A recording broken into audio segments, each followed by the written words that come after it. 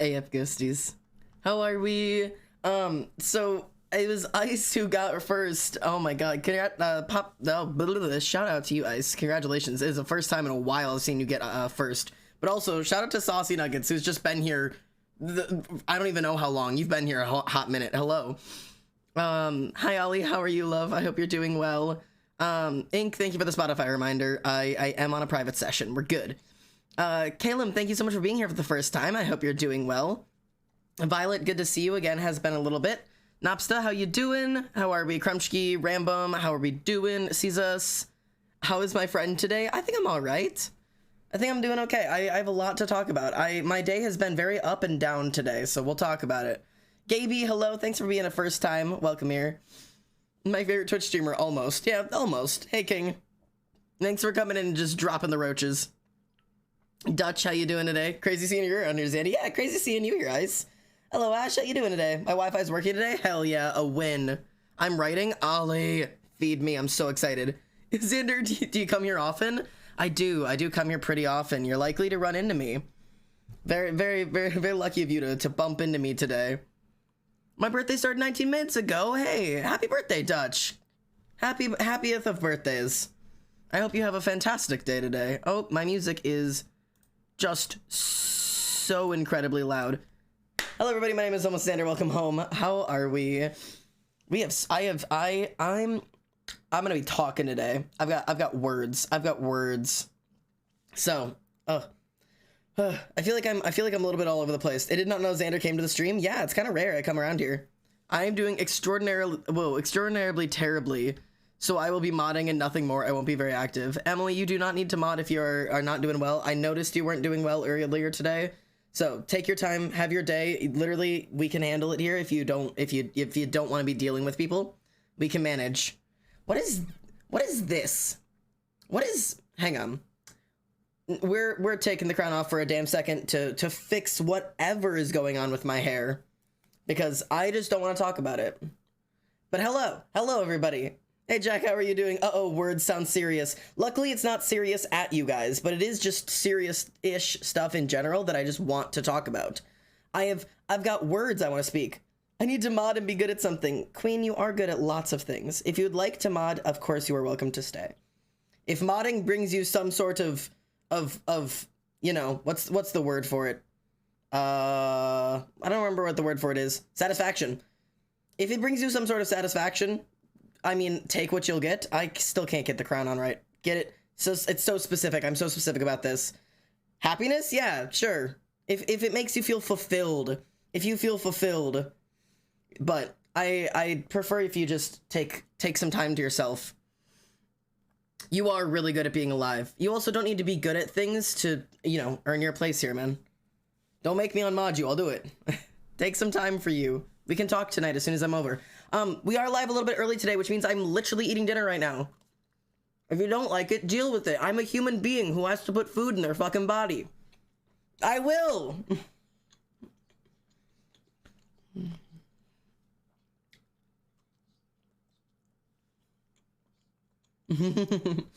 Thank you so much. Oh my god. Willow, thank you for the 8 months. Oh my gosh. You asked what I'm eating. These are little mozzarella bites. And I also have dinosaur chicky nuggies. Because dinosaur nuggies, come on.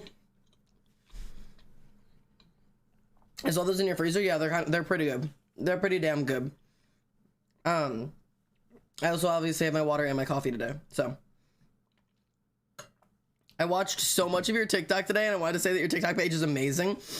Some people don't realize how long I've been doing TikTok. I've been doing this is a little bit of a realization I had not too long ago.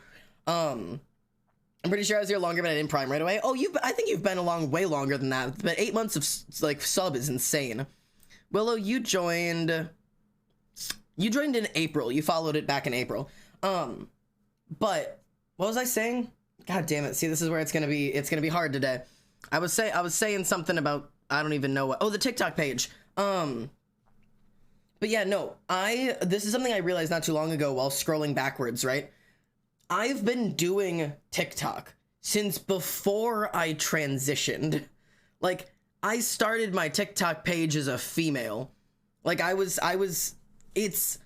I've been here for, I've been on TikTok for a long time. I got it really, really early on in the stages of it, like right after like the rebranding of it. Wait for real, yeah. Because my little sister had got it because it was all the rage. And I literally just got it so that I could follow her account and stalk her in case she was doing anything weird on the internet so I could yell at her. And that's the only reason. But the thing is, she deleted the app like 2 months later. It's been 3 or 4 years now for me, and I can't get off the fucking thing.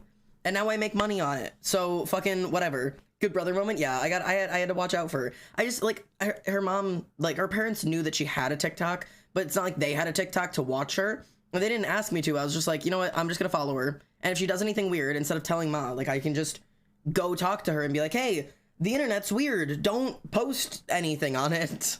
Please don't put your face out there. So I'm gonna give you guys bye Xander, have a great day, B. Thanks for being here. I hope you have a good day. I think you said you have work. Yeah, you have work. I hope you have a good day at work. Okay, I'm going to preface today. Also, we have the emotes back thingy that works again. Hey Xander, how are you doing? I'm really just surviving right now, and I'll admit that's a bit difficult. So now I'm here and I'm hoping I don't start sobbing. Well, I'm glad you're here. And for all of you guys who are here today, thank you for being here and for managing your way all the way through the day to get here. I have lots I wanted to talk about. I think I'm doing okay at the moment. But I'm gonna, I don't know if preface or kneecap or light shade or whatever the fuck you want to call this is. I'm gonna preface this today. I'm a bit everywhere at the moment. Today was my first day back on my ADHD medication in about 6 months or 9 months. 6 months? 7 months. 1, 2, 3.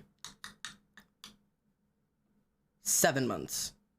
Today was my first day on my ADHD medication in 7 months. And that's a long time to not take it. Can't speak crying, currently crying, so I got you. Emily's got you. We can all get together here. We can all do this together. But so I take what's called Vyvanse, which is like a form of Adderall, but it's not Adderall because it's made a little bit differently. And it's not something I have to take every day. It's supposed to be like a thing that you take it on the days that you need to focus kind of thing. It's the Emily is crying. Oh my God. You guys are turning into your swap era. So it was ADHD meds are weird. Because in honesty, what they are is they are, they're stimulants, you know? They are stimulants. They like wake you up kind of thing. If you don't have ADHD, if you have ADHD, then the stimulant does the same thing to you as coffee does, as most people with ADHD figured out, which is that it levels you out. I don't know why it works that way. I know there's science behind why having a higher level of caffeine actually helps to level out the ADHD. But it makes sense. Inky, hello, mate. You're good. And Poison, hello. I've taken meds for years, yeah. But so, for me, at least, I'm very focused on my body, and I can notice a lot of things about my body because I'm always anxious about it. And when I started my, like, ADHD meds, you can feel them. That's the weird thing. I talked about this a little bit, in the Discord today. I'm just gonna talk for a second, and then I'll explain the rant that I'm going on here. So I took my ADHD meds this morning, and I know what they feel like, but there is a moment when you take them. For anybody who has ADHD is hoping to get on medication, this is just like a little bit of an explanation for you. And for those who are on medication, maybe you'll relate to this. There's a moment where, like, when you take them, like 30 to 40 minutes later, hello, Ash, thank you for the donation. Thank you for the smile, too. Thank you so much. I like seeing the little bee pop up. I like him. But so when you take it, like 30 to 45 minutes after you take it, I don't know how to put it into like how to put it correctly into words. But you can feel it. You can feel it hit your body, and like you can feel it starting to take effect. And like if I was a more dramatic motherfucker, and like I was on like, imagine I was on like a TV show. If I was on like Criminal Minds or some bullshit, like or like one of those like weird medical TV shows, like you could do that thing where you like see it in my bloodstream, like going to the different parts of my body, because like you can feel it kick in, which is so weird to explain. But I mean, it's a stimulant. I mean, it does things to the brain.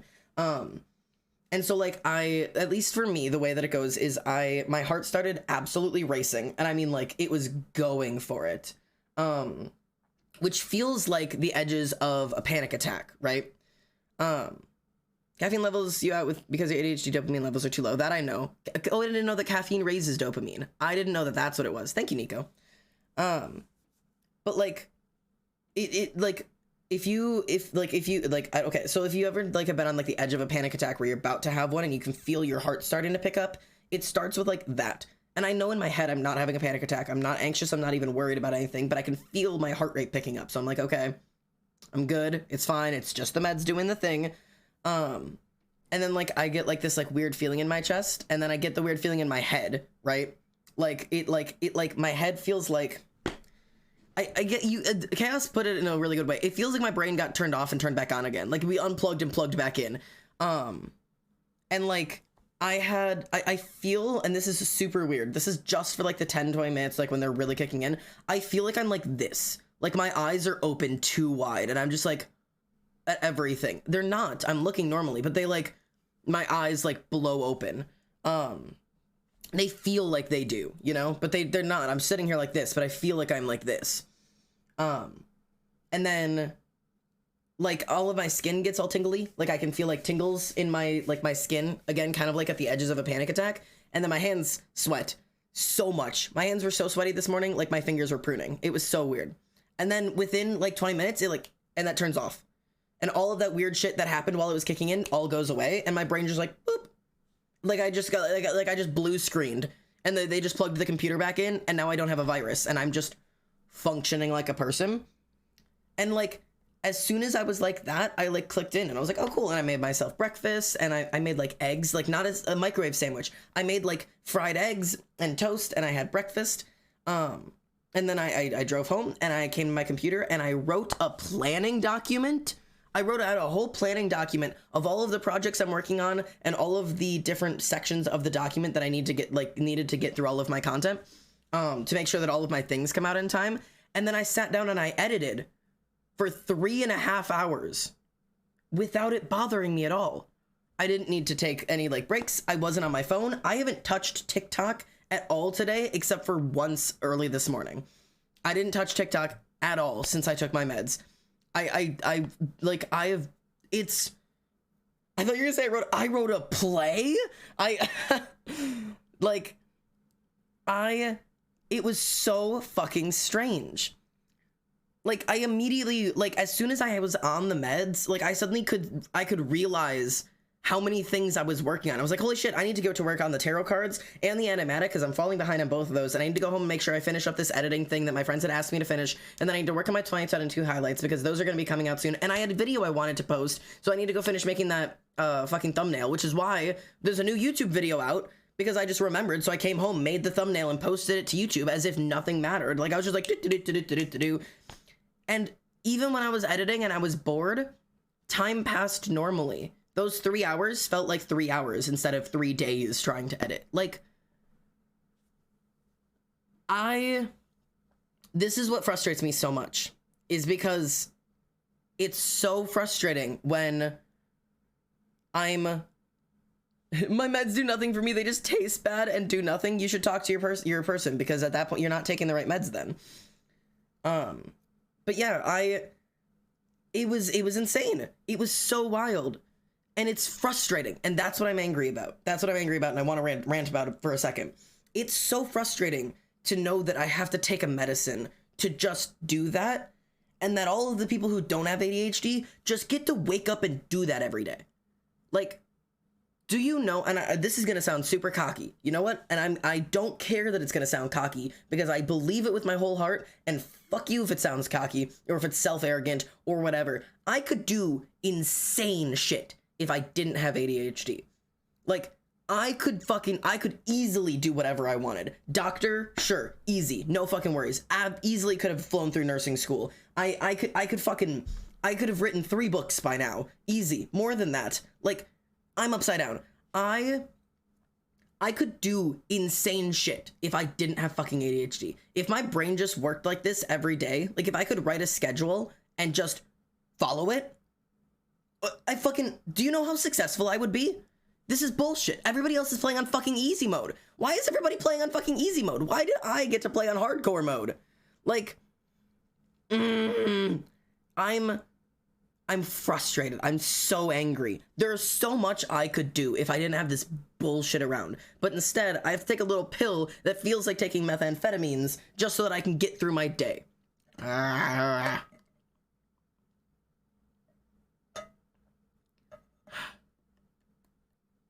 Like, I don't know. It just bothers me. I wanted to talk to my med person, but mom speaks for me a bunch, and the med person doesn't listen to me. It pisses me off so much. It's so upsetting. Yeah, especially if you are still under 18, it's really, really hard. I mean, there's some chances that if you have a good doctor, you can ask to speak to your doctor alone, and you can kind of get things across better. But yeah, it's really hard to advocate for yourself as a child, especially when your parent doesn't want you to. But, okay. That's all of my being angry. I did the hydrate. That's all of my being angry for a moment. I can be angry again in a second. But while we're still, all of us are here and we've all gathered for a moment, for all of you motherfuckers who either know you have ADHD and can't do shit about it, or don't know if you have ADHD, but you think you might be having ADHD, I want to give you the secret. I'm going to share my secrets with you, okay? And I'm gonna do it visually. I'm gonna pull up the iPad. Okay, hello iPad. I'm gonna share with you the secret. Okay, this is I survived college with ADHD. I was able to manage going to college, holding a job, and streaming all at the same time, so on and so forth, because I've spent 24 years having ADHD. It's not a surprise to me. Nothing's new here, but I found ways around it, right? I've got a cheat code, and I want to explain it to all of you who might be too young to quite understand exactly how your ADHD works, or like how you can get around it, or like what you can do. But I think this works really well for me, and theoretically it should work really well for you as well, I'd hope. And it's gonna work a little bit different for everybody, but I'm going to explain it with some science. Okay, now quick warning. Okay, all of this science is approximate. Okay, I'm giving it to you in the best way that I understand it with my amount of knowledge that I have managed. And I'm not going to use all of the technical terms for it, because I don't want this to be me showing off information. This is me trying to help you understand a thing, because I've got cheat codes and I want to give you the cheat codes. So I'm going to do it in accessible language. I'm going to explain it the best way I can. Okay. So none of it, like, I'm not a doctor, I'm not a therapist, and I can't diagnose you with ADHD. These are just tips. Okay.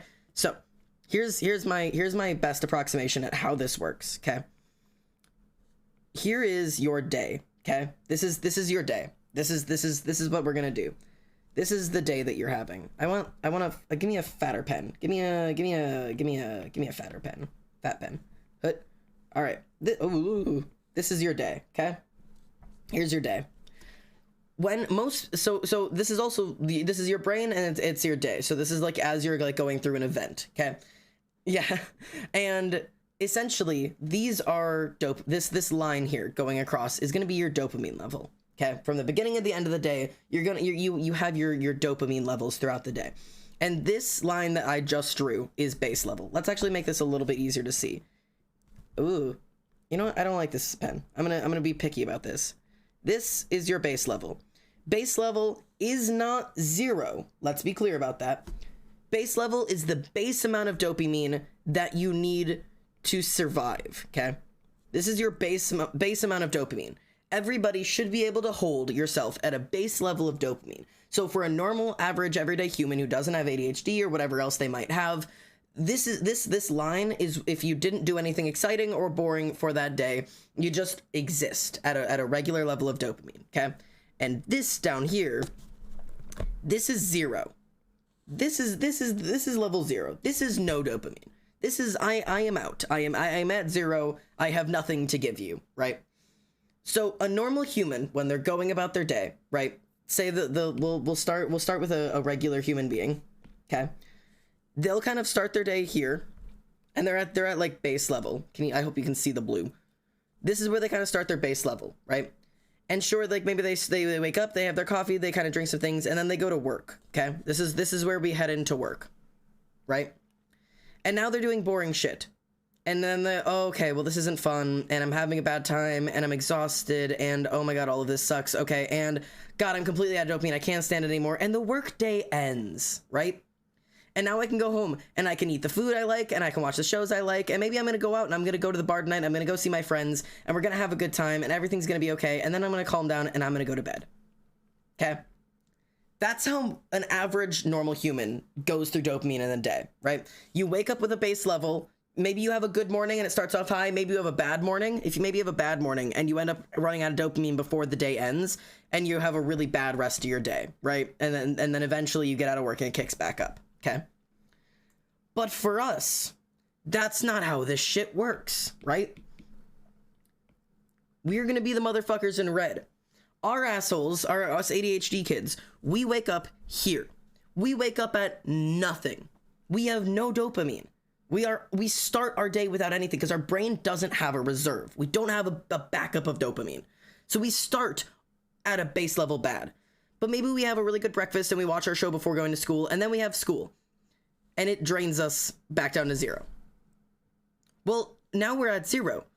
When you are at 0, you can't focus. When you are at 0 dopamine, your brain doesn't work the way it should. Because the only thing your brain is screaming is, hey, we're out of this. Hello, Little Bit Red. Thank you for the follow, mate. Welcome home. So when your brain has something in it called homeostasis, right? Homeostasis is your body's absolute desire to keep everything at balanced levels. If things are not balanced, your brain will freak out, okay? It doesn't like it, and it will do anything it can to override your body to get back to homeostasis. That's why we have fevers, right? If we are sick, we have things in our body that we don't like, and your brain goes, fuck, this is bad. I'm gonna turn up the fucking heat inside my body until this thing boils out of us and we survive, or it kills us. It will override its self-protection to bring us back to homeostasis, right? So your body will overwrite anything else. It doesn't matter how badly you want to do a thing. If you are missing something, your body will override it because your brain is like, I need this thing now. So you're halfway through the day. You haven't even hit lunch yet. This is your school day, work day, whatever it is. You haven't even hit fucking lunch yet. And already you are out. You are gone. You have this last class to try and get through, and now at this point you're fidgeting in your seat, you're pulling out your phone, you're trying to get on TikTok, they take your phone away, you're scribbling on the sides of your paper, you're looking around, you're staring out the window, your brain is searching for any form of entertainment, anything it could possibly get dopamine out of. It is just desperately clutching at something to get you excited, right? Something to get your brain back up to a good level. And then maybe you have lunch and you get to see your friends and it's good. And then you get back into class and we're back down again. And you have to try and get through this day now on nothing. And that's why your days start like that. And imagine if you start your morning bad. If you don't have a good morning, you're already at 0 going into school. You have nothing left to give. You are at fucking empty. And then maybe when you get out from school, right?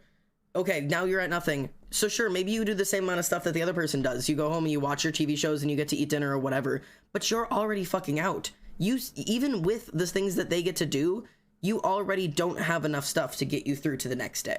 And you end up back at fucking nothing. And I like to say that there's a deficit you can go into. I don't know if logically or medically that is a truth, but in my head, at least for ADHD people, I feel like we can go into a deficit, a point where we have less than we should. And by less, I mean less than 0. So sure, maybe at the end of the day, I can go and get those things like the other person did, but that barely breaks me back up to normal before I'm already fucking I'm out already again. So even if we have the same days, we still never actually reach a base level of dopamine, right? So this line here, this base level of dopamine, that's where you are the most productive. That's where you get shit done. If you're down here at 0, you can't get shit done, okay? Now, that's just your explanation. Would you like the trick I have found, okay? The trick that has been keeping me alive. I'm gonna use yellow to. Yellow is gonna be the key. The key. This is gonna be the cheat code I have found, right? Dopamine is received from a lot of things. You can get dopamine from many, many things. either getting excited, getting happy, being surprised, any form of novelty, anything new or bright or whatever it could possibly be, whatever brings you joy and happiness. If you're flapping your little hands, you're getting dopamine, right? So what you need to do is fill your day with literally shots of dopamine. You need to inject dopamine into you through anything you can find. So I have found if I wake up early in the morning, okay, and one of the things I love is like I absolutely am a slut for like sunrises, sunsets and stuff. So if I know I really, really need to be productive today, all right, I'm getting out of bed. Sure, I'm starting at base level dopamine 0, but yellow is gonna be really hard to see. We'll give you pink. I'm gonna start at base level 0, right? I'm gonna go watch the sunrise, motherfucker. Whoop. Because the thing is, what we get dopamine shots way harder than other people, right? So yeah, I'll go watch the sunrise. And then, okay, I have to do my boring work. I'm getting my stuff done. I'm getting my work done. And I'm at base level, okay? I'm still functioning. I'm still focusing. And then if I have to do boring tasks, it'll fucking drain you, right? But when you get back down to drained and you can feel it. As an ADHD person, I can tell you can feel it, right? Is that why neurodivergent people have happy arms? I can't spell. Happy arms is hand flapping. That's called stimming. I'll explain that in a second. Remind me to get back to that. Unikitty, thank you so much for the follow. Welcome home, mate. So if you can, I know you can know when you're getting to this point. Because sometimes, say you'll do something really exciting, and then you'll come home and you can work and you can work and you can work, and then suddenly you're feeling it again, right? You're sitting back in your chair like this, and you find yourself staring off at the trees, and you're pulling your phone back out, and TikTok's back open. When you start getting to that point, and I cannot stress this enough, stop trying to push through. Please stop trying to push through that feeling, because you're down here. Even if you are desperate to get your work done, you won't. You can't, because you don't have any chemical in your brain. You are out of dopamine. You can't just push through and pretend you will be okay. You're gonna end up crying like I do from studying for finals and shit. I ended up crying because I couldn't focus. So instead of trying to push through like all of your fucking neurotypical bitches are gonna tell you to do, go get another shot. Whatever that means. If that means going to your freezer and making yourself some dinosaur chicken nuggets, motherfucker, go make the dinosaur chicken nuggets. Do you know what I mean? Now I'm chewing. So if you're at that point and you found yourself completely out of dopamine, go do something. And I don't mean the little stuff. And I know that sounds ridiculous, right? But there are going to be things that you can do that are little, that will give you little boops up of dopamine, right? And one of those things, and I am directly adding all of you, because I know where you found me, motherfuckers. TikTok. Sure. Great. But here's the thing about TikTok. TikTok will give you dopamine while you're using it. So sure, boop, you got TikTok, you're paying attention to it. As soon as you're off of TikTok, boop, you're back down. It does not give you enough reserves to actually do anything. You end up immediately out of dopamine. It does not fill the dopamine reservoir enough. It just keeps you hooked. That's most of your media, right? So instead of doing that, go find... And one of the fucking things I sent to the Discord recently was, do it in the bathtub. You having trouble doing your finals? Pick up everything you have. Get up out of your room. Go sit your ass down in the bathtub. And go try and focus in there. Is that weird? Yes, but what it is it's novel. It's novelty. It's something new. And when your brain says this is something new, your brain go, whoop, dopamine. Dopamine's new. And then, yeah, sure, we can you can go back down or whatever. Oh, you're out of dopamine again? Okay, what could you possibly do? Go for a bike ride. Go fucking, like, whatever brings you joy. Go walk your dog. Go see one of your friends for a little bit. Go wherever you need to do. Hey, whoop, whoop, dopamine. This is how we have to do our day. This is how, as an ADHD person, you are gonna get through your day. And that means that in these periods, right? In these periods right here, where your dopamine is going up, you can't be productive. And that's okay. Because sure, this other person, if I get rid of all of this other person right here, sure, they're being productive the entire day. Sure, they're more productive, say, at you know, either they're being more productive here at the beginning of the workday than they are down here when they're, you know, it's the end of the day and they're tired and they can't manage anymore. But they're being productive all of this, and the only time they're unproductive is right there. That's when they stop being able to be productive. Versus for us, it's all of these times when we need to get our dopamine back up.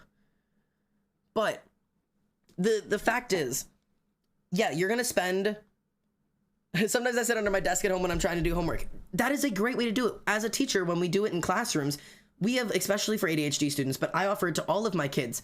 I do not care where in your personal space you sit. I do not care. As long as you are being safe with your body and you're getting your work done. I've had kids sit on their chairs, of course. They'll sit under their desks. They'll sit under their chairs. They'll sit on top of their desks.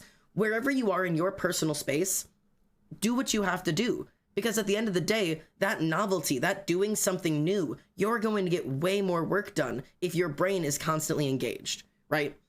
So sure, we're gonna have periods of our day where we can't get anything done. And we're gonna have a lot more than people without ADHD.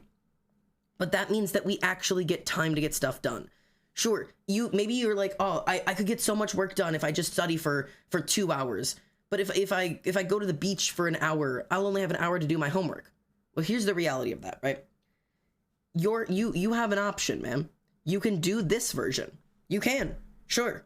Study for 2 hours. See how it turns out for you. Because you're gonna end up down here. You're gonna study for 2 hours and you're gonna get nothing done because you cannot focus. So instead, sure, waste an hour. Do it. I dare you. Go waste an hour and go to the fucking beach and go walk your dog, or go fucking duct tape tortillas to your ceiling. Fuck if I care. It's something new. And that hour you spend wasting time and shooting your dopamine up in the air will mean that the next hour that you study will actually be focused. You will actually get stuff done for an hour, rather than spending 2 hours not getting fucking anything done. That's the cheat code. I know it doesn't sound like it makes any sense. I'm telling you to waste your time, but it's the only way to get through the day if you don't have the dopamine. Because you're not making it. You're not. Your brain doesn't have it for you. It has nothing to offer you. It is hiding things from you. It is robbing you. So you have to make it yourself. Like, you know what I mean? Maybe it's technically studying, but nothing is actually going on. Yeah. Like, you have to... The ADHD cheat code is shark fins. Yeah. Xander equals smart. No, Xander equals experienced. That's what this is. I'm not extraordinarily smart in any way, shape, or form. I've just been living with it for 24 years. This is just experience. I'm eating again. Yes. You have to complete the side quests to be able to defeat the boss. And your side quest is getting enough dopamine drugs in your body to focus. Hang on, let me eat my mozzarella. Put questions in the comments now, and I'll be able to fill them in when I'm done chewing on my mozzarella. Ow.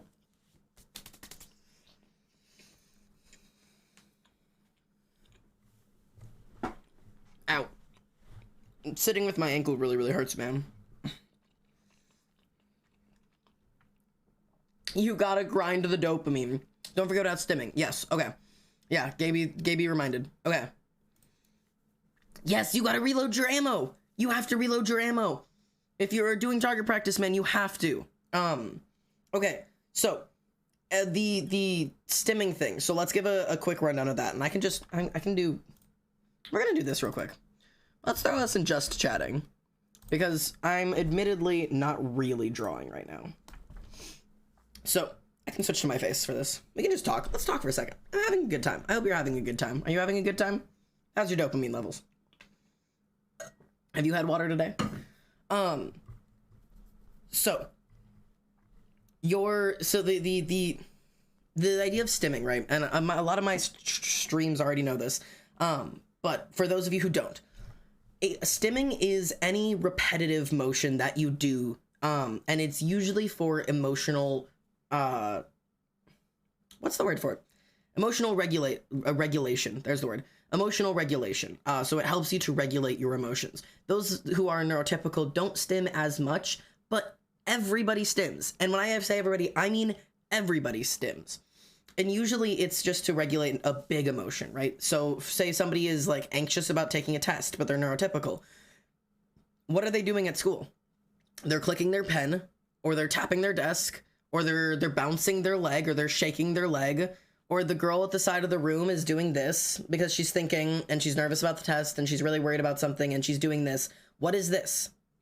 This is a stim or a soothing motion, you know? This is something that she's doing to, or he, depending on who the hell you're talking to, who is regulating their emotions through a repetitive soothing motion, right? So that's the, like, that's the best way to explain, like, a neurotypical stimming. Now, again, for most people who are neurotypical or don't have, like, ADHD, autism, whatever it is, they only stim when they feel really, really big levels of emotions, right? But when you are ADHD or autistic or whatever it is, I like to explain that, at least for me, and I think it might be more of an autism thing than an ADHD thing, all of my emotions are felt like panic attacks, right? So, like, whereas, like, there's, like, anxiety and then there's panic attacks, all of my emotions are at this level, right? If I'm happy, I'm not happy. I am, like, elated. If I'm sad, I'm not just, like, upset. I am, like, absolutely unconsolable, right? All of my emotions happen at a level 10. I don't feel, like, easy, like, small level 1, level 2 level emotions. I am at a 10 all the time. So when I have emotions, I end up stimming for them. And because it's not just, you know, when I'm anxious, I'm sure I'm still going to be, like, tapping my pen or twirling my hair, or I have a tendency to tap my collarbones. I think it came from violin, because when I used to play violin, when we were trying to keep a tempo for a song, our violin teacher would teach us to tap it into our collarbone. I don't know why, but she taught us that. So now whenever I'm anxious, I find myself tapping my collarbones. So that's a thing. So, like, those are, like, your anxious stims. But when I'm happy or excited, that's where you start getting these, which are, like, flappy hands, or I'll tap my wrists together, or I'll jump up and down, or I'll just wiggle my whole body. And you can do a shit ton of versions of stimming.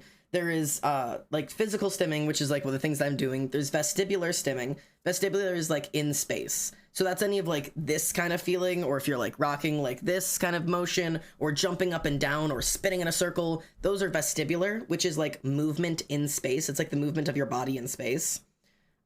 Which is, like, one of the best ways to explain it. I feel like my crown is still in the wrong place. It's bothering me. I play with my ears a stim. Yeah, that's a super common one, tugging at your ear kind of thing. I have a tendency to play with my industrial piercing now. Like, I slide it up and down. And there's also, like, visual stimming and audio stimming. Have you ever, like, if you're really anxious, do you have a specific song that you put on and you just listen to that same song over and over and over again? You're audio stimming. That's what you're doing. It's a repetitive motion. Is there a specific video that you put on every time you're anxious? That comfort video of yours is a form of visual stimming. You are doing a repetitive, safe motion that regulates your emotions. So yeah, when I get nervous, I basically do jazz hands, just but yeah, lots of people will play with bracelets, necklaces, earrings, piercings of any type, necklines, which is why you'll see a lot of people with really stretched out necklines. A lot of people will shove shit in their mouth. I'm one of those people, man. I'll like that. Everything goes in my mouth. All of it. If I'm anxious, anything I am holding is immediately in my mouth. Like, it is, I cannot do it. So yeah, that's a quick rundown to you for what stimming is and how stimming works. It's completely normal. Everybody does it. It's more of just the more emotional regulation you have to do, the more you are visibly going to stim. My fingies go right in my mouth. I'm actually I don't usually put my fingers in my mouth, but I do put my thumb against my eye teeth, like that. Like, although I take that back. I do have a tendency to do that. Like, I'll do that as a stim. Don't know why, couldn't tell you. But, like, my eye teeth are kind of sharp, and this is a pressure point, the part on your thumb right here. So doing like that is really calming for me, but I've also found that it hurts a little bit, so I'll do, like, a pencil there, or, like, I have, like, a little, like, soft thing, or, like, I have the slug, so, like, pressing the slug into my thumb. I don't know, man, there's a something. My fingers are a whole meal for me. Ollie really do be snacking. I used to stim by playing with my hair, but stuff happened. That's all I'm gonna say. Yeah, keep triggers out of chat, thank you. But yeah, I get what you mean. But yeah. It's nail and skin biting bad habits. Bad habits, but they are stims. They're bad stims. Not all stims are good. I just found out my annoying ass interrupting I do is an ADHD symptom. I now have an excuse. Yes, it is. It is an ADHD symptom. I can explain that one out loud real quick. What Emily is talking about is when you're hearing somebody talk, right? And your brain fills in the rest of what they're supposed to say. A lot of kids or adults with ADHD, specifically undiagnosed, so ones who like don't necessarily know they're doing it, will fill in your sentence for you. And it can be really frustrating for people around you, specifically teachers who really, really don't like it when you do that. Like if a teacher is asking a question and you feel yourself saying the answer before you've raised your hand or got called on or anything, like that's that like impulsive, like filling in of information.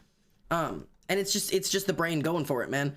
The brain knows the answer and says, oh, I can do that. I can provide that. And it immediately comes out of your mouth, because impulse control is something that people with ADHD really, really, really struggle with. So and the reason, fun fact here, you wanna see all this connects. Impulse control is really hard for people with ADHD because fulfilling that impulse will give you dopamine, at least in your brain. Do you know what I mean? So like when you're having an impulse and you're like, oh, I want to do this thing, and you try to hold yourself back, your brain knows if you jump for it and you actually do the impulse, it'll give you a little boop, dopamine. And like I said, your brain is desperate for it. Hello, we're talking about ADHD symptoms. We are. I hate when it happens to me, but I do it to other people. Yeah, and that's the thing, is that for a lot of us, it's almost impossible to hold yourself back if you are not actively thinking about trying to hold yourself back. Like, and it can really like it can really bother people, like, because it can upset people if they're trying to explain something.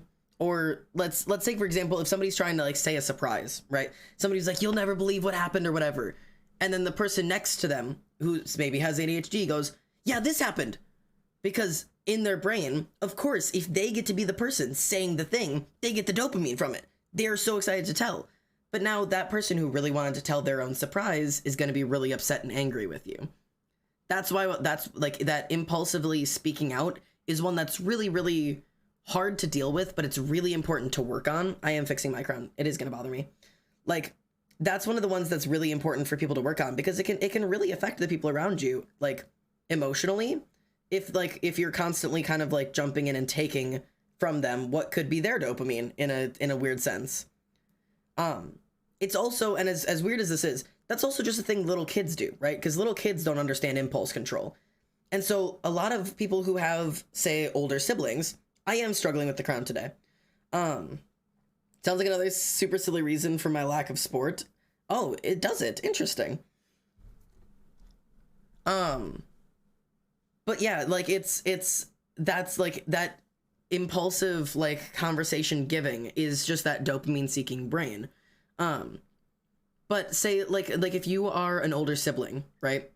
You're probably really used to this symptom because little kids have this.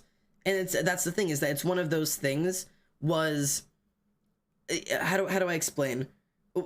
Most of the things that are ADHD are things that kids do and will grow out of, which is why you don't normally diagnose people like children with ADHD, because most symptoms of ADHD are just children things. And then as you grow up, you grow out of them. That impulsive, like speaking out of turn and like excitedly giving answers is a child thing. As an older sibling, you damn well know if you want to say something and your little sibling gets to say it first, you kind of just have to like, all right, because, you know, the sibling wanted to say it. Or if you're, and this is so specific, I played a lot of Minecraft with my little cousins and my sisters growing up. If you're building a house and you say you've been building a floor for like 3 hours and there's one block left, it doesn't matter if they didn't do any of the work and you deserve to put that last block down, they will run in and put that last block down because dopamine. I finished the task. Dopamine. Even if they didn't deserve it. And of course you can't get mad at them because they're 4 or 5 years old, 6 years old, whatever it is. And they just, you know, they were just excited. They got overexcited, right? But now imagine you're with, you know, it's you and your other friend and both of you are in your 20s or something like that. Like if me and one of my friends are playing Minecraft and I built the entire house and my friend just stood over to wait and run in and put the last block down. Okay, well now you're gonna get pissed, right? Like, Oh, I'll still get mad. I'll just be, yeah, quietly miserable about it. Right. That's the older sibling thing, is you'll just kind of quietly be like, oh, okay. But if you're doing that as an adult, right? That's where people are going to be like, bro, what the fuck? Like, that's annoying. Why are you acting like a fucking kid? And that's when you're realizing that those kid symptoms you're supposed to grow out of are now permanent lifelong ADHD symptoms that you have to actively be aware of and work on. Those are hard. You know what I mean? But it's just the brain seeking dopamine shots. That's what it wants. So it doesn't matter how it gets it. And more often than not, it happens before you even have time to fight it. Like, it's, for me, and cause here's the thing, right? I'm an older sibling. But being a big brother, I still have the ADHD impulse desires. But I have to fight them like tooth and nail. So yeah, like me and my sister will be like doing something or whatever. And my sister wants to say a surprise, right? Turn this shit up. There's Tess. Say my sister wants to say something, right? I want to be the person who jumps in and gets to say it. I want to say it. I want to do the dopamine. And I'll start and I will have to catch myself, because at that point, it's not an excuse anymore because I'm the older sibling. I cannot be stealing from my younger siblings, right? So it's difficult, man. I struggle with it a lot. I really do. I constantly want to take things that I am not supposed to have. I want to interrupt people. I want to jump in. I want to be the one who gets to say the fun fact. I want to be the one who puts the last block down in Minecraft. And I don't like the feeling of not getting to. Have a good night, Gaby. I don't like the feeling of giving it up because I know I'm missing a dopamine shot. But I also know damn well it is a tiny ass dopamine shot and it doesn't matter. And me not jumping in and, you know, getting to be the person to say the thing or getting to put down the last block, me skipping that and my friend being happy with me rather than me doing it anyways and my friend being mad at me. My friend being mad at me is going to ruin the dopamine shot right away anyways. So it's not worth it at the end of the day. So I've really been working on like actively focusing on working on put it aside, put it aside, put it aside. It doesn't matter. It's not that big of a deal. I hope that makes enough sense. But yeah, ADHD or something like that. This shit's weird.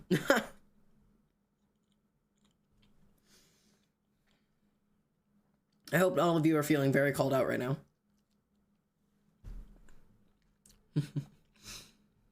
I think I need to speak with a person. Sounds right.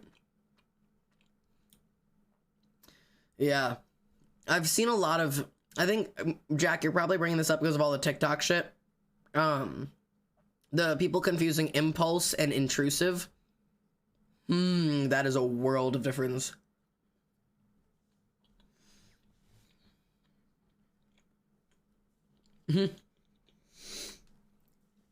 Being around little kids is a weird battle between needing to be a good example and wanting to follow the lead and just do stupid shit. Up until... Nope, I'm not even gonna say up until. I still give in pretty much every time. I am 24 years old, and you bet your ass I sit at the kids' table. I always sit at the kids' table. I'm always hiding down in the basement, hanging out with the little kids. They're not even little anymore. They're all teenagers. But I would, no. I could be a good example, but it's so much more fun to just cause problems and do stupid shit. My dopamine comes from it, and I get in trouble for it a lot. I don't care. I'm 24. What are they gonna do? My intrusive thoughts would put me in a maximum security prison. Yeah, that's how intrusive thoughts work. If they're not that concerning, they're not intrusive thoughts. That's kind of the definition of them. Especially as someone who struggled with intrusive thoughts, I'd be the most hated person at my school if people heard them. I'd be in jail. And admitting that is something that more people need to get used to. Intrusive thoughts are not impulsive thoughts. It is not the same thing. And for those who don't know, let's give you a quick rundown, okay? Impulsive thought. Impulse is what I was just talking about. Impulse control, right? That is a sudden, I gotta do this thing right now because you'll like shoot up your enjoyment, your dopamine, your happiness, right? Like that impulse, that's what gets you to dye your hair, get a piercing, get a tattoo, go running down the streets with your friends, steal a shopping cart, right? Those are things that your brain goes, doing this thing would give me dopamine, and it makes you do it before you even think about it. That impulse is those are what those are. Intrusive thoughts are not the same thing as impulsive. Intrusive thoughts are not there to give you dopamine or to get, to fulfill like a level of excitement or to give you adrenaline, right? Intrusive thoughts are check-ins that your brain does to make sure that you are still stable. And that sounds really crazy, right? But that is how an intrusive thought works. Your brain having intrusive thoughts is literally it doing a check-in where it will send you this thought, right? Something horrible. I mean, Tess was just joking about, walking down the hallway and being like, man, what if you just set this whole building on fire? And yeah, Jack was saying the ones about slurs. Yeah, what if I just screamed this slur? What if I threatened that person? What if I killed that guy over there? What would happen if I took my car and I just swerved it into the next person I saw, right? Those are intrusive thoughts, okay? And as soon as you have them, your brain goes, holy shit, what the fuck? No, absolutely not. And because you react, your brain goes, oh, okay, no, we're still not okay with that. Check, check. All right, we're doing fine. It is literally a homeostasis check-in. They are not your fault, and they are meant to be literally horrid. Like, that is what your brain is doing to check in on you. You cannot feel bad about having intrusive thoughts. They say nothing about who you are as a person. Hello, corpse. You are all up in my ears today. Like, that is, yeah, admitting that I want to, yeah. Like, that you want to walk past someone and stab them. Sure. Like, that is, those, yeah, they intrude. They are actively intruding. That is how these things work. Like, you're not meant, how do I explain? Like, the fact is that you're meant to react to them, okay? And you don't have any say over how bad they are. Now, here's the thing, and this is going to be a little spooky for some people.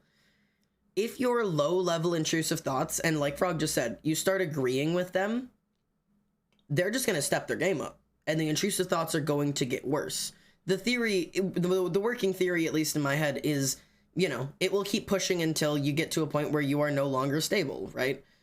But that's why it's about being like, no, thank you, I'm not going to do that, right? Like, you don't get to decide what intrusive thoughts come into your head. This is me saying this out loud so directly to you because I really, really needed to hear this for a long time, and I didn't hear it until like 2 years ago, like for the first time ever. It doesn't matter how bad your intrusive thoughts are. They are not your fault. You are not responsible for having them. You don't get to control what they say. No, you are not broken. You are not, a horrible person. You're not a freak. You don't belong in jail. You're not secretly harboring some horrible, disgusting, dark inner side that's just waiting to get out. And one day I'm going to snap and I'm going to actually do and say all of these horrible things. That is literally not what's happening. That is not at all what's going on. Your brain is sending you the most horrid things it can think of. That is all it is doing. And all you have to do is ignore them or tell them no and fuck right off with them. That's it, man. You are not secretly some horrible fucked up person. You're not. There's not some horrible dark side waiting deep just below the surface ready to break out. Like, that's not what's going on here. So, I don't know who needed to hear that, but fuck, I needed to hear that so long ago. I was one of those people that was like, if I ever said my intrusive thoughts to a therapist, I would get like thrown in some kind of prison or an insane asylum and they'd never let me out. Like, that is not how it works, man. They aren't your thoughts. Exactly. They are not your thoughts. You are not the one having them, man. It's in the name. They are intrusive, meaning they're not wanted. Like, it doesn't matter how bad they are. Because, yeah, they get really bad. They get really, really bad. And if you were out there right now thinking, like, yeah, he's saying that, but he doesn't know what mine are. You wouldn't believe how horrific mine are. No. I'm looking directly at you, whoever's out there going, but he doesn't mean mine. Mine are so much worse. I mean yours. I especially mean yours. You know what I mean? I know you don't want to think that. That's why you're obsessed that you have them. Like, your intrusive thoughts are exactly the things you do not want to hear. That is what your brain gives you. Yeah, your intrusive thoughts are exactly the things you don't want to do because you're a good person. A fantastic way to say it, Ollie. That is really the wrap up of all of it. Like you're not having these because it's some secret inner dark side that's gonna break through. That's not what's happening. Like the amount of times I've walked past paint cans and thought I could absolutely kill someone with blunt force trauma with this, and I just have to stand there and yell at my brain. Yeah.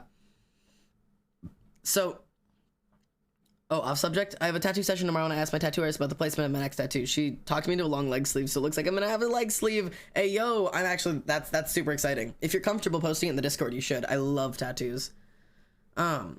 So I saw a question float past, and admittedly I don't remember who it was now because I just saw it float past and I don't remember. But somebody asked, so do even neurotypical people get this? No. That's the fun part. I will get back to the question in a second, but no, from what I understand and from all of the people I've talked to, the neurotypicals don't get them like we do. They come from they come from a unhealthy start of a brain, and maybe they do have them at very, very base levels, like very, like, you know, they have more impulsive thoughts really than intrusive thoughts.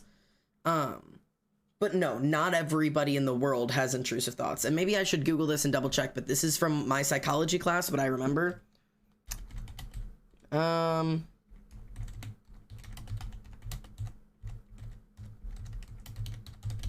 I am gonna Google it just to see. Yeah, so it says nearly everyone has intrusive thoughts that seem completely random, but not everybody has negative ones. So they're talking impulsive.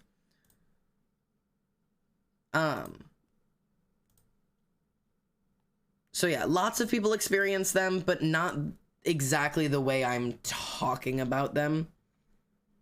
There's a bit of a difference between intrusive and impulsive. So yeah, yeah. Super off topic, could I join the Discord? Yeah, if you ! Discord, you can pop right in. There you go. All of the mods immediately just being like, no, and everybody all at once. Yeah. But so yeah, I think they're talking intrusive as in like impulsive, which is a little bit different. But so like I've talked to a couple people who are, let's say, neurotypical at a good way. And these are at least the answers I've gotten back from all of the neurotypicals I've spoken to. So several of the people in my family and several of my friends. Those who aren't having intrusive thoughts have never thought about, how do I say safely on Twitch? Have never thought about offing themselves. I've never thought about offing anybody else ever. They don't like they don't do the bad ones, you know? Like, I don't know how to explain that, but yeah. Like maybe they'll have the intrusive thoughts of like the little things. I don't know exactly how to explain them. But yeah, that's wonderful to come into. Hi, yeah.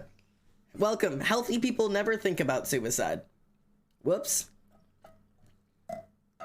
That's something I realized not too long ago, a couple years ago or whatever.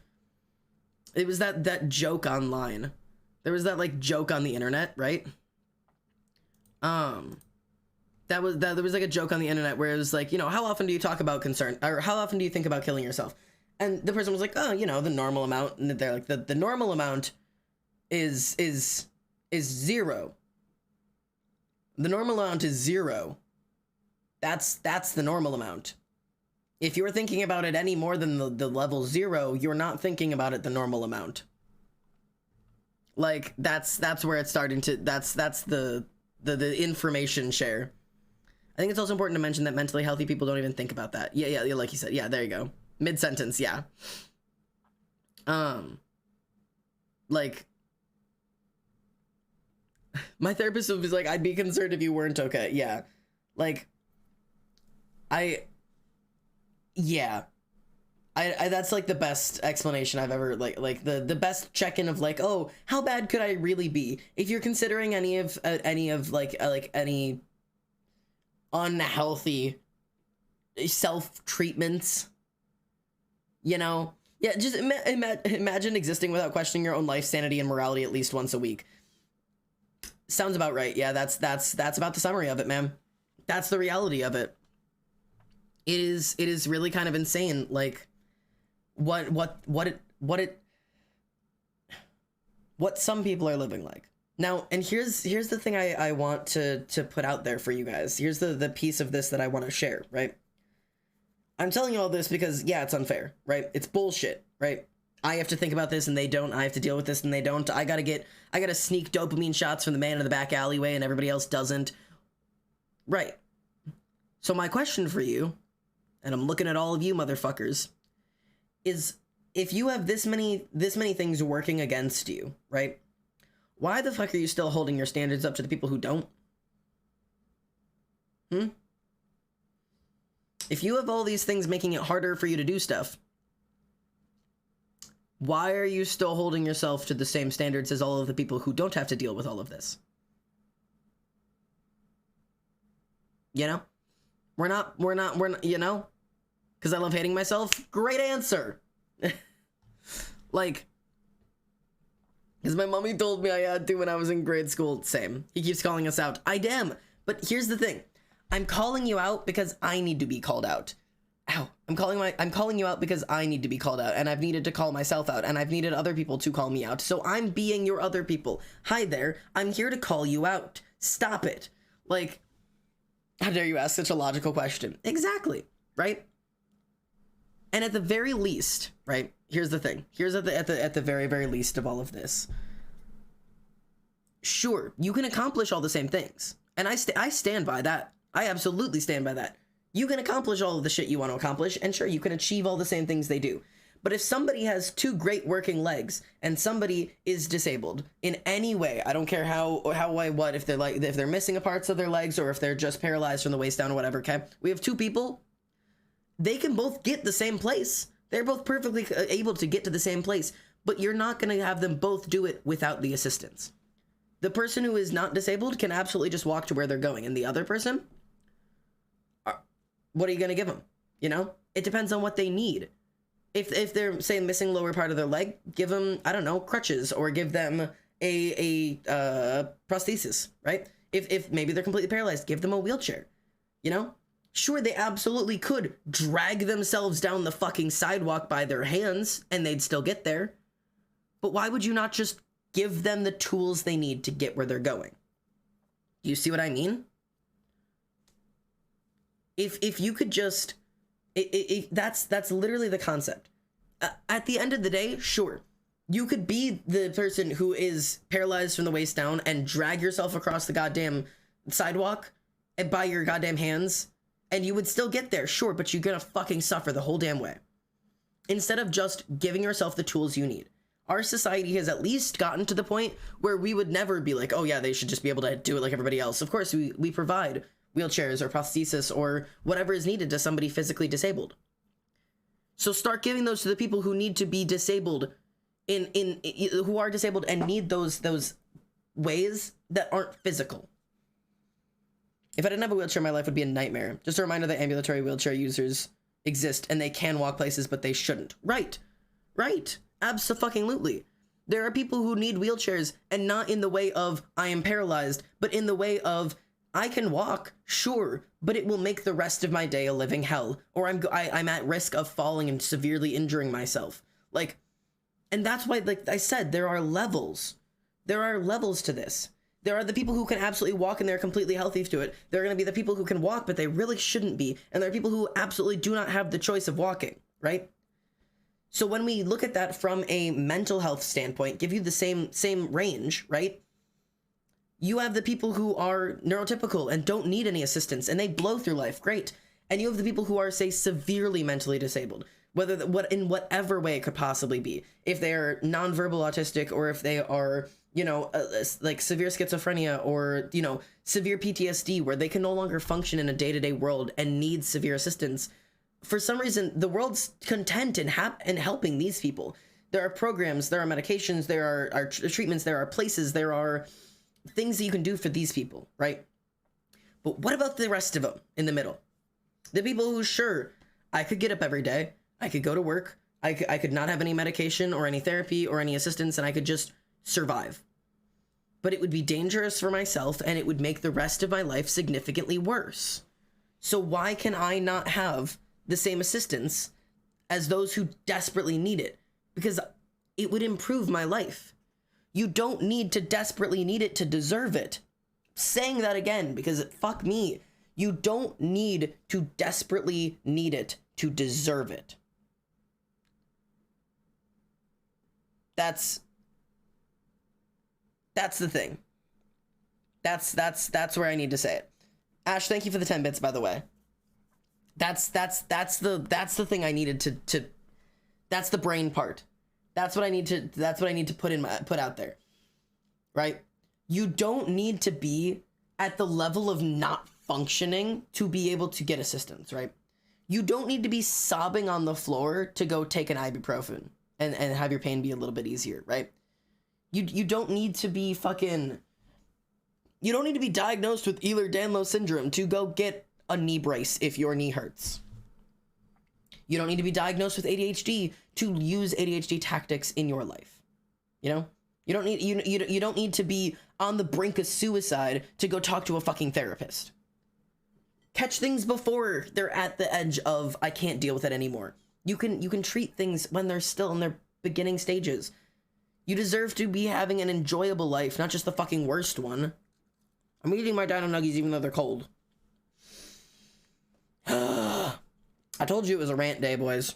I fucking told you it was a rant day. Night, Jack. Like, nah.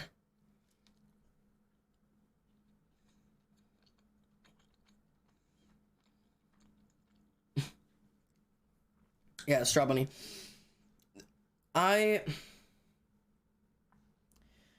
People do not understand a lot of things. There are people who absolutely do not understand that being nonverbal is a spectrum, or that being nonverbal is a part of autism, or that any of those things can be a part of somebody who doesn't look autistic or doesn't sound autistic. Fucking hell. Man.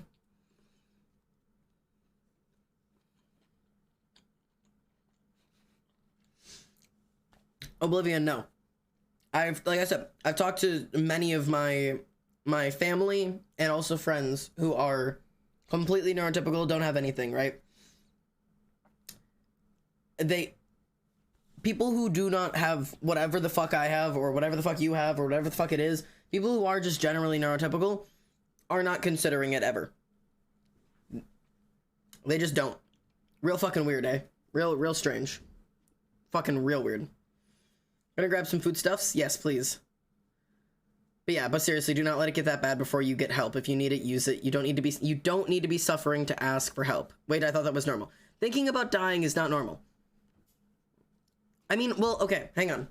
Thinking about dying might be normal. If you're thinking about like, oh, what would the world be like if I died? Like, how weird would that be? Or where do you go when you die? That's like one version of that. Like, I mean, like, thinking about, like, you know, is not normal. That's where the you know, what mental illnesses count for being neurodivergent. I think that one's highly debated. I don't have an actual, like, you know. What counts as neurodivergent? Because I've heard quite a few different explanations. The term neurodivergent describes people whose brain differences affect how their brain works. That means they have different strengths and challenges. Neurodivergent. What exactly is it?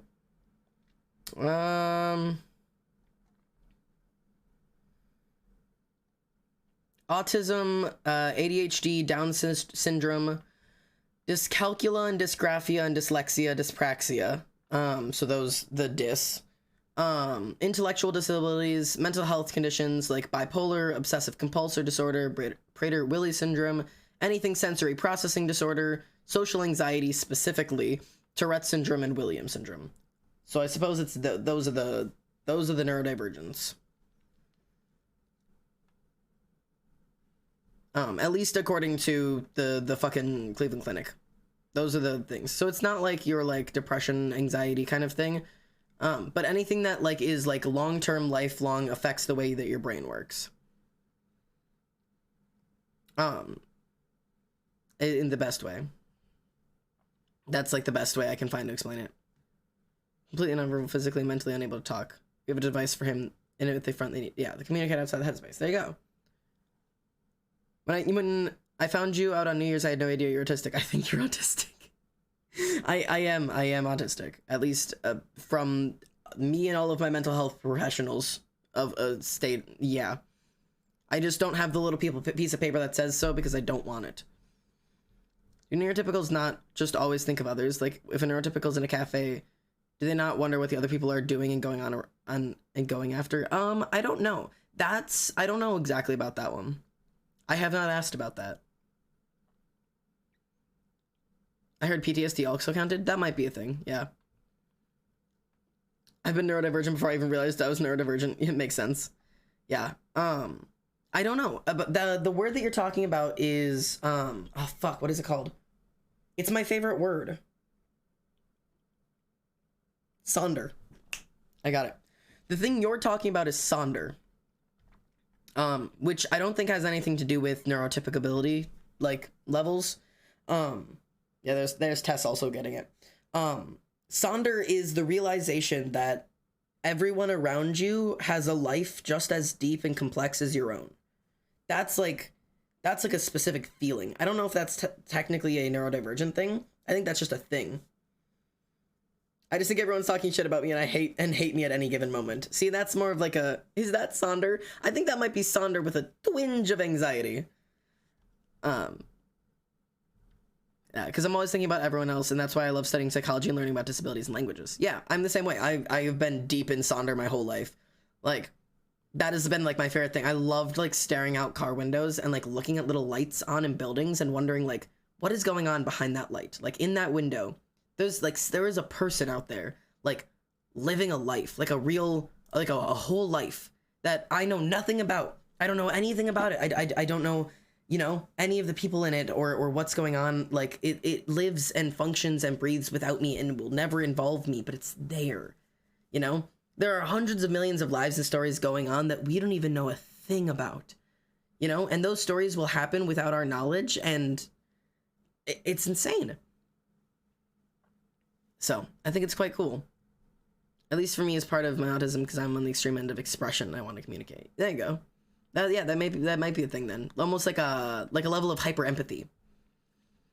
I hate that. I think about it constantly, but I don't want to because it always unnerves me. I think it's kind of cool.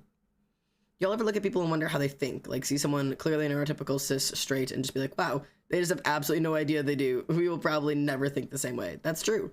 It's the same argument as you know, I will never know what goes on inside of your brain. And, like, I don't know how you see the world or how you hear the world or how you feel the world, because we don't have the words to communicate those kind of feelings, right? And, like, it's even the same thing of, like, say, like, the color theory. I don't know what color you see when you see red, right? Because at the end of the day, we look at the same color, and it's some teacher out there in the universe when we were kids pointed at that color and said red, and all of us went red, right? But maybe what you see as red is what I call purple, but you call it red because you pointed at that color and said red, and so everyone went, yeah, sure, red, you know? So, like, I have no way to know how you're seeing the colors or the world. Like, it's so cool. Psychology. Oblivion smacking us with, do you ever look at someone and wonder what goes on inside their head? Deadass. That is literally what just happened there. Become mantis shrimp? Yes. We all must evolve to mantis shrimp levels. Let's go. Maybe we all have the same favorite color, but it's called different things? Yeah. What the fuck? I thought only I had these thoughts. What the fuck? Welcome to the neurodivergent community. We all have these thoughts, and it's pretty fucking cool, isn't it? That's what's so cool. Because sure, yeah, all the neurotypicals, fucking, they're playing it on easy mode or whatever the fuck I want to call it, but we all get to be a part of this, you know?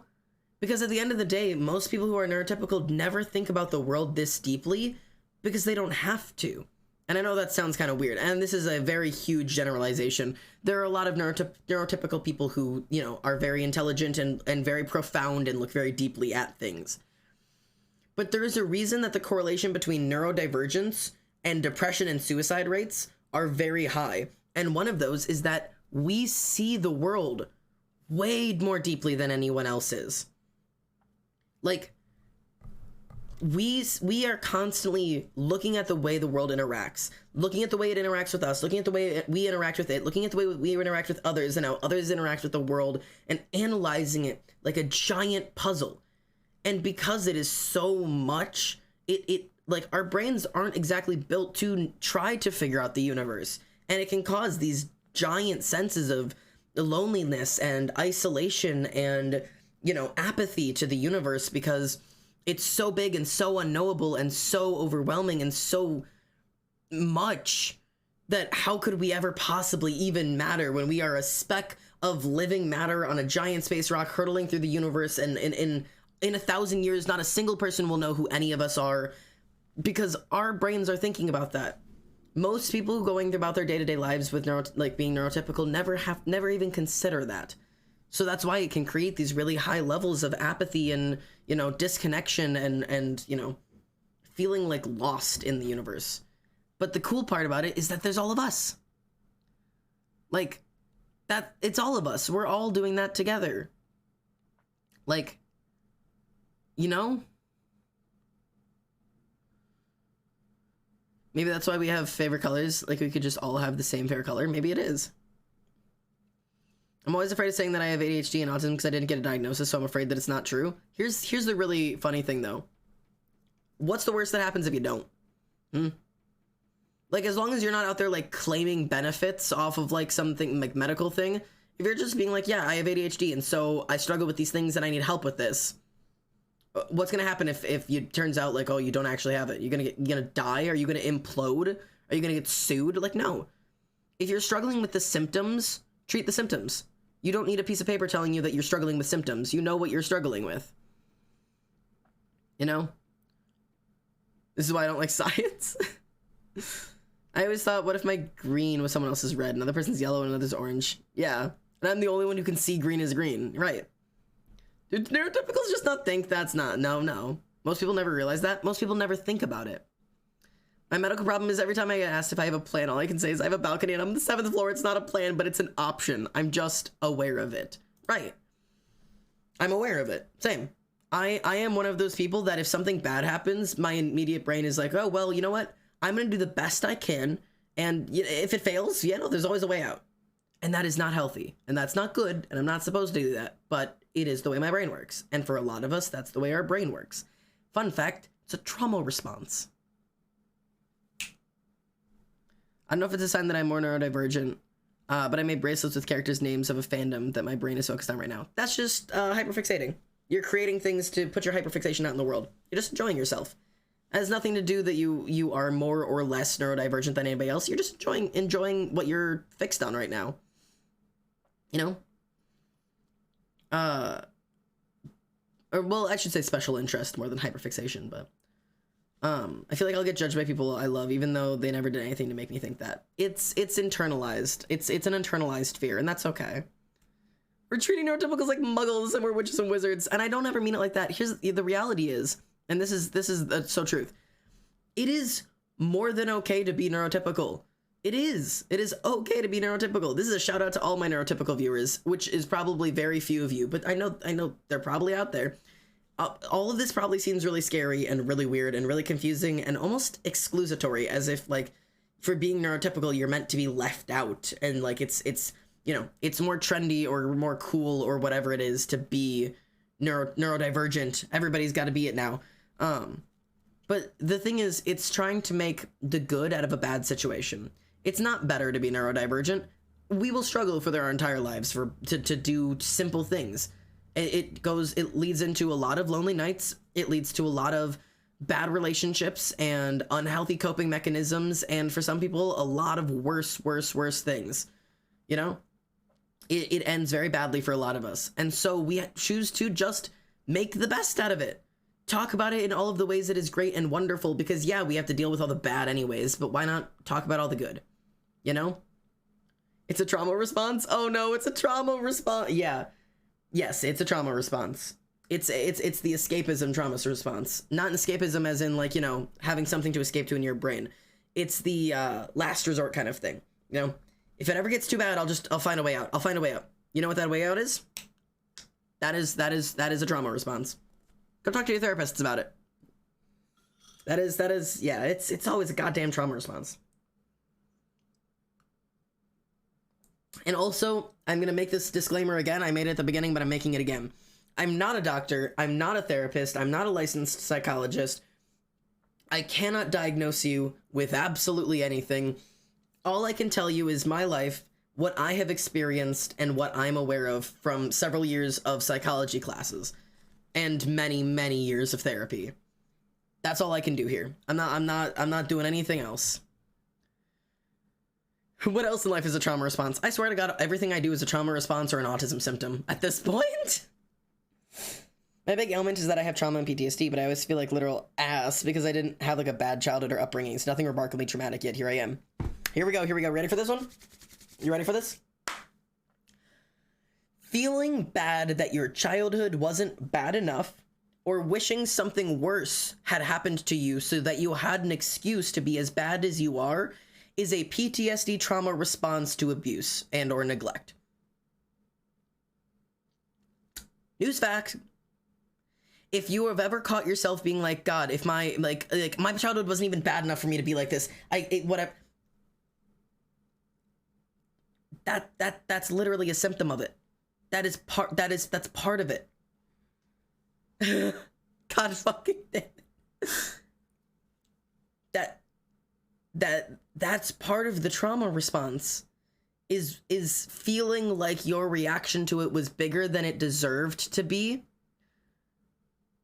You laying there and wishing that your trauma was bigger than it should have been, or your trauma was bigger than it was, so you had an excuse to be as bad as you are, is literally a symptom of how bad it really was. You know, your trauma and your reaction to it is not a competition. Your trauma doesn't need to be as bad as everyone else's for your symptoms to be as bad as everyone else's. At the end of the way, it's bad enough as it is. Tess, I'm relating into you right now. I used to lay in bed and hope that I would get injured or fall ill so that I'd have reason to be a wuss. That is what it is. Yeah, I hoped to be injured and hospitalized so I could see who would visit me and care. Yeah, I used to do the same shit, man. You want to know? Oh, I'm outing myself way too much on this stream. I used to think I had a really, really happy childhood, man. Like, I thought I had such a good childhood. I still, to this day, look back on my childhood with a lot of happiness. I had a great time, right? You know, everything was fun. It was fine. It was, nothing that bad was there, right? But I know that that's my brain protecting me. Because I also remember being a kid, and I am outing myself too much on this stream, but when we would drive under any bridge or any railroad track or anything above us, I would sit back in my seat and put both of my legs out as far as I could, hoping in my head that the tracks or the bridge would collapse and it would crush my legs and I would survive, but I would be like permanently disabled. That was my hope. So that maybe somebody would help, you know, maybe I'd have a reason for how bad I was and I would have some time to rest, and somebody would help me, take care of me. Maybe I would have some support, you know? That's a trauma response. Because what you're wishing for is for other people to see how bad it is on the inside by having it happen on the outside. That is literally what it is. You are begging for something visible to happen to you so that people will worry about you as bad as you feel on the inside. That is what it is. You are looking for a reason to rest. This is the part where I tell you that trauma happens more easily as an autistic person or a neurodivergent person because we internalize things more. Yeah. Yes, it does. I literally used to come home from school and wonder if something would happen to my mom so that I had a reason to be so upset all the time. Yeah. Xander, I both hate and love you right now. Stop calling me out. I'm so sorry, but the reason I started this place is because I want to be able to give the information, the knowledge, and the support to the people who need it, because I didn't have it. I needed to hear all of this shit. And I had to go through 14 years of therapy and several years on TikTok to learn a good chunk of it. Straw Bunny, don't even bring up the bull. Yeah. And what do you mean used to? What do you mean growing up? That is still an intrusive thought I have all of the time. God, wouldn't it be so nice if I had breast cancer so then I could just get top surgery? That is a horrible, genuine thought that still crosses my mind. We love our brains.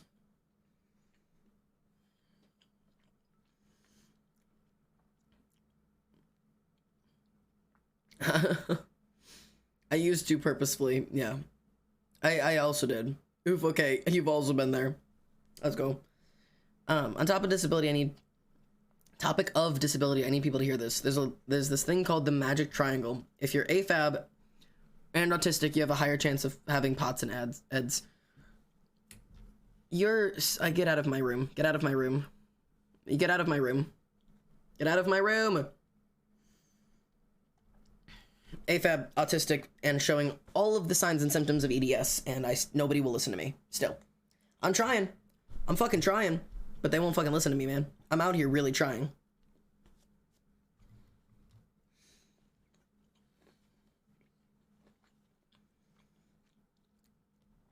What did Tess say? No, like, when I was a kid, I just so badly wanted to be someone else that I literally, like, fallen catfish as a completely different person with more trauma to feel justified. And it hurt other people when they found out, and I still feel horrible about it. I used to lie about it all the time. I did. I was a compulsive liar as a kid. That's the thing I don't like bringing up. I was. And I've changed it to now that I absolutely refuse to lie about fucking anything. If I don't like you, I'll say it straight to your face. I will not lie about shit. Because I used to be such a bad compulsive liar.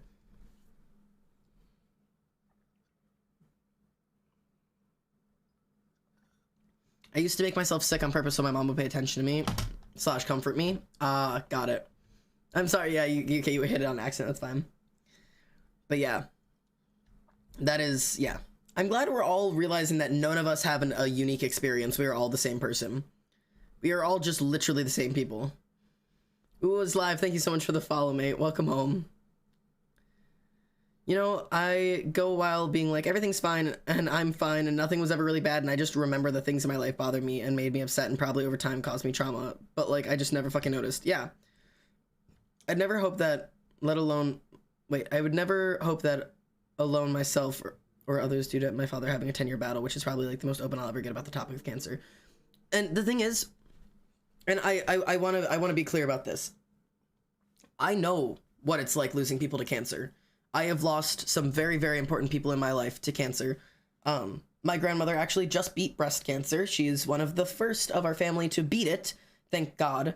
So she is in remission now, and she's gonna be okay. But like I said, she's the first of our family who has gotten it, who has survived it. I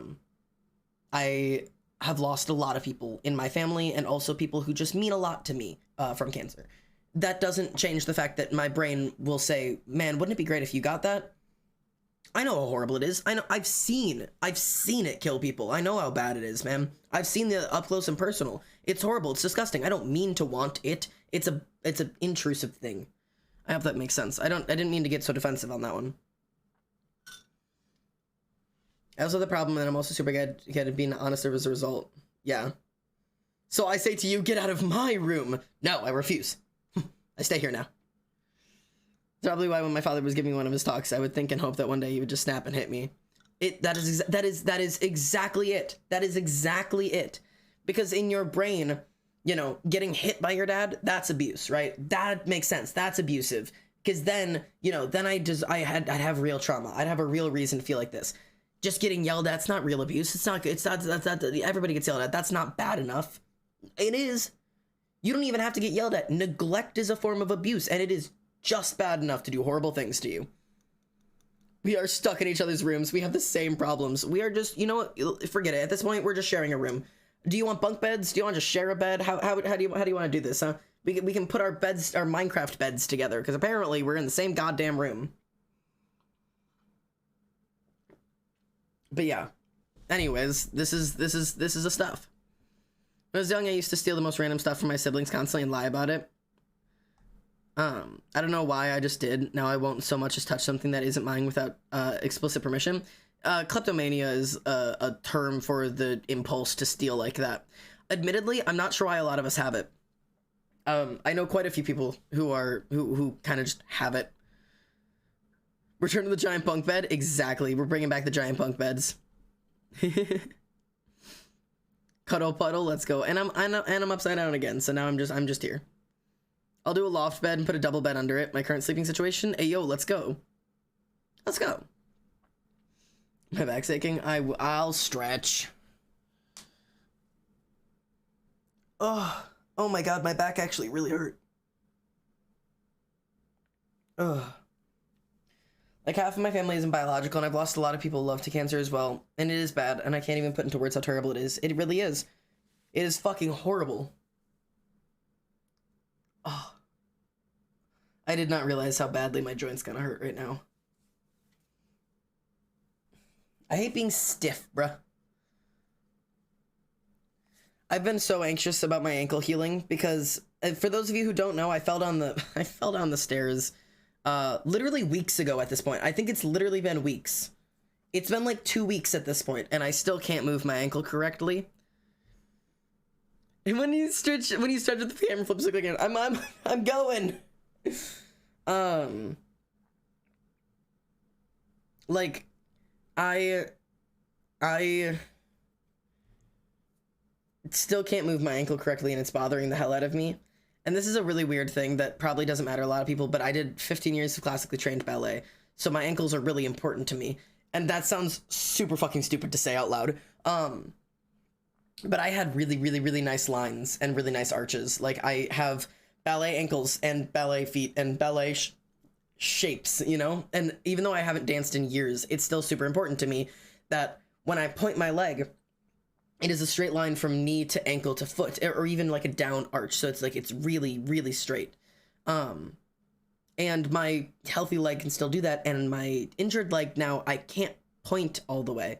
Like, I can't point my foot completely straight, and it's bothering me. And it's so stupid that it's bothering me, but it's like, I'm like pushing it to stretch it every single day. Like I'm in dance again, trying to get my arches and lines back, but it hurts so bad, and there's no reason to need it. I am not a dancer right now. I don't need to have straight ankles, but oh my god, I am so frustrated about the fact that my ankle isn't healing fast enough, and I don't know why. Like, it is getting to me. It is eating away at me. I need my ankles to look nice. No one is looking at them, but man. Also, Tess, I know I'm still anxiously waiting for more information on this, on you. Cancer is so rampant in my family that my partner said to me recently, okay, is your whole family just sick because you get it for 2 years and you can't go more than 2 months without someone dying? And I still have that intrusive thoughts, like, it's valid. Yeah. Again, intrusive thoughts are not your choice. Even if they are the most horrid thing to you specifically, even, it's still there. It's still there, man. It's still fucking there for whatever reason. I remember when I was younger, I always had my family talking about their horrible trauma, so it gave me the mindset of the trauma I have now is nothing since they had it worse. So I held back all my thoughts and everything that I've been through, and now it's too late, and now I have to go to therapy every week. Nothing wrong with going to therapy every week. Shout out to you. I'm still waiting on a call for a therapist. And it's still a maybe, but unless I have another mini stroke, they don't want to do anything. So just a constant maybe. Okay. Well, if it's just a constant maybe and they don't want to do anything more, it's probably not super concerning yet. You could advocate for, you know, I want more information now, but it would probably be quite hard to get. But yeah, the family trauma thing is so obscene and so obnoxious because, thanks for the first time chat, mate. I have the same goddamn thing because my family's the same way. Specifically on my father's side, I mean, trauma is just talked about like it's like flaunted. Like it is like their favorite thing to talk about. It's like, oh yeah, dad used to do this to me, and oh yeah, I mean that's the way it was always raised in the household. This is the way we raised our, like fucking. It's like bragged about. There was a point. I'm gonna get in trouble for saying any of this out loud. There was a point at a family party where my father's side of the family was talking about a couple in a happy relationship, and like somebody I was talking about seeing someone like they had disagreed and they talked it out calmly and then moved on. And my whole family was genuinely laughing at that and being like, fucking, it's like the Brady Bunch or whatever the fuck. Like I would have just told him to shut the fuck up and I was gonna do what I wanted to do kind of thing. Like they saw a healthy, happy relationship and were laughing about how weird it was to act like the Brady Bunch and act so like well communicated. And yeah, communication cringe, and how like they would have just said to fuck it, and if they had any problems with it, they could take it up with my ass kind of shit. Like I was like, I literally was like looking at my family. I like looked over to my grandpa and I was like, this is fucking sad. They're seeing a healthy, happy communication and are mocking it because that's the weird thing. Like it's the weird one to not have trauma in this family. Is this why old people are so unhappy? It's gotta be, man. It's gotta be. Communications with your partners? Ugh. Fucking ick. Real ick. They always trauma dump on me, so when I want to say something, I just leave it to myself. I'm so sorry, because, yeah, that... What is the word I saw somebody use for it the other day? It was, like, emotional incest. That's what the fuck it was, which really fucked up term for it. But that is the term I saw somebody using for when older members of a family use like one of the youngest children, especially the person who, you know, starts trying to work through the trauma and get out of it, and everybody turns to use that person as the new therapist or the trauma dump site, which is just fucked up, because Jesus. Like, I get it even now. Like, my family will come and trauma dump to me because I can do this to them, which sounds weird, but as much as I can sit here and therapize you guys and give you guys all of this advice and stuff because you asked for it and we're here politely talking about it, my family will just come trauma dump on me and expect me to do this back to them. Because I do. I see a lot of people on TikTok cringing over extensive communication, but I'd rather have that than nothing. I would rather have that than anything. Extensive over communication sounds better to me than fucking anything else, because I don't want to ever get anything wrong. Also, my mug says, as above, so below, for the person who requested what it said. Every single time I talk about being hate crimed for being trans, my mom goes, well, I know what that's like because I'm plus size. Your pain is valid, but you sent me to conversion therapy 3 times. Mother, please. Oh, God. I never try to bring others down with my problems, like the topic of cancer. Yeah. I mean, there's a difference between... There's a difference between bringing people down and trauma dumping. Those are 2 very different things, you know what I mean? Like, that's another world. A staff member at my school trauma dumped on me, and he's supposed to be in the safe space. Oh, God. Some people do not understand the concept of trauma dumping. But also... There's trauma dumping has become like the new fucking whatever it is, like the new hot term. Sorry to chime in, I was looking for quite a while, but I just saw a TikTok about not really feeling dysphoric or trans as an AFAB teen child, but hating your curves and thighs, and I mean, I'll quickly chime back in at you, and then I'll return to whatever the fuck I was just talking about. About not really feeling dysphoric or trans as an AFAB child. I'm gonna be real with you.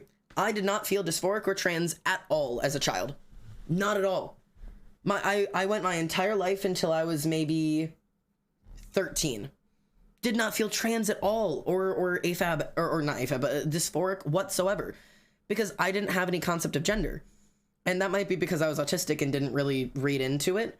But gender didn't mean anything to me. I was a kid. And so, yeah, I liked to wear shorts and t-shirts and blue, but I also liked to wear dresses and skirts. And I definitely had Barbie dolls, but I also had Tonka trucks, and my favorite book was a dinosaur search and find book. Like, I just didn't give a fuck about gender in either direction. So I was just happy to live life as whatever the fuck came to me is what I was gonna do. Like, I was down for all of it. And it wasn't until I started hitting puberty age where people started to split. When I started being 13, 14 years old, and you started to see that line split between the girls and the guys. And, like, being told, like, I have to find my spot in there, that dysphoria started to creeping in of being like, no, I don't want to do that though. I really don't like that actually. And as you started hitting puberty and I started, you start hitting puberty and growing, and I started to, grow thighs or hips or boobs, that is when the dysphoria kicked in. I was like, holy shit, no, back this up. This isn't what I wanted. I didn't want this. So yeah, and that doesn't make you any less trans.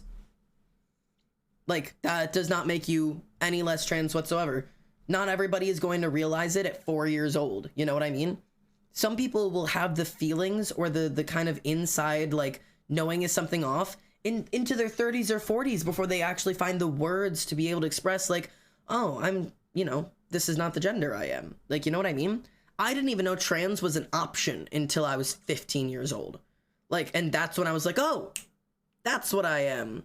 Like, I didn't even know it was an option. It was never taught to me. I didn't see it in my life. It wasn't in my family. It wasn't in my friends. It wasn't in my school. It wasn't in any of my books. It wasn't online. I didn't see shit. I didn't even know I was a choice. And then I was like, oh, cool. Guess I'm that. I used to think I think gender fluid was the first thing I ever thought I was. Because some days I liked dresses, and some days I liked my hair long, but some days I would rather die than put a bra on. And to me, that means like, oh, I must be gender fluid. Some days I'm a girl, some days I'm a boy. No, I'm a dude. I'm a fella, but I'm a fella who likes dresses, and I look damn good in them too. I didn't fucking transition into being a dude to wear polos and khakis. That is not what I did. I'm transitioning to be a dude because I'm a dude. And I still look damn good in dresses and skirts, and I'm gonna keep wearing them. My fucking end goal out here is not khakis. I have a better options. Do you know what I mean? Like, someone get the Bass Pro Shop net. No. Like, I'm not transitioning into being male to look like a fucking cis dude and act like a fucking cis dude and sound like a fucking cis dude. That is not what I'm transitioning for. I'm transitioning because I'm a guy and I just happen to have a set of tits. A rocking set of tits. And my goal is to get rid of them because they're not supposed to be mine. You know? So, like, I didn't get dysphoric and hate dress until I got a chest because I wanted to be a boy in a dress. Exactly. I'm an incredibly effeminate guy. I love looking feminine. Sometimes. Like, I love looking masculine too. But that's why I kind of identify as a demi boy because, like, I'm a dude, but, like, I'm not a man, if that makes sense. Yeah, I don't want to look like fucking Jake from State Farm. Like, at the end of the day, I identify as demi boy because, yeah, I'm a dude, but I also don't identify with gender just as a concept because I think it's fucking stupid. And so, yeah, sure, you can use he for me, but my favorite pronouns are it because it removes me completely from all of the rules. If I'm a he, him, I'm supposed to wear fucking khakis and polos. If I'm a she, her, I'm supposed to wear heels and dresses. And if I'm a they, them, I'm supposed to wear overalls and like frogs for some fucking reason, which, I mean, sure. But that's why I don't identify really deeply with any of those. I deeply, the most, out of she, he, and they, I most am he because my body's meant to be a he. That I know that for sure. The frogs are cool, but they shouldn't have anything to do with my goddamn gender. I say, pointing to my 2 stuffed frogs in the background. But that's why I like having it pronouns. Because it doesn't mean that I have to wear fucking dresses or khakis or frogs. I'm just it. And that's just me. And that's just Xander over there, and it's doing its best. And it doesn't matter what I look like, or how I dress, or how I appear, because I'm still just it, you know? I'm the shit. End of story. So, that's the best way I've ever been able to explain my it pronouns, is that it removes me, it stops being a gender binary where it's like, you know, he, she, and then they somewhere in the middle. You can have your he, she's, and theys, and I'm fucking over there. I'm over there. I'm in a different room. I'm in a different pond. I'm a different frog on a different motherfucking lily pad. I agree that gender is dumb. We should just have one gender neutral pronoun that every person uses. Nah, or just fucking use whatever pronoun you want. Pronouns are literally just a word that we use to replace somebody's name so that we don't have to say a name every single time. It's a cheat code is all it is. It is literally a shortcut. You like, yeah, you could use one gender neutral pronoun that everybody would apply to everybody, you know? If you use like T-te, which is one I've never heard of, but I'm making it up right now. If you said T-te for everybody, ta-da! No gender, no pronouns, doesn't matter. Alex went to the store, T, you're grabbing something for me.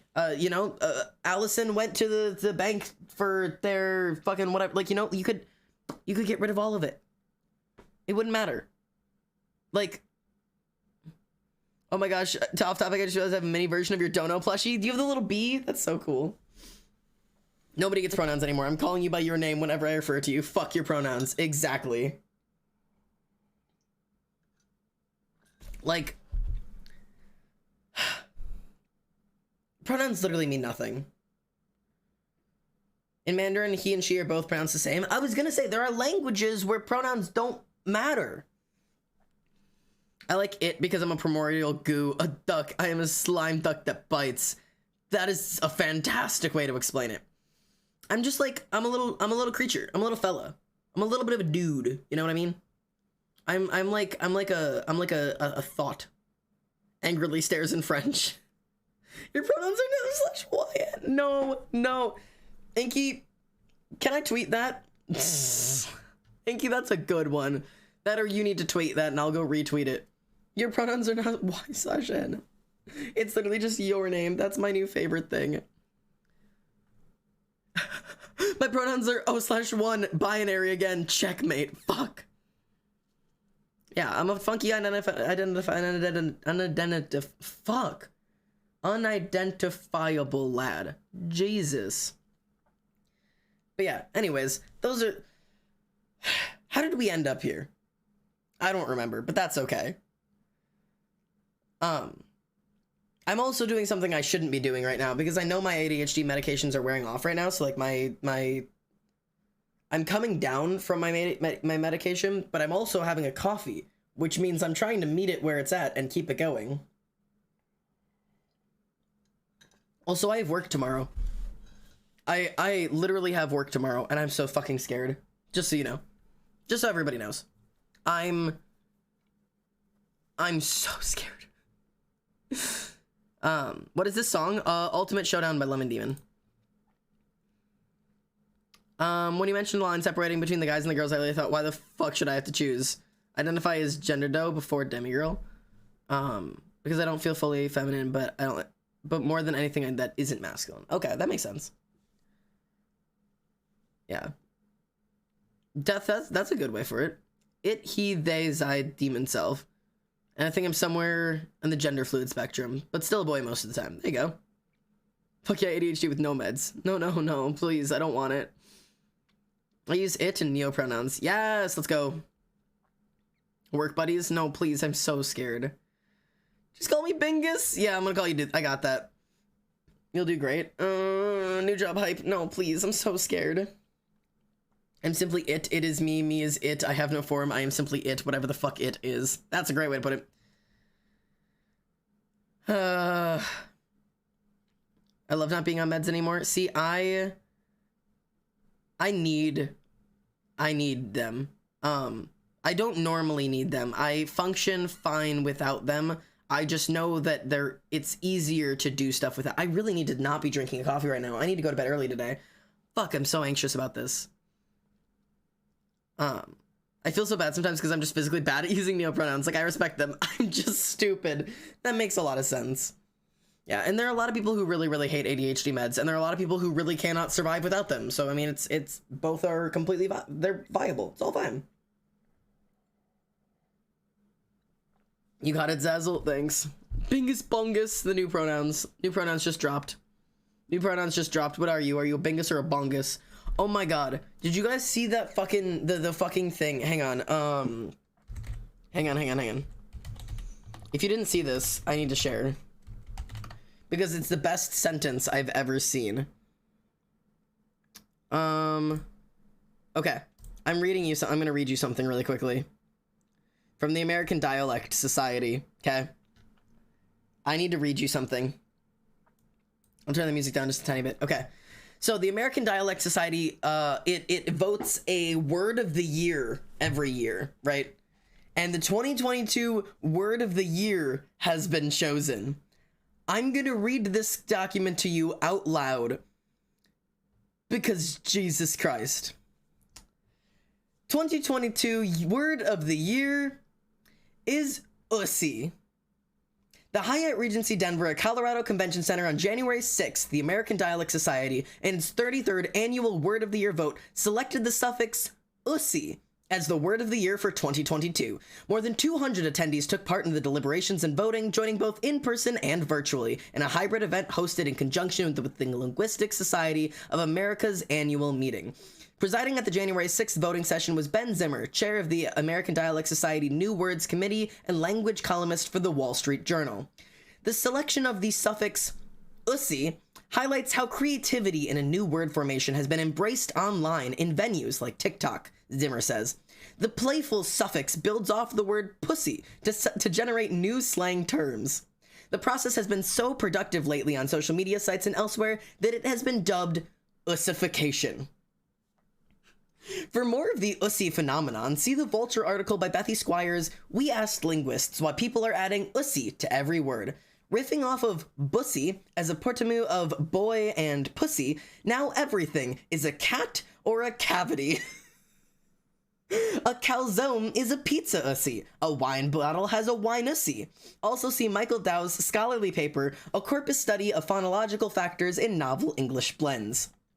Word of the Year is interpreted in its broader sense as vocabulary item, not just words, but also phrases, compounds, and affixes. The items do not need to be brand new, but need to be newly prominent or notable of the past year. This is not the first time an affix has been word of the year. In 1998, that's my birth year, the prefix e, such as email, was selected. The vote is the longest-running vote such anywhere, the only one not tied to commercial interests, and the Word of the Year event to which all others lead. It is formally informed by the members' expertise in the study of words, but it is far from a solemn occasion.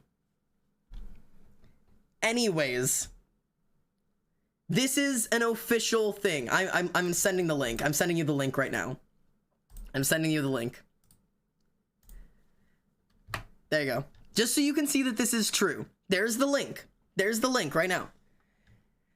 An actual place that the actual American Dialect Society used the fucking sentence, and this is my new favorite sentence that has ever been said out loud. Now everything is a cat or a cavity. Tag yourself. Are you a cat or a cavity? I'm really feeling a cavity today. Like, those are the two genders. Fuck it. The two genders are cat and cavity. Like, this is so fucking funny to me, dude. This is so fucking funny. Oh my god, it's funny. Oh god. If I put my Pinterest board called Gender in the fridge art, would you view it? Yeah, I'd love to, yeah. Go for it. I'm a cavity based. What does that even mean? Tag yourself cat or cavity. A cat, you know what a cat is, because, you know, a pussy cat. Or a cavity. A cavity means a hole. You can get a cavity in your tooth, which is like a hole in your tooth, but the pussy cavity is, you know, your pussy hole. You know? The two genders. Cat and cavity. Help, I'm both? No, you only get one. You know the government only allows one gender. Oh my god. This is so funny.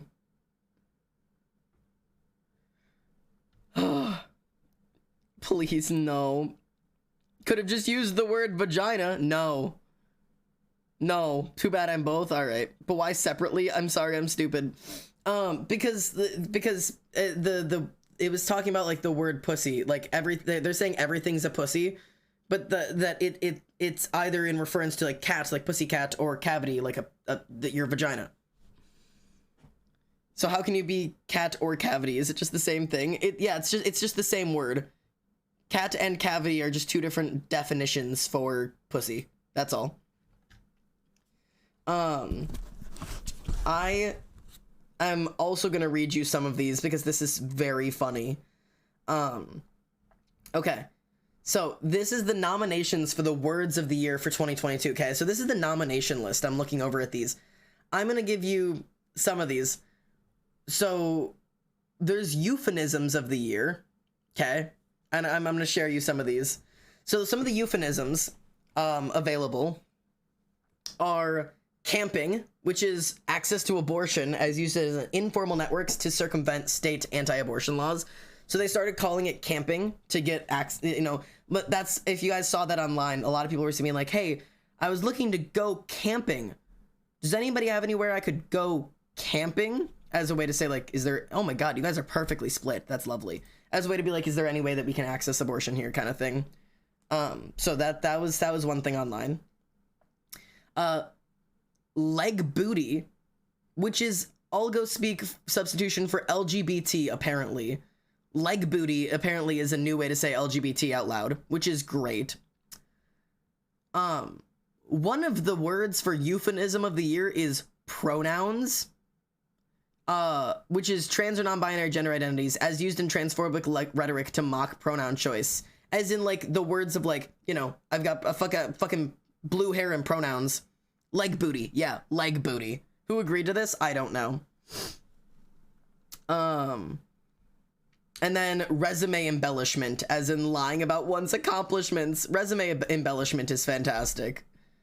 Resume embellishment, as in I'm just lying about what I did on my thing. So there's a thing. I cannot believe some of these are real. Okay. Most creative word of the year. LGBTQ plus? No. Leg booty. I'm rolling with the leg booty. No. Okay, so most creative words of the year. The first one is literally Blorbo. It's fucking Blorbo, a beloved fictional character from television or other media. It's fucking Blorbo. Blorbo could have been the word of the year. And then one of them is suffix DLE, as in dull, like for like Wordle-like games. So there was Wordle, Hurdle, Absurdle, Foodle, Wordle, Redactyl. That's an option. Fun facts to answer who would read it like that. A Canadian politician. Oh no. Oh God. Oh God. Okay, one of the options are moid or foid, which are derogatory terms for men and women in like the incel culture. Like that's just a gross way to say it. And they chose see, yeah. One of the options is short king. Most creative word of the year, one of the options is short king, a positive or affectionate term for a man of modest stature. Like, oh my God. And then the last one was ussy, which is the one that ended up, you know, winning, which is fantastic, which is a suffix from pussy, as in bussy, a boy pussy, now humorously attached to any word. Oh my God.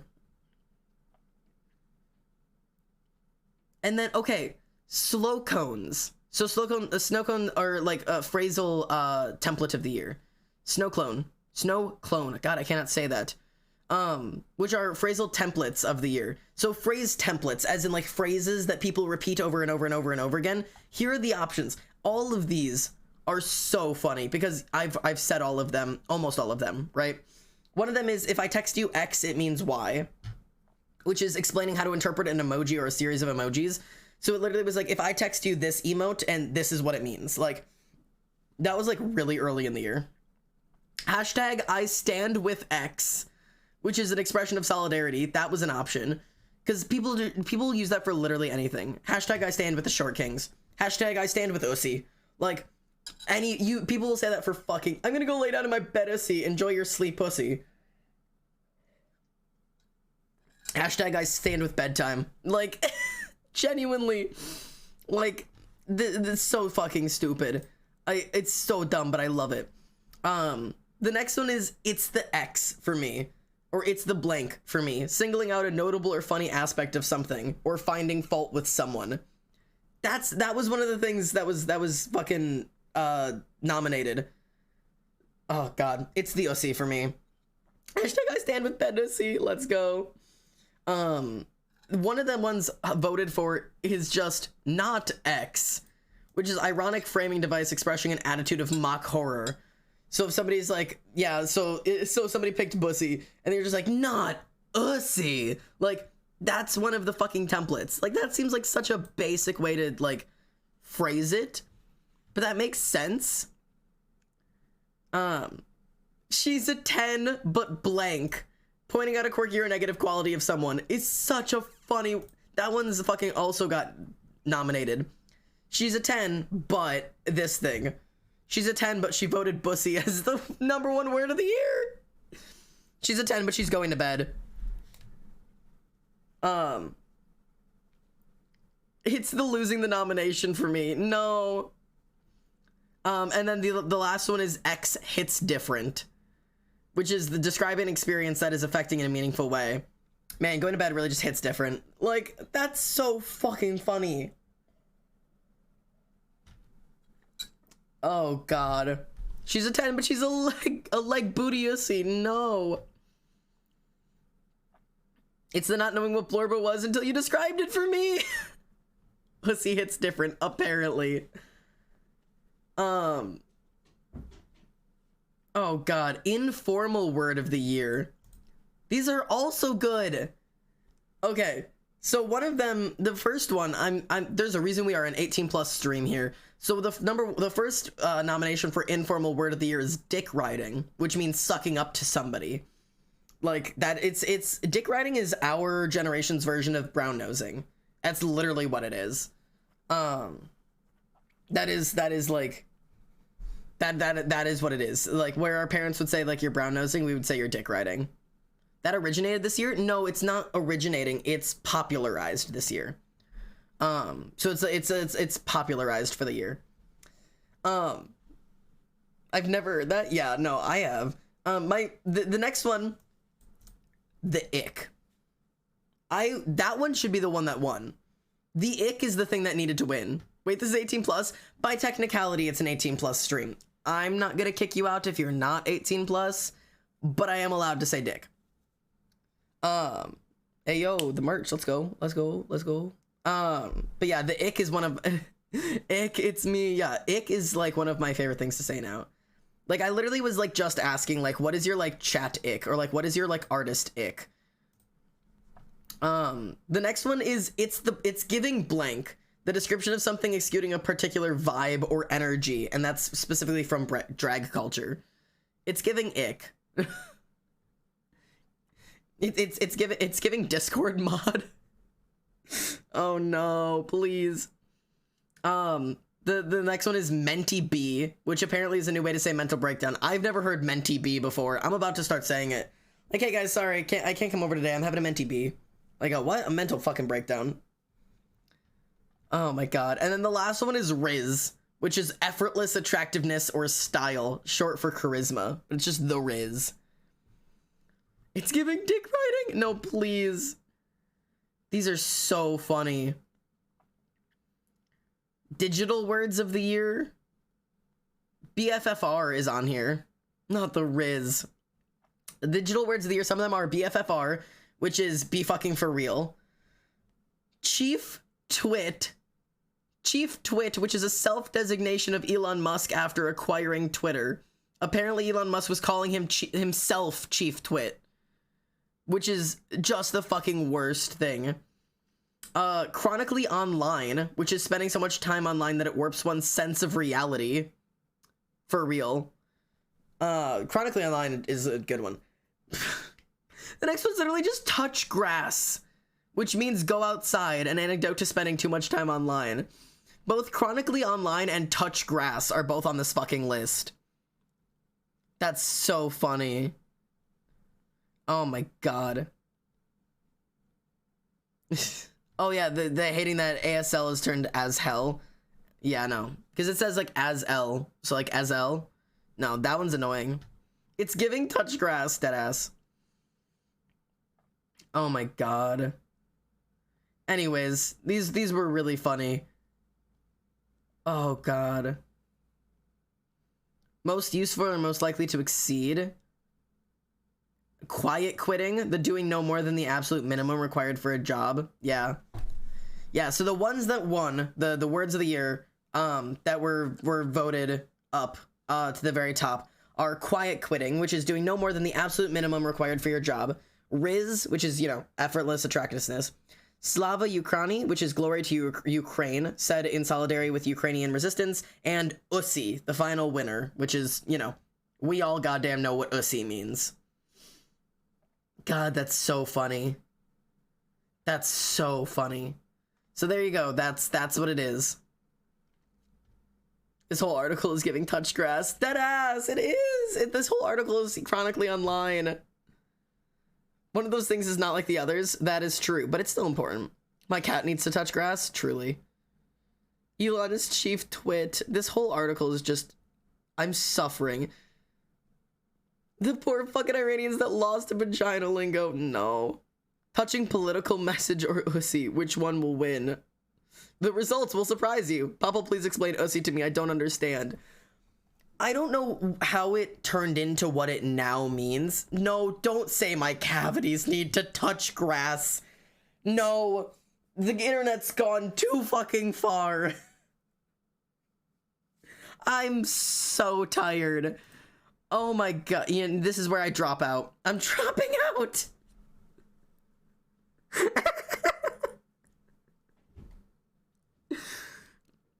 Oh, that's gonna be the sentence that ruins me. I can't do it anymore. I can't.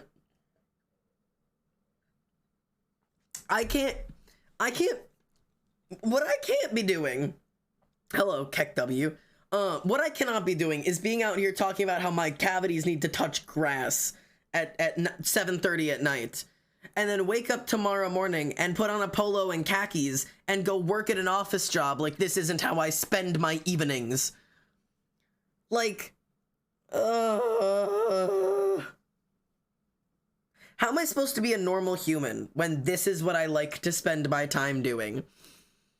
Like, this is where I'm supposed to be, but this doesn't make enough money to pay all of my bills, so now I have to go and work at an office job. Someday, though, don't you guys worry about it. We're still working on it. Dude, there's so much coming up.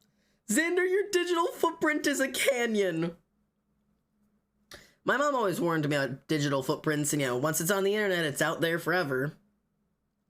You proud of me yet, Mom?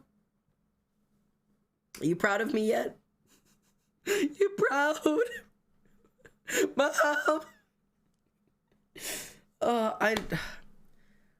You know what? Maybe this is why I don't get, like as many job offerings as I could. If anybody Googles me on the internet, I'd be over. But you can't Google me on the internet, because this isn't even my legal name, motherfuckers. I don't even exist on the internet. I know they could find me anyways. This is also why you don't get bitches. You telling me you don't want me to come over? Is that what you're saying, Tess? Do you not want me over? Oh, God. No? You don't want me to come over? Oh. That's one less bitch I have. I'm very sad. No bitches, comment Zandy L. That's true. I really do be a no bitches kind of person. That's okay. I love myself enough, I suppose. I guess I just don't need bitches.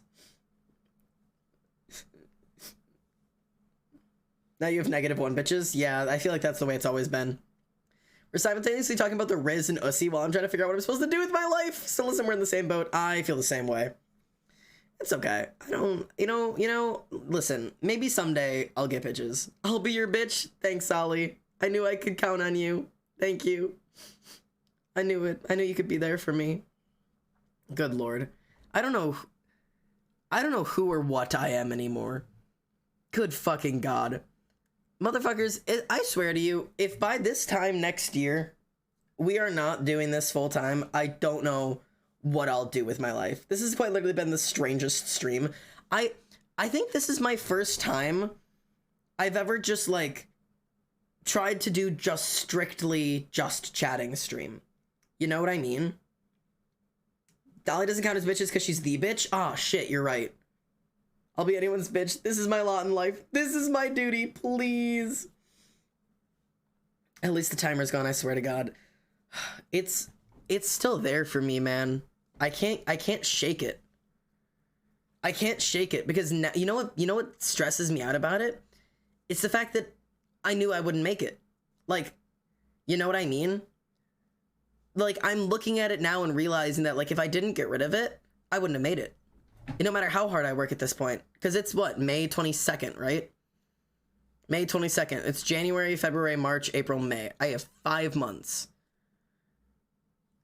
What timer? God, I keep having to do this. For those who don't know, back when I originally graduated college, I graduated college May 22nd of last year. I gave myself a year. And it was a timer I had set up for myself, right? I had 1 year to make this my full-time job. If I couldn't make Twitch and streaming and content creation and my full-time job in 1 year, I'd have to quit. And that day was May 22nd. So I have 5 months until that time hits. Because the whole thing of it was that, like, you know, I can't waste my time. I can't waste my life hoping that I make this, you know, someday it'll kick off. Someday I'll make it, you know, someday I'll get famous. Like, I don't even give a fuck about being famous. I want to be able to make content for my life. I was like, someday it'll work, you know? So, like, saying it's 2 years ago? No, it's not. I've been, you know, a life enjoyed is not a life wasted. Okay, listen.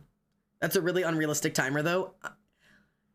Yeah, okay, so hear me out. Yes. Wait, are you gonna quit? No. So, this damn timer, I swear to God, I know it keeps coming up. I know. Okay, everybody breathe for a second. I'm not quitting. At the end of the first subathon I ever did, I did my first ever subathon on my 1 year anniversary of streaming. It was August 15th of 2022. It was my 1 year anniversary. And I streamed for 56 hours live. And it was fucking wild, man. Absolutely fucking insane.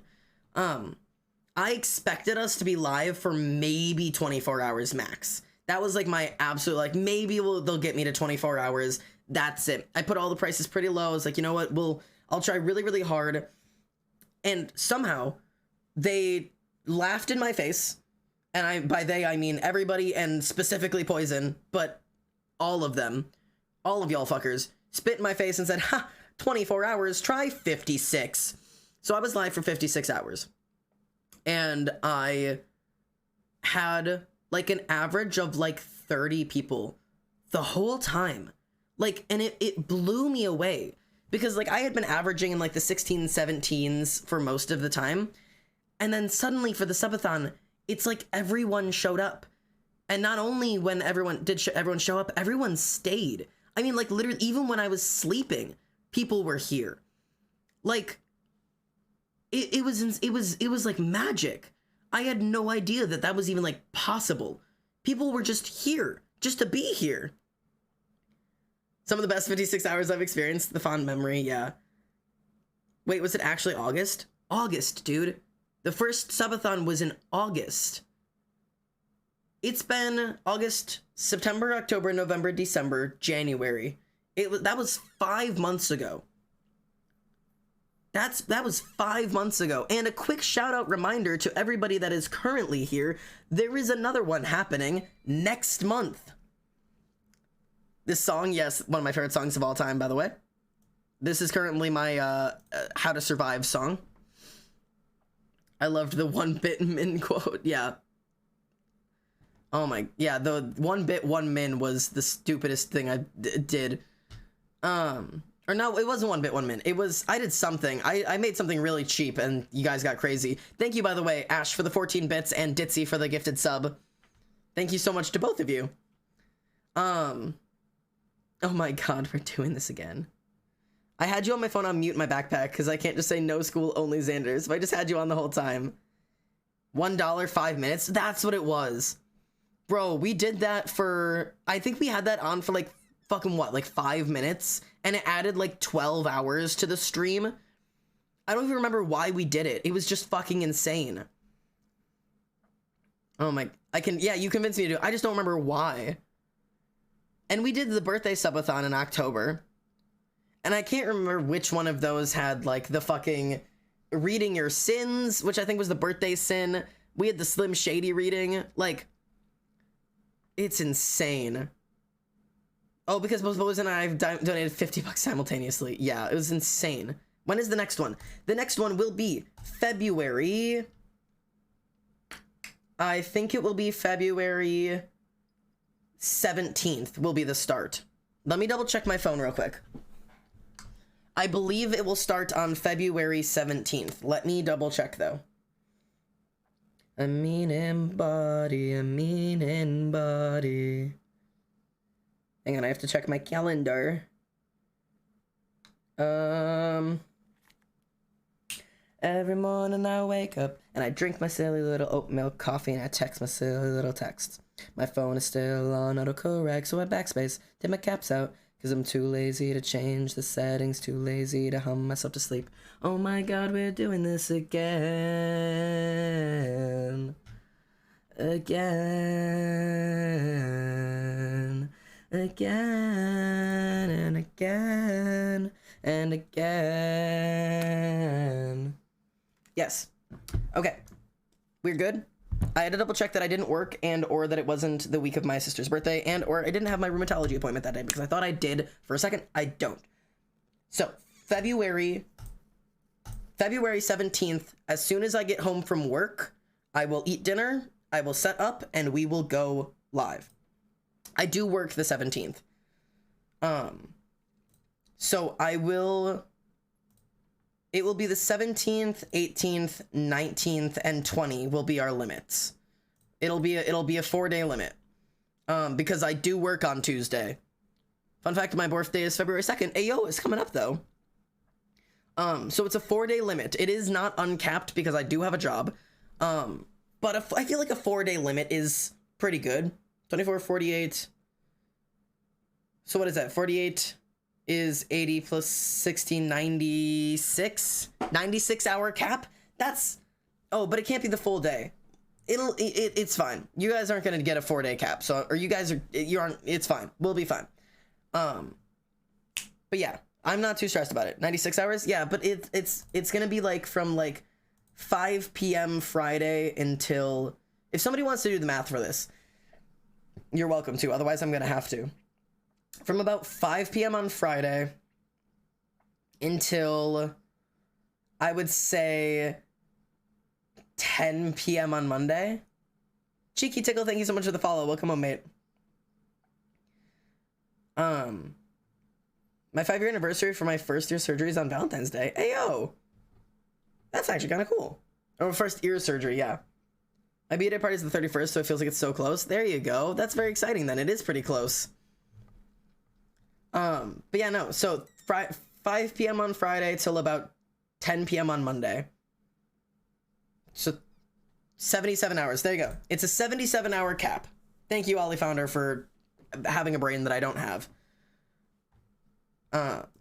Wait, is it really?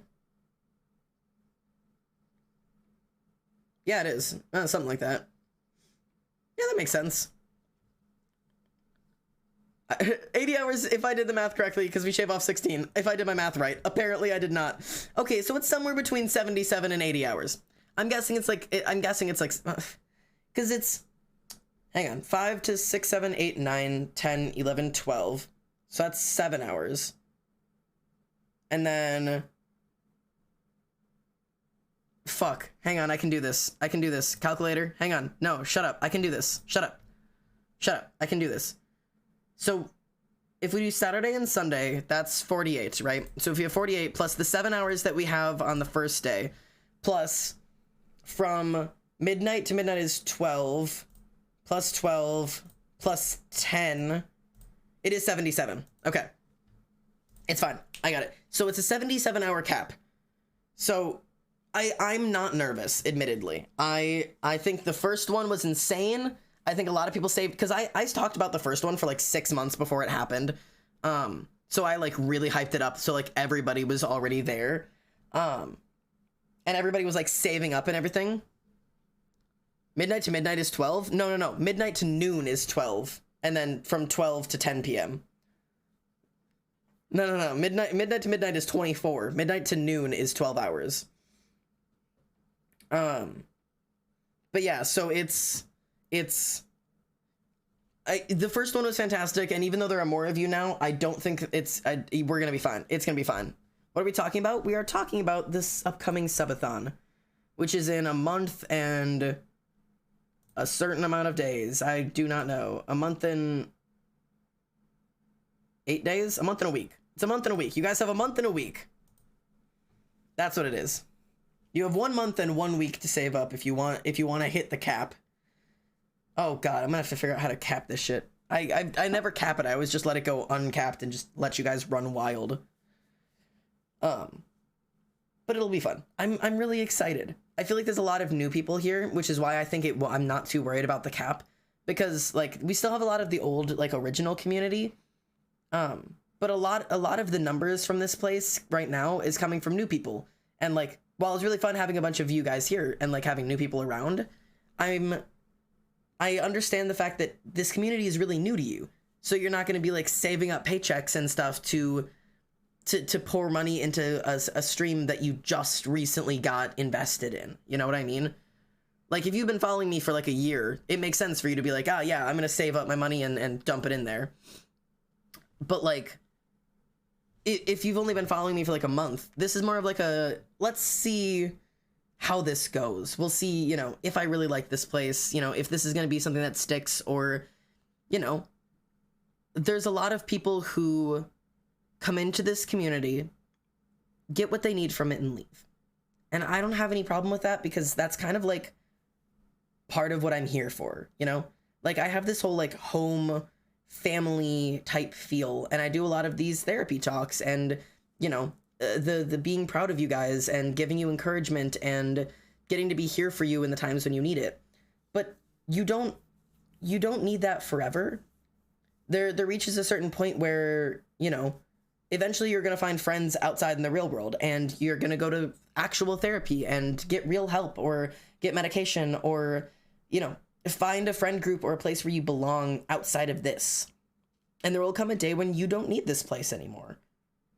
But that's kind of the hope, is that one day, you know, this isn't the only place that you could come to. Like one day this isn't the only home you have, that you'll go out into the world and you'll build your own home. Do you know what I mean? So like, I understand why people don't stick around forever. Like that's like the whole point. So music is making this emotional. Oh, yeah, the Minecraft music is playing, isn't it? This is so emotional. Why is this is not sad? I'm not being sad about this. Lies and slander. I was born in this hole and I'll die in this hole. And for, like I said, for some people this is like a place that they'll stay. And I hope that if you're, you know, I hope it reaches a point where if you don't need this place anymore, maybe if you don't need it, you still want it. You still choose to stay. That's fine. Like that's good. But also like I'm fully aware that like, you know, I'm aware that not everybody is going to need this place forever. This is a hill to die on. Oh God, no, please. But yeah. I had to follow the chat, so that's why I asked what we're talking about. Oh, I'm open to any topic. I mean, I let you know what we were talking about. I forgot that I had followed a chat on still. I'm keeping that on. It makes me fucking anxious otherwise. I still got the chips and dip. Ayo, share with the class. Damn, I made a good quit, and you didn't even look at it? What did I see? An important part of home is the ability to leave it. Yeah. None of you guys are being held here. I will always be here no matter if I need it or not. I'll always need all of you. You're my family. Aw. See, and that's the hope, you know? That's like the goal. That's like the goal of all of this. You feel me? Like, I hope this here's the best way to put it. I hope this becomes a place that you want and not a place that you need, if that makes enough sense. Like, I hope my streams and me going live and the Discord and the YouTube content becomes something that you enjoy and something that you want, and not something that you need to survive your day. Like, because I hope one day you'll get, you know, you'll find your peace. None of you are held here. All the mods locked in the basement. Yeah, you got, yeah, just the mods are different. The mods don't have rights. But that's okay. But yeah, I don't know. That's just where my brain thoughts are with all of this kind of stuff and like the whole concept of this. Unlike you, we do not count as people. Correct. I'm glad you understand your place in all of this. We're bots. Yeah, they're all bots. These are actually the AI bots I was talking about before. All of my mods are actually just the really well trained, really convincing AI bots. I got Oracle cards that are herb themed. That's actually quite cool. Yeah, these are the super smart AI bots. Yeah, they're really convincing. I don't need this place personally. Like, I like it, but it's a want and I love being here. I'm staying. See, I'm glad. Me and my friend are talking today. The teacher said it was okay. My friend said, that's gay. My teacher got pissed that, oh no, we said the word gay. Oh God. I think it's more that you said that's gay because that's not really something you're supposed to say because it's like using it as like a, what do you say? Like a negative connotation. If you're like, oh, that sucks, but saying like, oh, that's gay, like that, you're not, you know what I mean? Yeah, these new AI bots cost a fortune. You got to donate to me during the subathon so that you can, you know, so I can afford all these really fancy mod bots. I just bought 2 new ones. The twin ink bots. Say like booty from now on. Exactly. Just instead of saying that's gay, just say that's like booty from now on. We got to make this catch on. This has got to be the new thing. It's got to be the new thing. I got to make it work. It's the stupidest thing ever. People in 2023 having problems with being gay is hilarious. Dude, it's baffling. If you don't donate, we might malfunction and ban you. Yeah, they're the latest models. Yeah, they come in a 2-for-1 package deal. They do, the double inks. Yeah, you really got to make sure you got to pay for the mods. If not, I can't tell you what they might do. Ooh, you never know what might happen to them. They might come for your liver or ban you. I can't promise which, or which you would prefer, admittedly. Would you prefer us to come for your livers or ban you? But anyways, I don't even know where I was going with that. We might start a revolution like Detroit Become Human. The want comment got me because that's how I see relationships. Like, I don't understand people who need their romantic partner because I don't need them, I want them. I don't want to have to need them. Yeah. But I also understand that, like, I don't want to have to need them. I don't want to have to need a lot of the things in my life. But there are certain points I'm at where there are things I need. I need support, you know? And for me, that includes a support person, which makes me always feel like shit because, it literally is exactly what you're saying is like, I don't want to need a support person, but I need a support person. I can't live alone, you know? But like, I kind of need you, just not 24/7. Right. I'm needed when I'm needed. Consider I get attached to people easily. Same. Intense kazoo noises? I agree. Livers, honestly, yeah. You gonna have our bones? I'll take the teeth. I always want... Yeah, see? I need you, but not 24/7. But I always want you. Yeah, that's different. Like, the difference is it's okay to need people sometimes as long as you want them, even when you don't need them. There's the hill I'm dying on. It's okay to need people as long as you still want them, even when you don't need them. There's the hill I'm dying on. Somebody save that somewhere. Clip that somewhere. You know what I mean? That's where it becomes important. That's where a connection is healthy. I wish some people in my life knew that. Yeah. There are a lot of people. There are a lot of people I wish understood that. That it's okay to need me as long as you still want me on the days that you don't need me. Because there are a lot of people I know who say they really need me. But unless I'm providing them something, they don't reach out to me. Like, they text me or message me or Discord me or Snapchat me to get something. And once that's gone, they don't want anything else. They're done. They've moved on. They've checked out. They're like, all right, thanks. Done. Good. Let's go. I'm still... Oh, I'm really anxious still. I'm sorry. I keep bringing that up.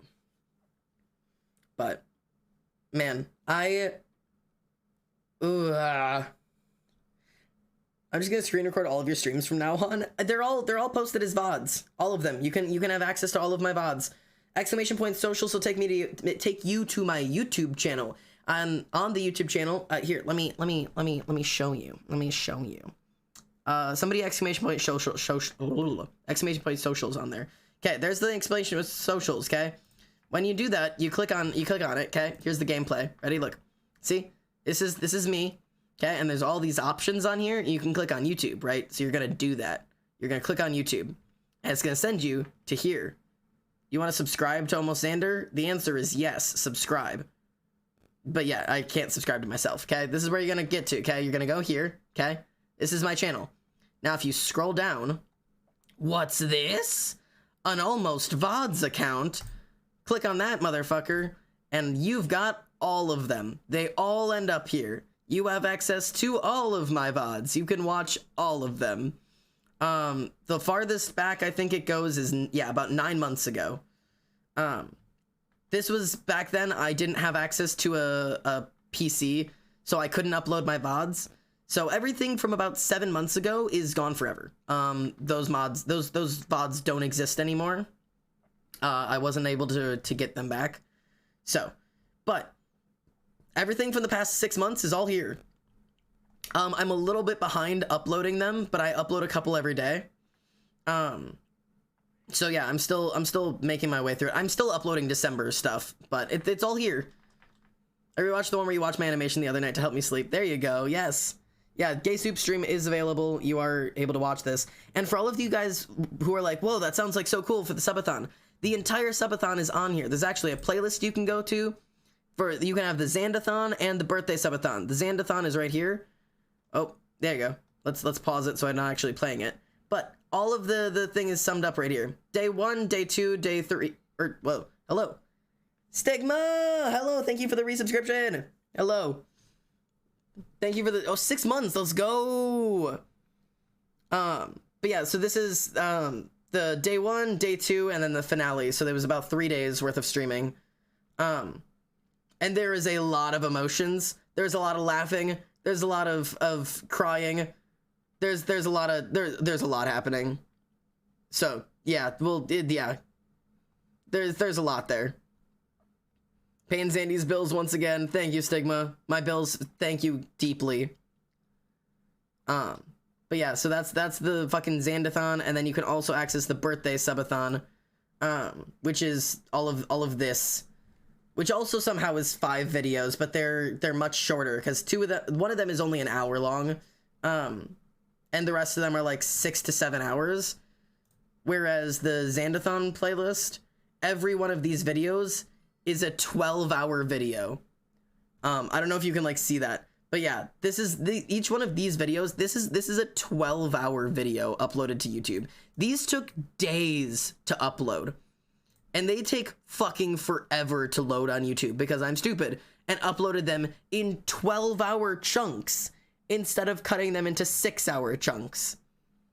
How long was the Xandathon? The Xandathon was 56 hours long. So there is 56 hours of content just in this one playlist.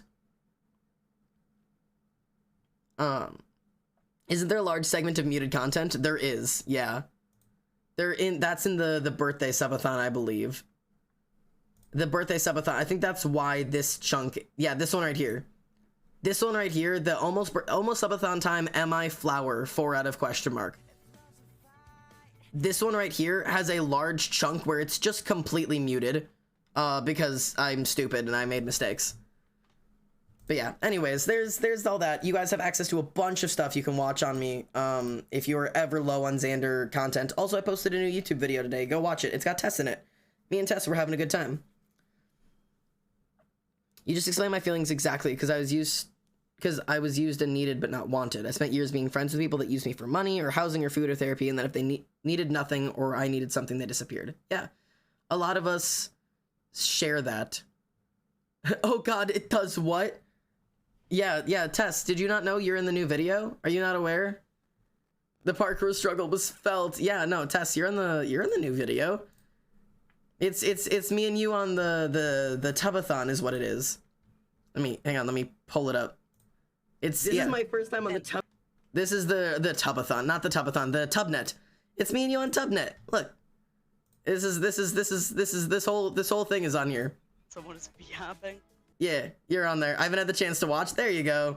The blue carpet haunts my dreams. Yeah, It was us playing on here, and then all of the tubnet parkour is on here. All of my desperate struggling. No, I'm never watching it ever. No, come watch it. It's fun. Oh god, okay. I'm gonna react to my own content live because I'm fucking lame like that or whatever. But anyways, yeah, no. That is go have fun with that one. Go boost my videos or something like that. I don't know. Ouch. But yeah. I don't know, man. I've got hopes.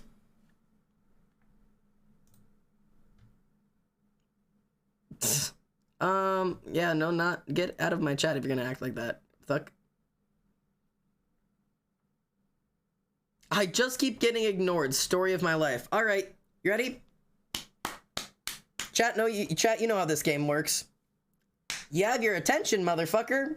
What the fuck do you want that is so important that you need to talk over everybody else in the chat?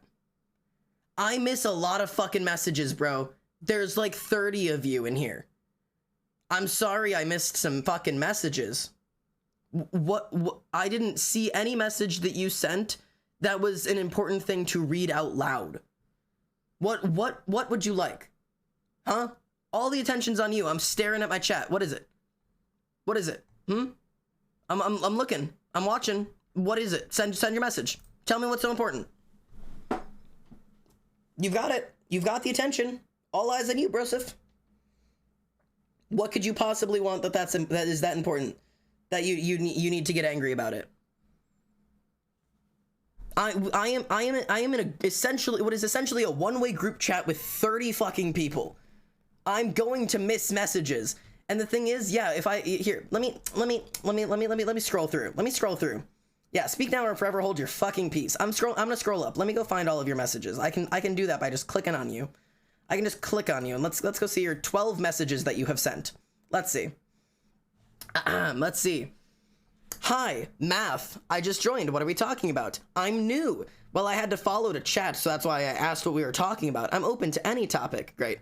Now I want to ask, what does neurodivergent mean? Not trolling. I just want to know. A great question. I'm sorry I missed that one. Literally didn't see it.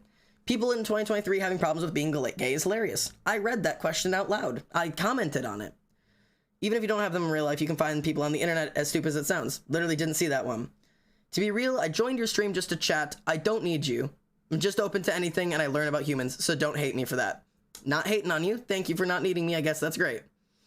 I rarely get answers to the questions I ask because people think I'm trolling. Nobody here thought you were trolling. Nobody here even said a goddamn thing about it. I just keep getting ignored. Story of my life. I'm so sorry, mate, that you're getting ignored on the fucking internet. And then your last comment, which was unnecessary and frankly manipulative and little fucked up. That is manipulative. What you are doing is you're manipulating people. Pay attention to me or I'll hurt myself, you say. It's fucked up. I don't give a fuck if they're in chat anymore. I'm just angry. I'm just making words to make words. I don't care if they're in here or not. I'm just here to make words at this point. Don't be fucking manipulative. Don't be fucked up like that. I'm not your dancing monkey man. I will ignore you if I want to. Fuck you. Should the ban hammer appear? I mean, I don't give... Yeah, fucking yeah. Get rid of him. I don't care. I don't want him back in my chat. Be gone. Be gone, thought. Beautiful. Thank you, Tess, for a very sexy ban. Very good. Very good. My favorite. Woo-woo. Shout out to my mods. Shout out to my mods for dealing with the bullshit that we have to put up with every single day. Because people on the internet think they're entitled to literally anything.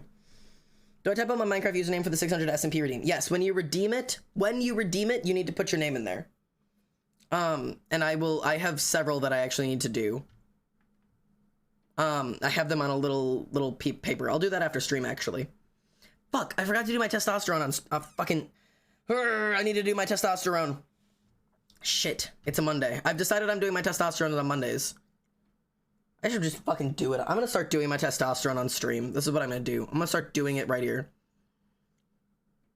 all my exes turned into a singular troll, like, oh, decent person, gross manipulation. What? I thought that was Wednesday. I'm rearranging it because Wednesdays were apparently really hard for me to fucking remember. Gamer Hunter? Alright, perfect. I will add you in after the stream. May I request something regarding the viewer SMP? What's up, man? What's up, mate? What can I do for you, Def? Boy juice, boy juice. Should I just do my testosterone on stream so that I don't forget? Middle of the week, forgettable. I'm telling you, that's what it is. Because like Wednesday just doesn't exist in my head. It's just like woo, gone. Scream at you on Mondays. Yeah, that's gonna be the thing. I need a yes, yeah, go for it. All right. I don't show it on stream. Yeah, let me go get my gas station testosterone. Live testosterone injection. Yeah, that's what's gonna happen. All right.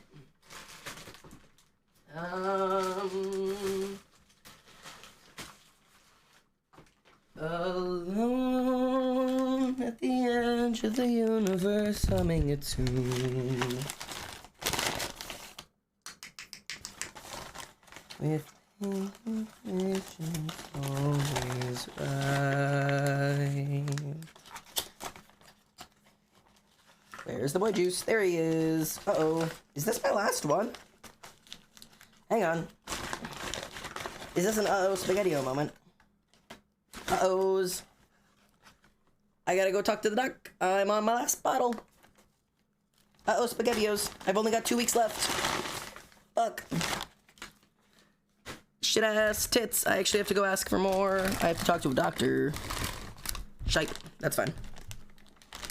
Last boy juice? Yeah, that's okay. I've got 2 weeks. I can get 2 weeks out of it. Actually, that's perfect because I only have 2 syringes left. Hey! These aren't needles. They're just the hollow syringy part. I won't show anything on stream, by the way. For all of you who are very afraid of needles and all of that stuff, I'm not crazy. I would never show me actually doing it on stream. I will never hold the needle up in front of the camera. I'm not that kind of asshole. That all stays behind screen. It'll all happen below camera. I'm not like that.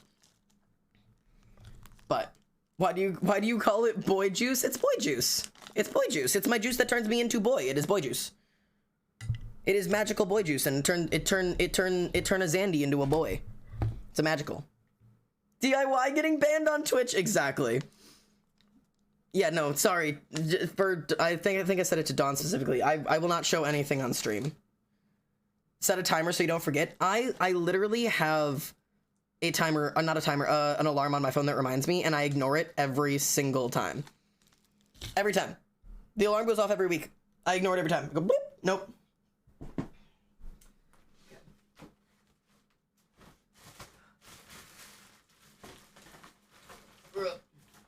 Yeah. This little pouch is the stuff that I have to keep off camera, because these are the pointies.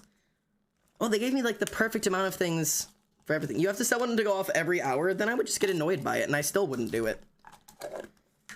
I am insufferable. Let's be clear. Let's be completely clear. I am insufferable. You made me take my meds. Yeah, all of you assholes who need to take medications, go get it right now. I'm doing mine. Go do yours. Go get your fucking your fucking iron pills and your vitamin supplements and your ADHD meds and your fucking sertraline and your Zolofts and your fucking lorazepam, and go put your fucking meds. I'm gonna take my caffeine pill at 9 p.m. Great idea. Thank you. I did think it was a great idea. I'm working on a haul of queer, and I made more bandanas, but I need you to multiply them before I can hang them up in the hall, so I was just wondering if you could, after stream, get those banners for me. Also, am I allowed to ping you in the viewer SMP? Yeah, you could ping me, mate. You're good. Oh, God. Not my gummy vitamins. Go take your fucking gummy vitamins. Go do it. Go do it. I dare you.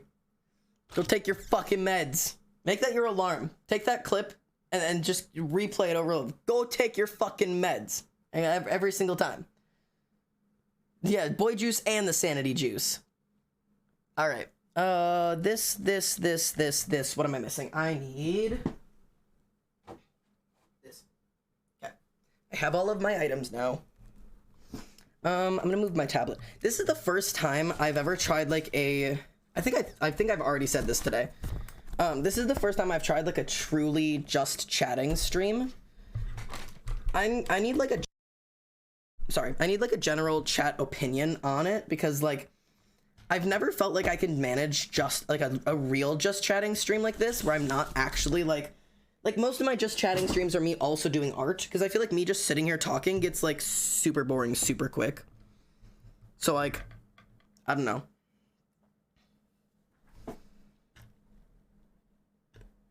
Wait, Tess, are you also opt right now? How do you still have op? You know what? I'm just gonna let you do it. I'm just desperately searching for fixation content. Me. I remember the recess that one day. Oh, we have recesses since then. It's usually whenever I go to the bathroom, it's just full recess. I've been really engaged this stream. It's great. See, that's what I like. Oh yeah, I gave you off instead of, yeah, well, you know what? It's fine. It's fine. But yeah, normally my opinion is, you know what? That's a good opinion to have. Thank you. But yeah, no, we usually will stick to having recesses. Like if I go out of the room to like go use the bathroom or go get like more coffee or more water or whatever, I'll put on a song for you guys and you guys can have recess until that song ends. Even if I come back, like I'll let the song finish and then we can all just kind of have a good time. You know what I mean? But yeah, testosterone, really not a fan of it. Let's be real here.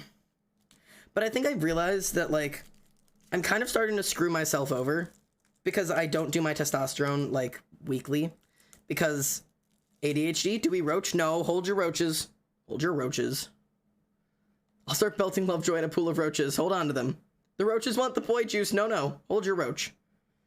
But did you know, just speaking out loud, that by not taking your HRT every single week on time correctly, that you can fuck up your transition? Fun fact, I say, crying into the corner. Because it's not being done consistently. That's why my voice is still so high pitched, I think. Like, I would probably be way further along in my fucking transition if I would just take my fucking shit. I've been on testosterone for a year, technically. But there was like 4 months where I couldn't take it because I couldn't afford it. And like, there was nothing I could do about that. But also just, I can't remember. This ADHD shit is so bullshit that it's messing up the other parts to this. Is there an alternative to testosterone shots? You can get either injections like I do. You can do implants, or you can do gel / like a foam type thing. The problem with those is that they are not covered by insurance, or at least most insurances. There are some out there, but like, I don't know, man. It's just, yeah. There are alternatives. I tried to get the injection one. There is like a 6-month pellet that you get injected in your butt cheek. And I talked to the gender clinic that's around me because we don't have a whole lot of those around here. And they said, we've never done one here, or we've only done one before here, but we don't have the technology to do it. But we could get it if you want it. And they were so nice. They're like, if that's what you want, we will reach out, we will expedite it, we will get it in here. You just have to get it approved by insurance. And I put it out to my insurance. We waited for like 4 weeks, and my insurance said, no. So, great, really fun. I had a place willing to do it. I was cleared to have it. I was like given the okay that it would be fine for me to have. And my insurance said, suck ass, apparently, and you can't have it. So, I'm gonna probably try to reach out again at some point, but the fact is, I'm under my parental insurance because my mom has fantastic insurance, but it's Catholic insurance. So no, I don't get trans coverage. That's why I can't do top surgery, because insurance won't cover that no matter how hard I try or how many letters I send them. They said, no. Fuck you. And I said, kill me, please. Okay. But. Dad, do you need a hug? I need several hugs. Just as a thing. My trans ass and my needle phobia are so screwed. Okay, hear me out, though. Hear me out, right? I also have needle phobias. I was the kid at the doctor's office who would have to call in several nurses to pin me to a table just to give me any shot. It didn't matter what. Flu shot, the measles, the whatever the fuck, whatever shots you have to get, your R3s and XVs and whatever the fuck.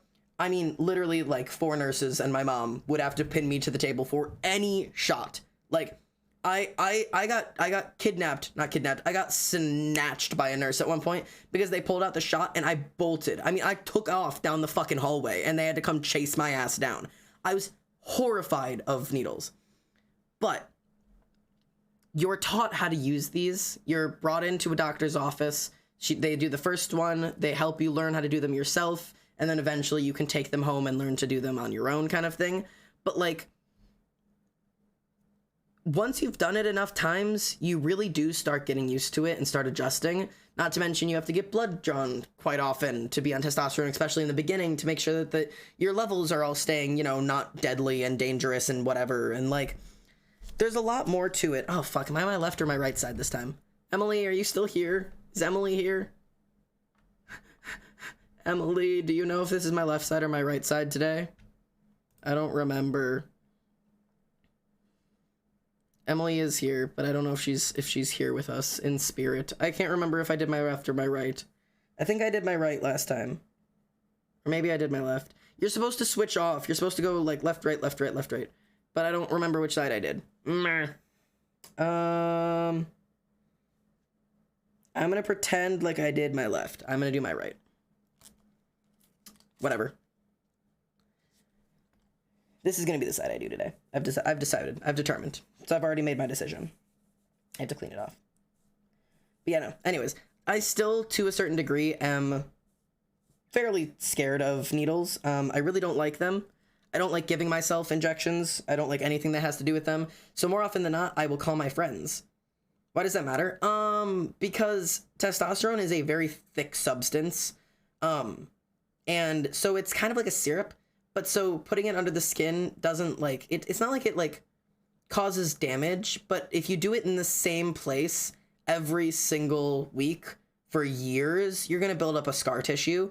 And so you circulate. You do close to your belly button on the left, close to your belly button on the right, far to your hip on the left, far to your hip on the right, back, forth, back, forth, back, forth, back, forth, you know, like, so that you don't build up like a scar tissue, because like I said, you're doing this every week for years, probably for years and years, depending on how long you're doing it. I mean, this is like a lifelong thing. For at least most of us. But yeah. Thick boy juice? Yeah, it is literally like, it's like, how do I explain it? It's thick. It's molasses ass shit. I'm getting that good thick boy juice. That's why the needle's so big. Well, I mean, I actually, admittedly, well, my draw needle is really big. Again, how to explain? Like, the needle where I suck the medicine up is really big, but the needle that I inject with is quite small. Like, it's quite a little guy, but that's because I do subdermal injections. So, like, my injections aren't in my muscle. They're, like, just under my skin.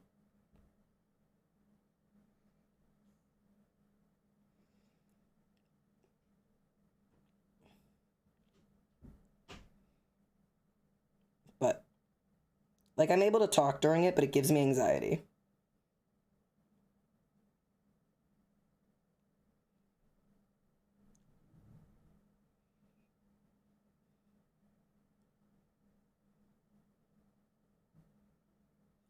There we go.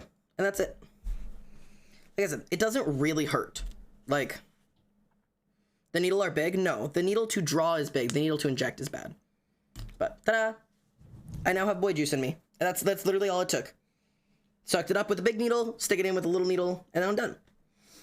Like I said, I'm able to talk during it, but I have really shaky hands, so I kind of, like, don't talk so I can keep my hands still while I'm doing it. Yeah, that's all it was. It gets more and more used to it, more and more normal, and more, like, whatever.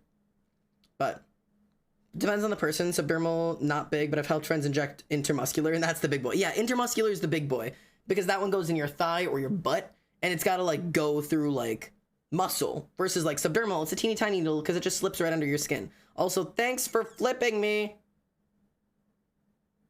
I say to the other room. But Zazzle, I can't flip you for some reason. Do you either not have enough points or didn't have enough time? Somebody else already did it for you. So I am already flipped. It needed to be done. Yeah, shut the fuck up. But yeah, I have not so yeah, sufficiently been stabbed now. This is off topic, but my manager's messaged me asking if I wanted to work 8 to 11:30, but making decisions is so much effort. I don't know if I should or not. Is that like more or less than you normally work? Like, is that like a longer shift, or is it like a completely different shift? The masculine urge to randomly text your mom that you're trans, probably not the way to come up. I did have enough, but it says it's out of stock. Yeah, that usually just means that you're on like once you've redeemed it, it has to be like 30 minutes until it can go again, I think, or something like that. It's just an extra shift. I mean, the thing is, if you need the money or you want the money, go for it. If you don't like really need or really want the money and that's just extra work, then say no. Intramuscular is like a 16 something. I'm sure I'll remember when I'm studying for my harm reduction worker exam later. Let's see. I do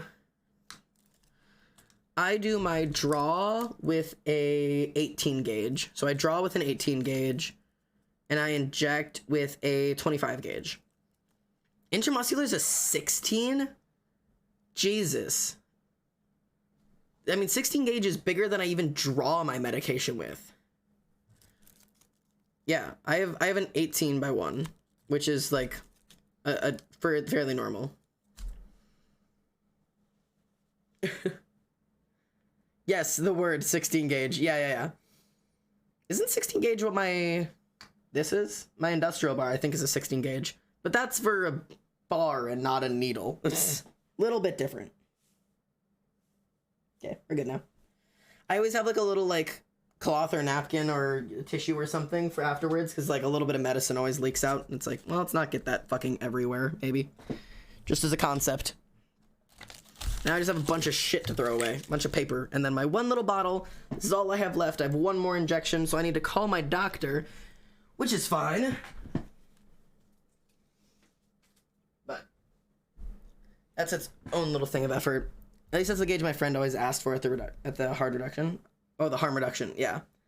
Is it bad that I thought of a 12 gauge shotgun? Well, gauge is like it's like a way to measure things. I don't know. I just heard my cat meow outside of my door. Oh god.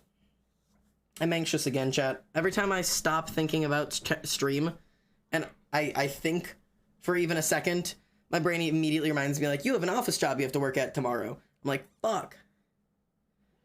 I have so much anxiety about that, but it's fine. But I'm not thrilled about it. And I have to like, I look so stupid because I have to put my hair back because like having green hair is not an option. So like all of this kind of has to like tuck away, and I have to wear like big boy clothes. What is the job?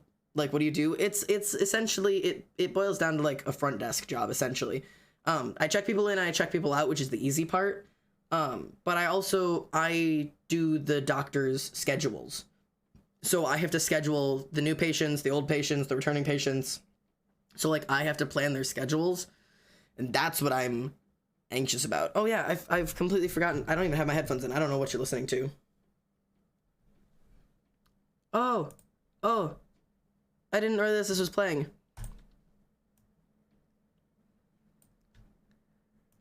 I'm pretty sure that life doesn't have a meaning. And if there's a God, then he doesn't look like me. And I'm just a member of the current apex species. But there will be another when the humans go extinct. We've only been around 200,000 years of 13.5 billion years. Okay, and we think the pinnacle is here. Isn't that arrogant? There's a couple 100 billion trillion suns, and they could always made for us. I can't believe that we're the only ones. Go ahead, recess. I'm not important, then neither are you. So let's do whatever we wanna do. Bask in our cosmic insignificance. Soak up this blip we're living in, 'cause nothing matters anyways. Isn't that great? 'Cause humans aren't really gonna kill the planet. We'll just make the planet unlivable for us. Nah, but Earth will keep right on spinning way long after we ain't in it. And life will keep right on living till the sun explodes. And no, I'm not important, and neither are you. So let's do whatever we wanna do. Bask in our cosmic insignificance. Soak up this blip we're living in, 'cause nothing matters anyway. Isn't that great? Oh. I love the rainbow roach. I don't mean to be a downer. I don't even think it's sad. The universe is gigantic, and I find it beautiful that I'm not important, and neither are you. So let's do whatever we wanna do. Bask in our cosmic insignificance. Soak up this blip we're living in, 'cause nothing matters anyway. Isn't that great? There's another song by his I want you guys to hear. Hang on. So, okay, hear me out, chatters. There's I'm gonna make a playlist for you guys, okay? I have a thought. I'm working on a playlist. I just heard it and you said you were having the not good thoughts and I knew song made the happy. It does make the happy. Thank you. Thank you, Blackwing, for ceasing your roaching. Shout out to you. There's another song by Ian McConnell. So my plan is I'm gonna make a playlist, right? And I feel like it's a playlist I need, but I also think it's a playlist y'all want and y'all are gonna need, okay? I'm working on building a playlist that essentially roaching complete. Yes, roaching complete. Will there be metal? Maybe not in this playlist. I have a metal playlist if you want it. I have it somewhere in here, actually. I'd have to find it. I'd have to find it. But I want to make a playlist essentially that is okay. So one of my issues, hear me out, right? One of my issues is that when I get depressed, right? When I get sad, which I do pretty often, my brain do the sad sometimes. And the thing about it, right? And the thing about depression and anxiety and all of those things is that they're irrational, right? It's irrational. All of it is irrational. And I know that, right? I know that me suddenly getting depressed for no good reason is completely irrational. But it's part of the mental illness, right? But I have a tendency, and I know a lot of people do have the tendency, that when you're in those emotions, when you're really sad or really angry, you turn to the music that is really sad or really angry. I mean, I was severely depressed growing up, and what did I turn to? It was fucking Black Veil Brides. Like, it was always like listening into the songs that feel like how you feel in that moment, which is really cathartic and is good for validating your emotions, right? But it's not good for getting you out of the headspace. And so I want to make a playlist of music like that song that I just played, and like the Bears and Trees, the Doing This Again song, where like it's the complete opposite, where if you're in the really big sads, you can throw that playlist on and remind yourself like, okay, it fucking doesn't matter. It's not that big of a deal. Sure, I'm sad, but I'm literally fine, and everything's fine, and life is fine, and I'm fine, and you're fine, and we're fine. Like it's okay to be sad and sometimes just be in the sad and validate the sad, but that's good. That's okay. But sometimes I don't want to validate the sad. I would like to just fucking move on with my day and remember that, you know, the world isn't fucking ending and I'm fine. One time I sobbed to my parents on a public bus at 7 in the morning. I don't even blame you. So like, there's an Ian McConnell song called Hating Stuff that is like one of those songs that made me like click in that like it's really not that bad, man. Like it's I don't know what it is. Ian McConnell's got a way with words, I think is what it is. He just like, my brain just like clicks in with him because the fucking world is really not that bad. And yeah, it feels like it's bad. It feels like the world is ending, but like the song is called Hating Stuff. And it's literally just about how he's fucking sick of hating shit. He's sick of being sad and angry at literally everything. And fucking so am I. And so I know this isn't the playlist for all the time, because I don't want it to feel like a thing of being like, if you're depressed, just listen to the song and then you'll stop being playlist because, you know, if you just listen to the happy music, you'll stop being sad because being sad is fake. Like, that's not what I'm trying to do. But like, you know what I mean? Do you know what I mean? I hope this makes sense to everybody else. I hope everybody else is making the same amount of sense that me. But anyways, this is you can have recess during this song. I just really like this song. Feel free to have recess. But also, maybe just like listen to the song too. I like playing board games with my friends, like trying to guess how the movie ends, like playing Mario Kart Online too high to care that I came in 10th, like playing condos at Aldi, $3.99 that just smell green, like getting checkout chicken pad thai in the gas place level 3. I'm really into sparkling water now, like how it feels inside my mouth, like when I've already cleaned my house, like turning music way up loud, like using my TikTok account, like no other name my name in town. I don't know why I've been spending so much time just hating stuff. Focused on the way life sucks. There's an awful lot to love. Think I've had enough hating stuff. Cause I like eating applesauce and cheese, like drinking different types of tea, like when I get recommendations of young adult books I should read, like having good meaningful sex, like having good meaningless sex, like getting told by pretty people that they like the way I dress. I'm really into making stupid jokes, really into putting down my phone, really into British TV shows, really into yoga practice flows, really proud that I can touch my toes, really proud of just how much I've grown. I don't know why I've been spending so much time just hating stuff. Focused on the way life sucks. There's an awful lot to love. Think I've had enough hating stuff. Look at all the roaches. This is so silly with the roaches. It's like my own little personal concert to just enjoy music and roaches. I know it's an unrealistic goal to see the glass always half full. I'm no stranger to succumbing to the hopelessness spiral. I just want to remind myself how much is wonderful. And how motherfucking lame it is to always be hating stuff. Focused on the way life sucks. There's an awful lot to love. Think I've had enough hating stuff. No, I don't wanna be hating stuff. Focused on the way life sucks. There's an awful lot to love. Think I've had enough hating stuff. Enough of hating stuff. It's such a goofy little song. I hope you guys like that song, and please go listen to it sometime. But anyways, we will cease the roaching for now because oh my god, it's like, hang on, I need to show you this. Look how obscene this is. That is fucking insane.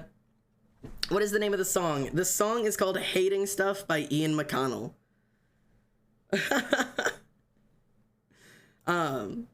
Please go listen to it.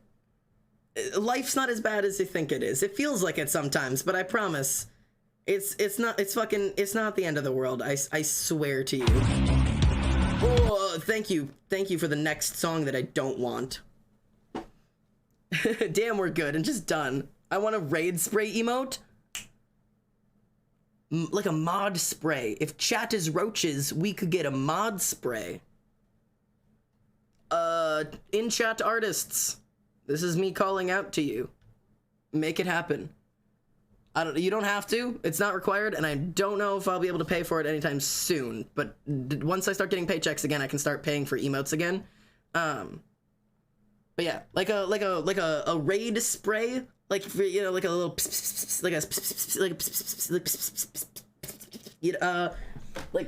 like oh, I don't have it in here. Normally I have a little.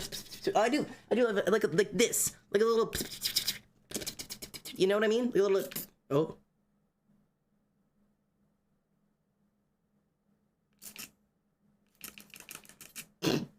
Like that. You know what I mean? Like that. I want one of those. My nuggies are very cold. These have been here for several hours now. 1x1 transparent background, if possible, yeah. I can always remove background if necessary. My rejection sensitive dysphoria song is Macho Man. There you go. So I'll be like, I feel like you hate me, and a friend is busy, and they respond with Macho Man. That is the way to do it. That is so funny. All right, that's I love that for you, actually. Oh my god. Okay, so as much as my anxiety is literally through the fucking roof right now, it's not. It's fine. I'm literally fine. I'm entirely fine. I'm literally fine. I'm actually fine.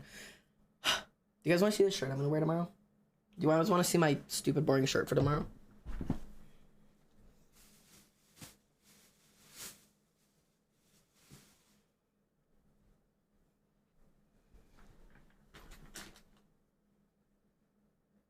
It's so, it's so gray. It's so gray. It's fine. It's actually not too bad. It's kind of a cute shirt. Everything I bought was so gray. Ugh.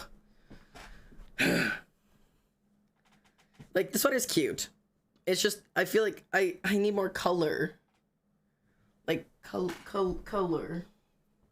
What's wrong with gray? I like gray. I just... I don't want to wear boring sweaters and boring everything. I love a man in a sweater. I'll send you a picture of me all done tomorrow. I'm literally gonna make a TikTok tomorrow for sure. I'm gonna make a TikTok of me cosplaying as a cis man because I think it's funny. I'm gonna do like a cosplay transition like TikTok where I'm like all like done up like I'm supposed to be like this, and then I'm just gonna transition. But instead of transitioning to a cosplay, I'm just gonna be dressed as a cis man with like khakis and shit. Can you try wearing a collar white shirt like under the sweater? Should I do it under this? Yeah? I could do that. Here's the thing, right?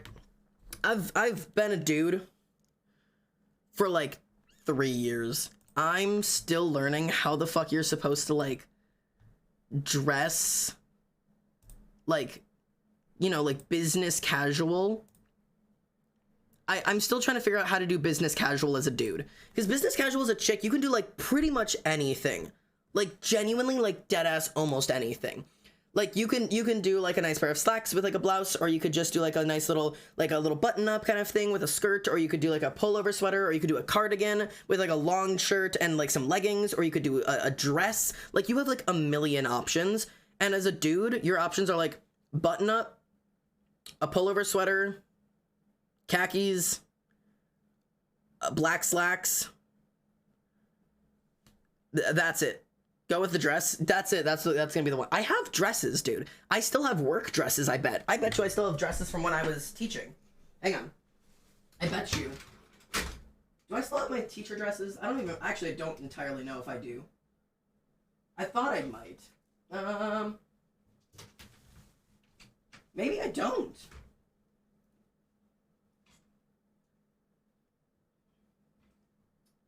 I have some dresses.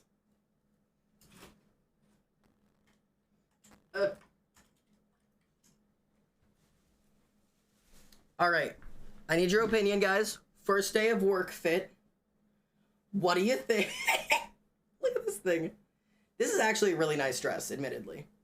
I look great in this dress. I'm gonna be real with you. It's a nice dress, you know? You can see me on my TikTok wearing this dress. I wore it for Valentine's Day last year. Or the year before. Something like that. I don't know. Like, if I didn't have tits, I would wear dresses every day. I just don't like dresses with the way my body is right now because my body has tits and I'm really not into that, you know? Really not my aesthetic, but it's fine. But, it's fine. But yeah, minus all of my anxiety and all of that stuff, we're gonna pretend I don't have any of that. And I'm gonna do my best tomorrow. But, I do have to be up at like 6 a.m. So, admittedly, as much as I'm genuinely having like a really good time just doing it, just chatting, which I didn't think I would. Fine. I'll give it to you tonight, I suppose. I'll permit it. What do you mean Avery told us the boob story? What do you mean Avery told you the boob story? The fuck is the boob story? Which boob story? Which? I don't like that I have to ask which and not what. Hang on, I have to set a timer for 30 minutes. Timer for 30 minutes up. I'm sorry, but listen, it's been weeks. I'll permit it. For those of you who are confused, was very confused about everything, Wicked Ink redeemed Grind Don't Stop, which means I'm required to stream for the next 30 minutes. Oh, the boob shipping story. Got it. Yeah. No, I get you. I know the story. Yeah, there you go. You sending it boobs. Yeah, that is genuinely what happened. That is actively what took place. Nothing new about life, I guess. I was literally just an intermediary because I can safely ship things. So Reese gave me money. I just ordered it and did the shipment. I'm sorry, what? One of my friends is trans, and needed like fake boobs to, you know, transition, like to like you know what I mean? Instead of buying me a binder, it was like buying like the opposite of binders. So its friend gave me the money, but I had access to Amazon Prime because they didn't have access. So she gave me the money, and then I just did the order and shipped it so that it got to where it needed to be. Like, it was like a three-way transaction, so that like I was just the in-between. I was just the dealer. I thought business casual was just jean with putting up with a tired jean with button up and a grandpa sweater over it. No, you can't do jeans as business as business casual. You can't do jeans. Yeah, a gift from Build-A-Boob, essentially. It shipped to chatter boobs. It is, yeah, that is way worse to say it. It's a way worse way to say it. And Avery is anything but a chatter. A mod, to say the least. Says who's the business casual police? HR is the business casual police. I get to find out tomorrow if I get to keep this in or not. I'm tit dealing. I'm a tit dealer. No, please. That's what's gonna get me canceled on Twitter, if anything. I'm gonna get canceled on Twitter for that specifically. But, oh god. My nuggies are still getting cold, guys. Please. Titter. No. Hey, chat. What would you think if I played Osu on stream one day? It's something I'm not gonna do. I've played Osu a little bit with my friends, but like, I'm not streaming Osu, man. Good rule of thumbs is jeans. Yeah, it does not equal business casual. Never. I was told once I couldn't wear jeans to an interview for a job that's uniform was jeans. Oh, well, yeah, an interview is always a little different. Also, business casual button, shirt, and long black pants. Yeah, pretty much. Dude, Sandy, no balls. If you can't wear it, yeah. I don't know. Alien, hey, what's up, mate? I don't know. See, I like Osu. I played it a little tiny bit, like a little tiny bit, but like, I'm not good at it for sure. Definitely not good at it. If you guys don't know what Osu is, it's like a rhythm game essentially, where like music plays and you like click click click click click click click the circle. Like, so like you play a song and like circles pop up and then you click on it and like wouldn't Osu be DMCA? Well, that's why you would, I mean, yeah, either you can't save the VODs or your VODs have to be muted. Like you can't, yeah, you'd have to mute your VODs. Or if you're me, I have my audio split, so I could just make sure that the audio for Osu would go through to where like my Spotify music plays, and then like you guys would be able to hear it now, and then the VODs would be useless. That's the thing, is yeah, you can't like have VODs of Osu, and also just I'm not good at it, so like I don't know if it would go well. My friend is dealing me binders, and I'm getting them tomorrow. He's an anti-boob dealer. I love that for you. I would actually, if it's a late night and nobody here really gives a shit, I wouldn't mind trying Osu on stream, but also it feels stupid. No, stop, my math thing said I got it wrong, but showed what I put is the right answer. I swear to God, like fucking, like Khan Academy does that all of the time. Top is the top. Top is the top. Top is the top. Top is the top. Top is the top. Thank you for the follow. Welcome home. Sorry, that was probably really stupid. I like that name. My brain just liked it. My brain enjoyed saying it. Oh my god, I didn't even realize. That's the first time I've gotten Italian. I love it. What do you normally get? I don't know how else I could possibly read that. I feel like that's the only way to truly read it. Oh, Topaz. Oh, it's Topaz. Topaz, like the rock. Man. Oh yeah, Topaz as top. So it's Topaz forward and backwards, isn't it? No, wait. No, it's not. It's not backwards. I don't know what the fuck what's happening. Topaz as top. Topaz. Topaz is top of the pizza. Mamma Mia Pizzeria Topaz. Mamma Mia Topaz. It's jumbled. Please don't hurt yourself. No, please spare me. It hurt itself in its confusion. Oh God. But what I was gonna say before I got absolutely just ruined. My brain keeps saying you're saying Topaz. I didn't say this on stream yet, but guys, we hit 3.5K.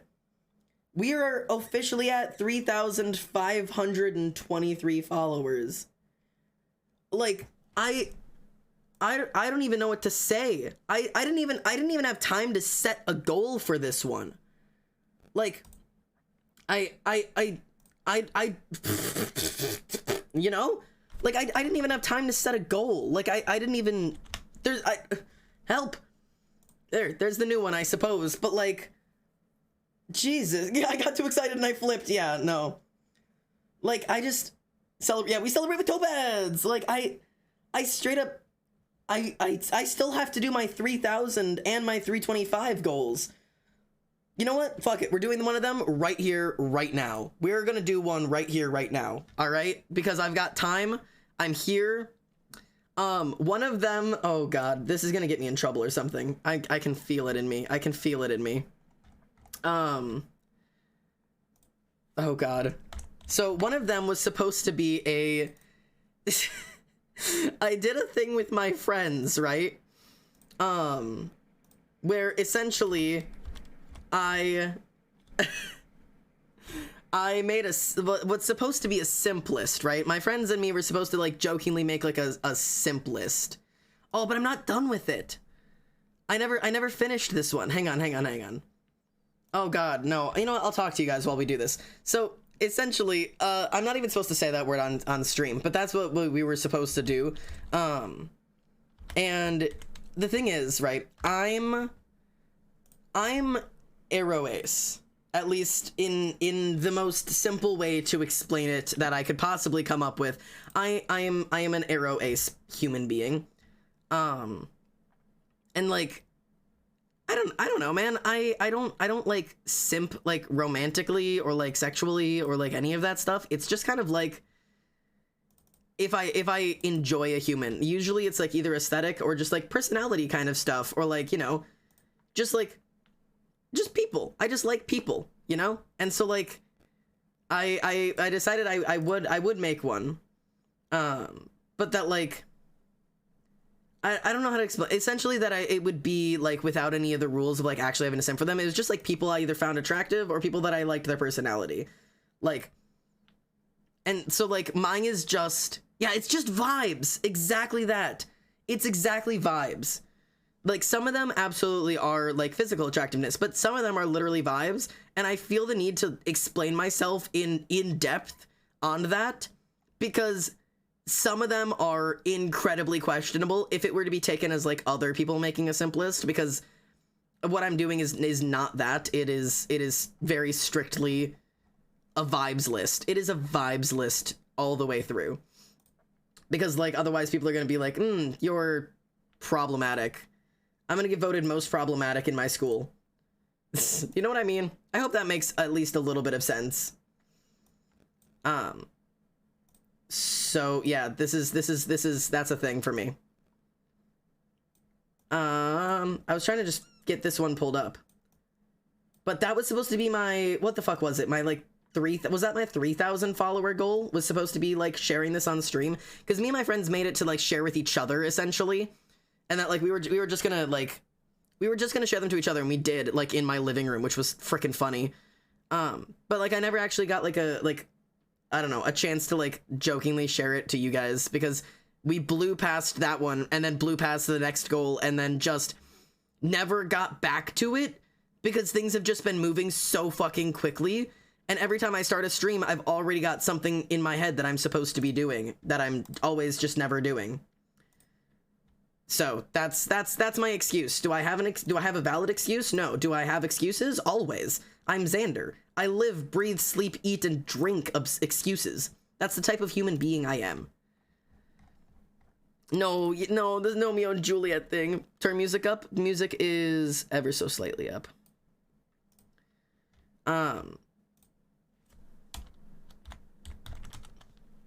Okay. No, I had a fucking cartoon gnome. Yeah, some of mine were really sus. Xander, have my list where animals are robots. Yeah, true. It's always sus when it's non-humans or fucking cartoon characters or people who are minors, because those are like, they were like, I don't know if I have minors on here anymore, actually. I don't know what I mean by anymore. I don't think I have any minors on here, but I have people significantly younger than me, but it's all just based off, no, I do, because some of the cartoon characters are minors.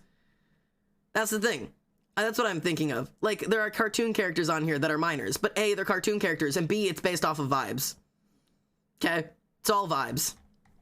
Fuck it, this is what we're doing. This is what we're doing. Alright. I hate myself for this. Oh, God. Wait. I wish I could... Hang on. We're gonna keep talking. I'm gonna keep talking really quickly while Oh, I don't know if I could do that. Oh, I see. I wish I could do this. I was gonna see if I could, like, animate it so that I could click in, like, the pictures and the reasons, but that's just far too much work. I'm not gonna spend my time doing that. We're just gonna enjoy it. All right. This is gonna be the stupid thing. What's happening? It's a vibe list. It's a shrimp list, but it's a vibe list. It's a shrimp vibe list.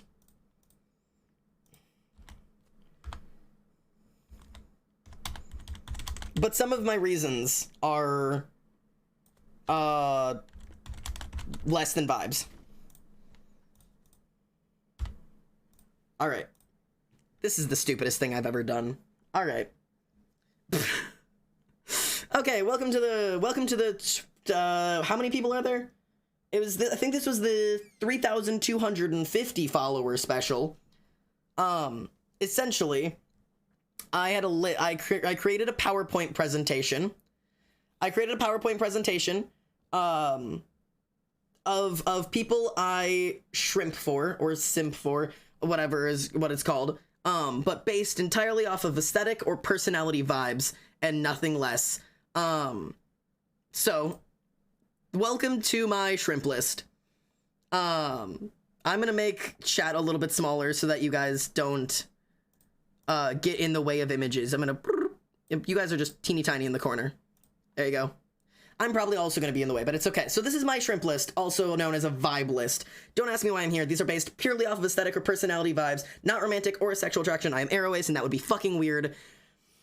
Also, this is based very, very loosely in order from most normal to least normal.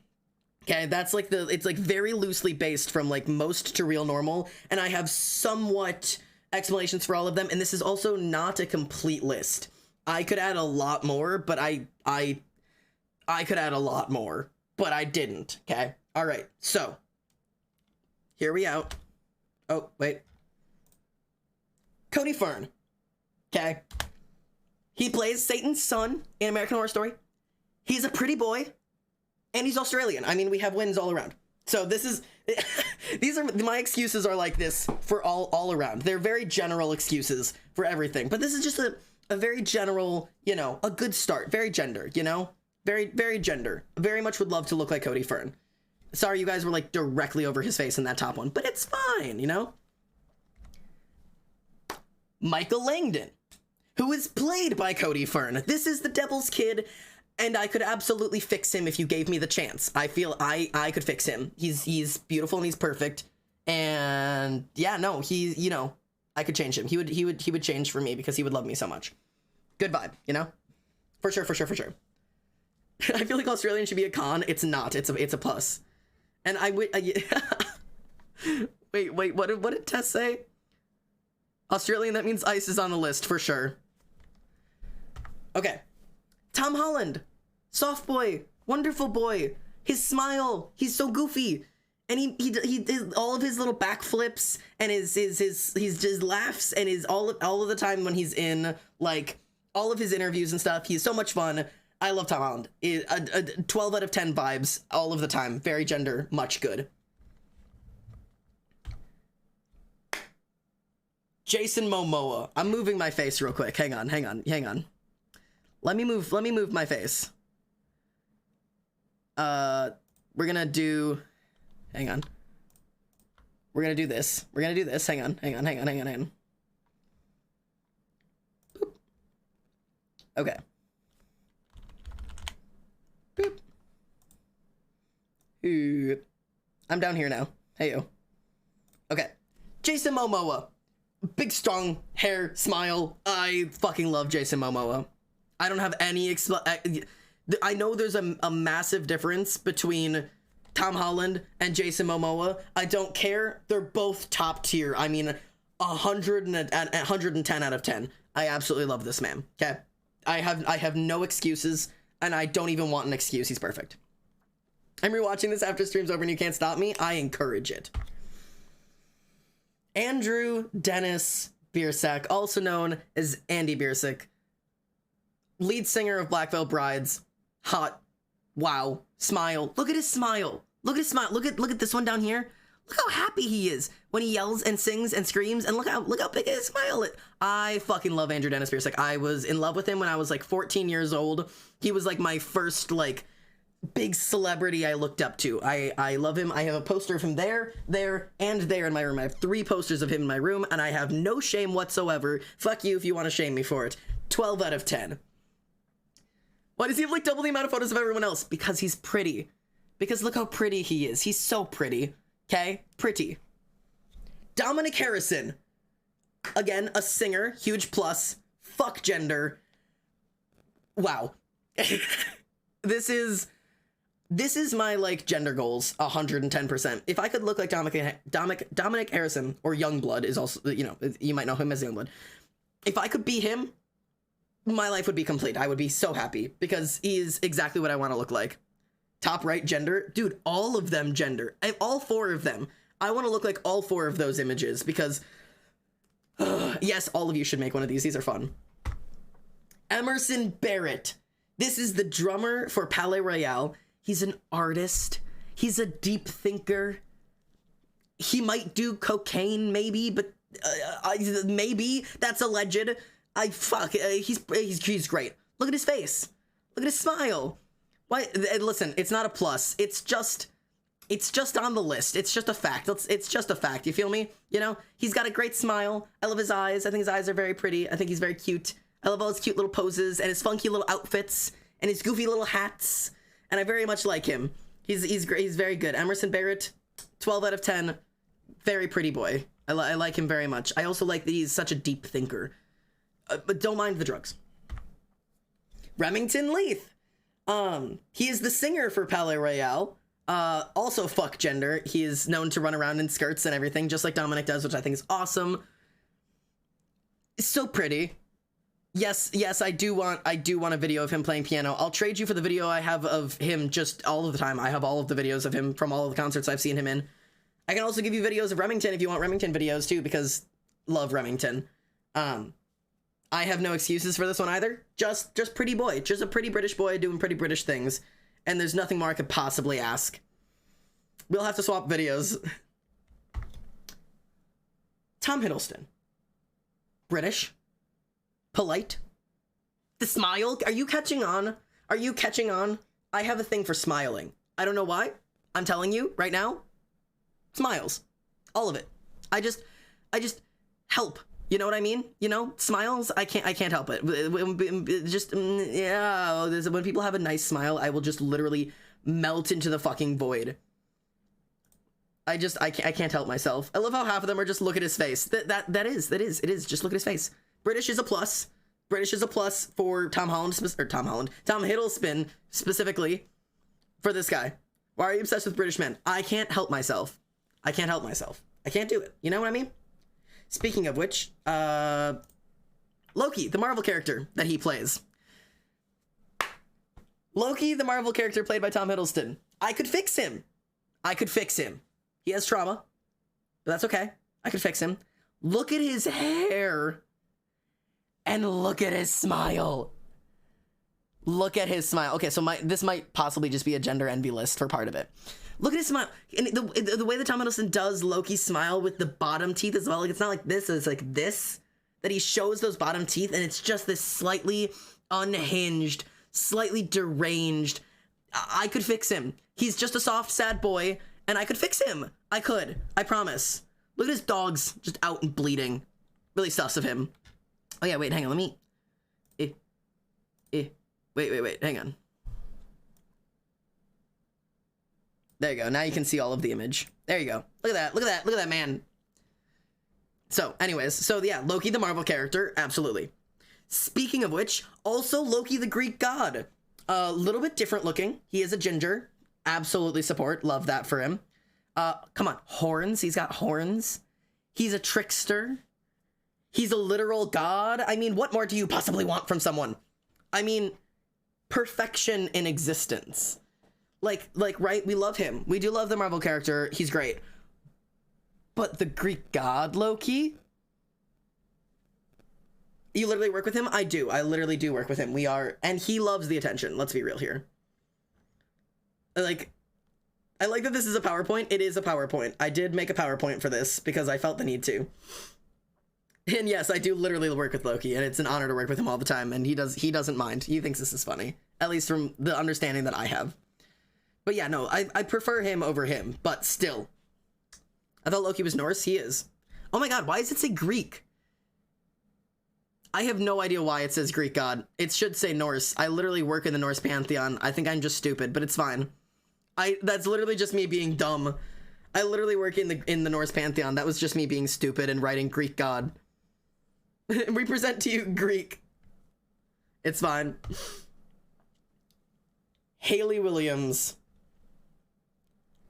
I mean, I don't have to say much about her. This was my gay awakening back when I was female. She was the first woman I looked at and went, oh shit, I like those. I love women. I love women very much, and Hayley Williams was the first woman that I saw and was like, oh god, women. She's fucking gorgeous. I love her so much. She's just... Her voice is so pretty. I love the way that she performs. Hayley Williams. Gay awakening, I thought you were Arrow Ace, not forced an explanation. As in, like... What's the word? Like, aesthetic attraction, I guess, would make the most sense. Or, like, willingness to date. Finny, thank you for the follow, by the way. Welcome home. Like, do you know what that... Does that make sense? Like, I'm pan... Like... interest, I guess, whatever. Like, I don't know how the best way to explain it. Gender doesn't matter to me when, like, seeking a partner. Did you see her and Billie Eilish perform Misery Business in a suit? 12 out of 10. Put my Youngblood tattoos in high family photos? Yes, please. Following up on Pretty Women, Winona Ryder. Pretty eyes, soft facial features. Yes, yes, yes, yes, yes, yes, yes, yes, yes, yes, yes, yes. 12 out of 10. Absolutely yes. She's so pretty. Look at her face. Her and Heather's, dude. Best performance. Best Heather's performance. Period. Like, oh my god. I love Winona Ryder. Arrow Ace, but women still hit different. I'm Arrow Ace, but all genders hit different because everybody's attractive. So, glad we all enjoy Winona because goddamn. I was waiting for Ollie to pop up in chat. She might be distracted. Normally Ollie pops up whenever Winona pops up. There she is. Winona Ryder makes me want to cry because she's so pretty. I knew she would pop up. She was just trying to get her thoughts across. No, I was just speechless. There you go. Sometimes you like how someone looks and you want to play video games with them on Valentine's Day and drama dumping. Exactly that.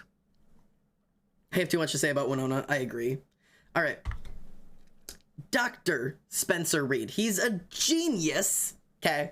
Which is so cool. I love how fast he can read. I love all of his fact recall. I think it's cool. He's a cutie. Look at that. Look at that smile. Look at the smile again. He's got that big, look at the big smile. He definitely used to be drugs. I don't know why that is a consistency in a lot of the people that keep coming up. I don't know what it is. Also, Matthew Gray Gubler. Come on now. Again, with the drugs thing, listen. Ollie make a PowerPoint? Ollie did make a PowerPoint. She's just not, like, she's not sharing it on stream. But yeah, no, she did. Ollie and Emily did it. Those are the people I did this joke with. But yeah, Matthew Gray Gubler is one of my favorite people. Yeah, Ollie invented this. But yeah, so anyways, yeah, him. Okay, all from here, I feel like it keeps I feel like it keeps getting weirder from here, and like more just absolutely out of like just keeps getting weirder. It just keeps getting weirder. So these are the Santiago twins. The Santiago twins were from the Step Up. Which one were they first in? Was it Step Up 2 or no, Step Up 3, I think. The twins, both of them? Yes, because they never are seen alone. They're in one, like they're like 1 or 2 movies of the Step Up movies, which are some of my favorite movies of all time. And they're never seen alone. They have no different personalities. There is no personality to them at all in any of the movies. They are not different people. They are just the Santiago twins. I don't even know their first names, straight up. No idea who their first names are. But I know they are dancing boys. They're twins. They have gorgeous accents. I love their accents. And I love when they dance because they always dance nearer to each other. And I think it's so fun and it's so cool and it's so pretty. And I love it. I like these boys. These boys are very fun and I think I enjoy them. So yes, Santiago twins, 10 out of 12. Do enjoy. But yeah, I like them. I like this. Look at this picture. They're so happy. It's so cool to see. And with the mirror stuff is so cool. But anyways, yeah, sorry. Anyways, twins, like them. They're cool. Are you surprised? Are you surprised? I definitely put Anxious Bean on there as a joke because I think it's funny. Because that's the way that literally everybody refers to him as fucking... What is the other thing that people keep saying instead of Anxious Bean? What is the thing now? There's like a new thing of like... There's like a fucking... God, I cannot remember. What is the word for it? There's like another joke that people are saying instead of Anxious Bean. There's like a better word for it. That's like even more cringy. And I can't remember what it is, but it's so funny. I don't remember. One of them was just like, you're whatever, like just killed like 3 people. It was like, he's so blank. I don't remember what it is though. Same energy as super small. Yeah, no, same energy. But anyways, minus the Anxious Bean joke, he's gorgeous. I think he's an incredibly pretty man. I think he's got a gorgeous smile because again, I've got a fucking thing with smiles. Every video I see of him performing, no, not scrunkily. What is it? Hang on. I'm gonna check my Twitter because I retweeted something. I retweeted something that had the fucking word. And I cannot remember what it is, but it's like the new thing. Yeah, he's so baby girl. That's what it is. That's like the new thing that everybody is like instead of, yeah, it's baby girl. That's exactly what it is. Instead of like Anxious Bean, it's like, he's so baby girl. Like, it's so funny to me. I think it's funny. But anyways, yeah, no, I think all of the videos of him performing, I love seeing him happy. I love his sense of humor. He's such a dork. Like, I feel like if I actually met him, we could be friends. Like, just because I feel like we have a lot of the same sense of humor. But also, he's just a chill dude. So, obviously, in a / non-parasocial way. I'd love to actually get a chance to meet him someday and, like, do a stream with him. I think that'd be super chill. Rambu, also up here on the list. Dude is so cool. His eyes, first off, gorgeous. I have done art of his eyes, like, several times. I think he's got gorgeous eyes. So tall. He's not actually 6'8", he's 6'6". And he's just a cool guy. Why is he so large? I don't know. Not legal? I'm not trying to date him. I'm not. None of these are that. Also, he's 18, but that doesn't matter because that's still not the fucking point of this. He's got vibes. I love Rambu's vibes. I love every fucking video that he's in. I meant his height isn't legal. Oh, that's valid. But yeah, no, their vibes in every video. He's so fucking funny, dude. Like, Rambu is one of those people who has, like, the best, like, quick sense of humor. Like, I don't know. I feel like he's always got something to say. But anyways, the chaos is good. Rambu's so pretty. Complete agree. Like I said, I've drawn his eyes, like, several times because, his eyes are just so pretty. Steve is baby girl. Yeah. In Slimecicle's backroom videos, I was wheezing. Genuinely, though. They're too damn tall. Genuinely. He's way too tall. If you ever see Rambu's hands next to Aimsy's hands, it's terrifying. Bilzo. I mean, come on. Bilzo's fantastic. Him in the eyeliner, 12 out of 10. He's 6'3", another tall motherfucker. He's got the smile, the cheekbones, the hair, the lips, the eyes. Wow. 12 out of 10. And also, don't mind... Wait, where's my cam group? There it is. Wait. This. Also diabetic. That's just on the list. I don't know why, but it absolutely is on the list. Why are our streamers so large? Dude, I don't know why. Why is there always the white streamers that are so tall? Bilzo's 6'3". I thought he was a short king. No, Bilzo's tall. He's another one of the tall motherfuckers.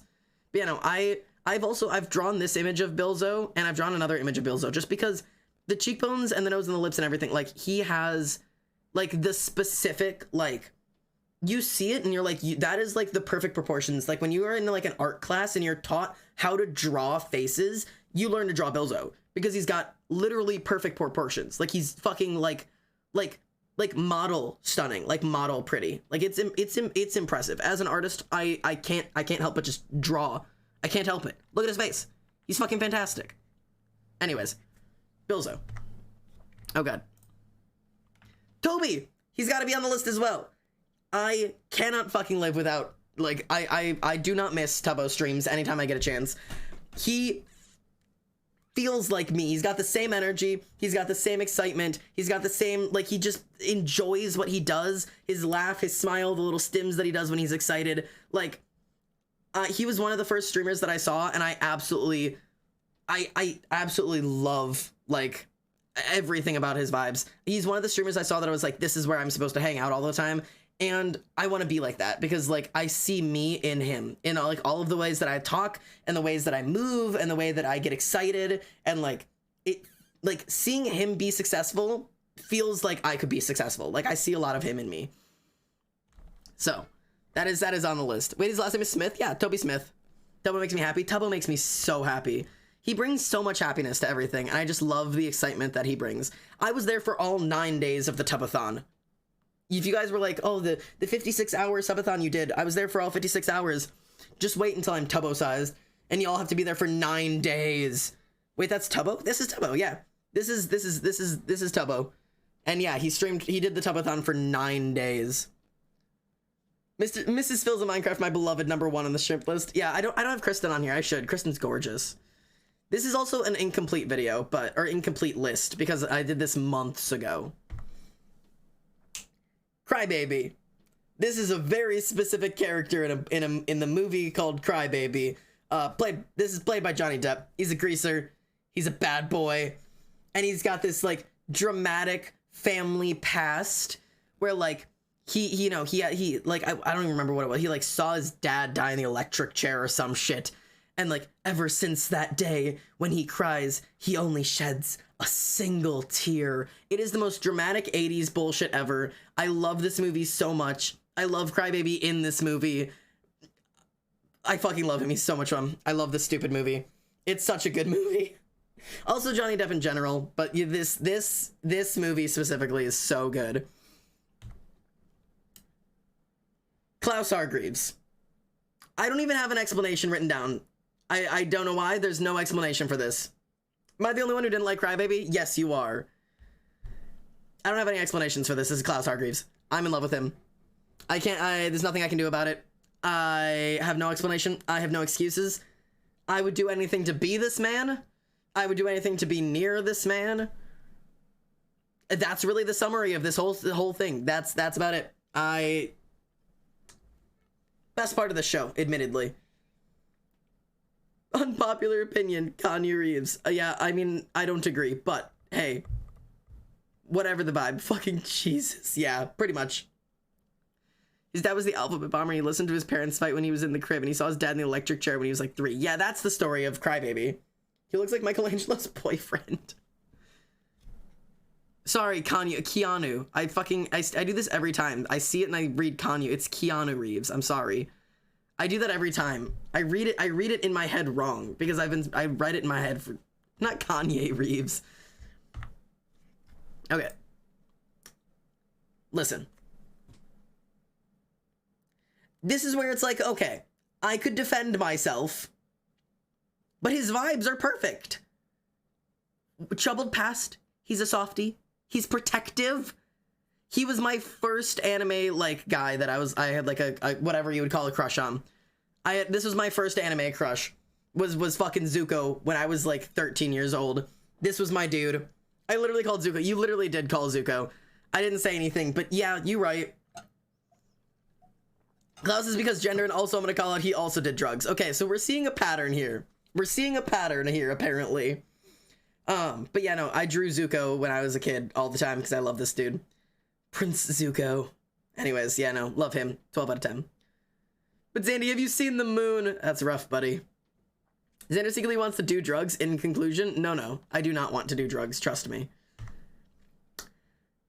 Persephone, Lore Olympus.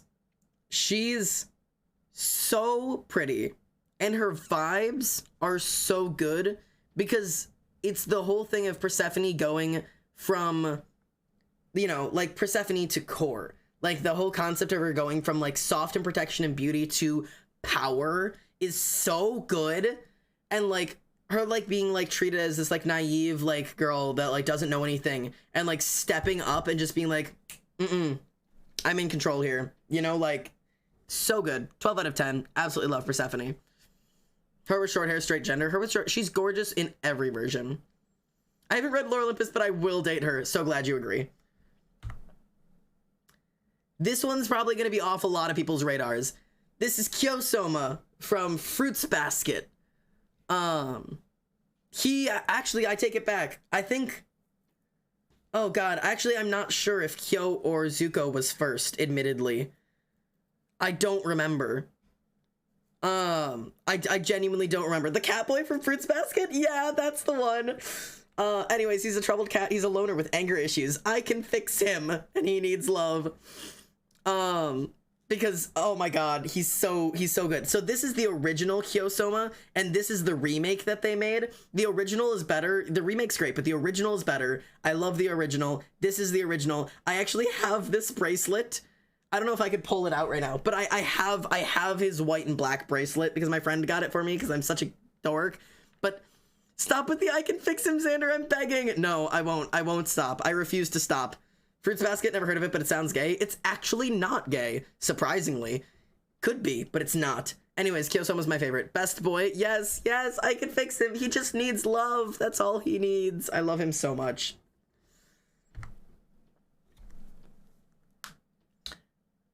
Aizawa Shoto. He's a tired middle-aged man. He's a teacher. He's definitely damaged. But look at him. Come on, man, look at him. I mean, like, there's no surprise here. There's no surprise here at all. I can't help myself when it comes to tired middle-aged men. I can't control myself. I'm feral all the time. This is my favorite list in existence. Listen, I don't have any defense here. There's no defense I have. Not going from the teenage boy to a middle-aged man. Listen. My vibes are extensive. Xander has daddy issues, it's confirmed. You're not wrong. I'm gonna point out Crybaby is hardcore. I can fix him. That is absolutely true. That is absolutely true. Yeah, that's true. This is probably gonna be the one I get judged for probably the highest. This is Hikaru and Kaoru Hitachian from Oran High School Host Club. I will hydrate. This will be the one I get judged for the hardest. Probably, if you know what this show was. I'm going to say outright, this show is probably really bad. It's a fucked up show. It's a fucked up show. I don't have any excuses here. This is the second pair of twins. I can't help myself. I don't know why. It's the Santiago twins and it's the Hitachian twins. I can't help myself. Don't you kiss, fall in love in my chat. Oh, God. Like, I'm sorry. There's nothing I can do about it. I can't help myself. But, like, I liked the quiet one. So you liked Kaoru. Kaoru was the quiet one, and Hikaru was always the one that, like, Hikaru was always a little bit more out there. Why was the series bad? Because they promoted these two as, like, the flirty twins. So, Oran High School Host Club was... Oh, do you mean the quiet one of the whole host club? That was Kyoya. I thought you meant of the twins. Sorry, I thought you meant of the twins. Yeah, Kyoya. So Oran High School Host Club was essentially a show where there was a host club of people, which is a bunch of boys who spend their time... A host club is a place where beautiful boys spent time entertaining the most beautiful of women. You know, that was the whole thing. So the ladies would show up to the host club and they would pick their favorite host and have tea with them and talk with them and, you know, just kind of, you know, get paid attention to by pretty boys. And you could pick your favorite. You know, there was like the princely character or the quiet one or the strong one or the whatever. No, you want the one that fucking no, Kyoya is the one with glasses. That's not the one you're thinking of. You're thinking of Hattori? No, not Hattori. What the fuck is his name? It's Haninozuka Senpai, which is the childish one. It was Tamaki Senpai, which was the princely one. It was Kyoya, which was the smart one. It was... What is his name? Hitori, right? Mori? Oh, it's Mori! Mori was the silent, strong one. And then these two, Hikaru and Kaoru, which was the essentially gay forbidden love. It was like the twins who were flirting with each other. It was like the taboo ones. They were like these little, like, they would always play pranks and they would be childish and like whatever. But like their whole thing was that they were like always like on the verge of being kind of gross and kind of incesty and really fucking weird.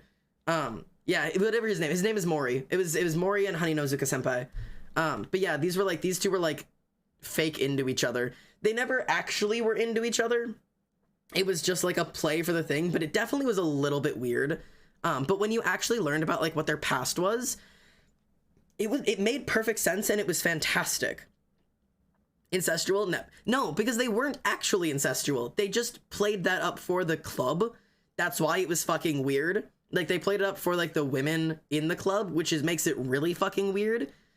But the past was that these two twins, they were raised as Hikaru and Kaoru.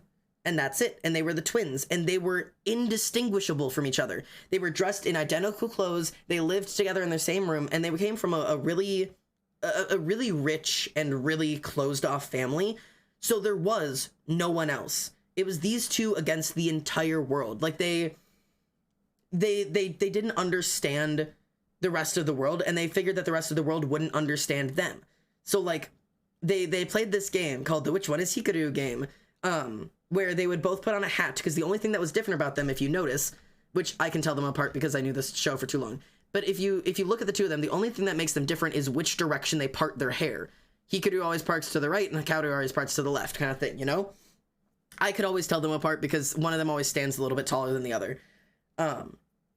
So, like, that was always, like, the thing, is that, like, they would put on a hat so you couldn't see which way their hair was parted, and they would switch places with each other, and they would go, let's play the Which One Is Hikaru game, and then the girls would try to guess, and they'd go, oh, you got it wrong, better luck next time, kind of thing. Like that was like their whole thing.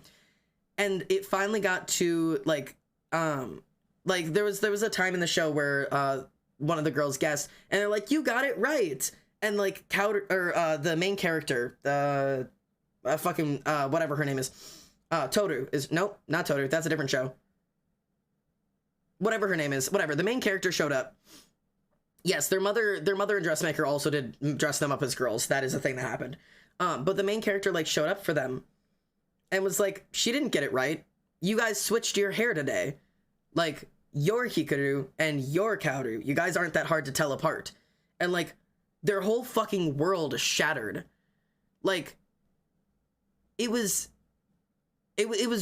so strange to watch them realize, like, someone could look at them and tell them apart. Haruhi, thank you, it's Haruhi.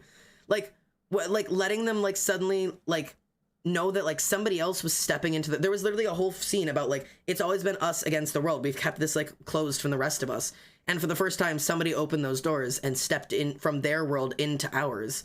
And, like, that's when the two started splitting apart a little bit, and there was like a whole fight between them because like one of them really liked Haruhi and wanted to like go after her, but that meant leaving his twin behind, and it was like this whole like trauma past thing. It was fantastic. Anyways, I spent way too long trying to rationalize this. My timer is up, but I'm gonna keep going.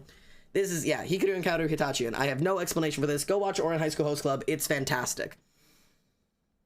Also, I don't remember Tamaki ever, not to mention the ways where Tamaki said the F slur, but I don't remember Tamaki ever saying a slur. I remember he said that, I think he might have referred to somebody as the T slur several times, but that was a whole nother situation, I think.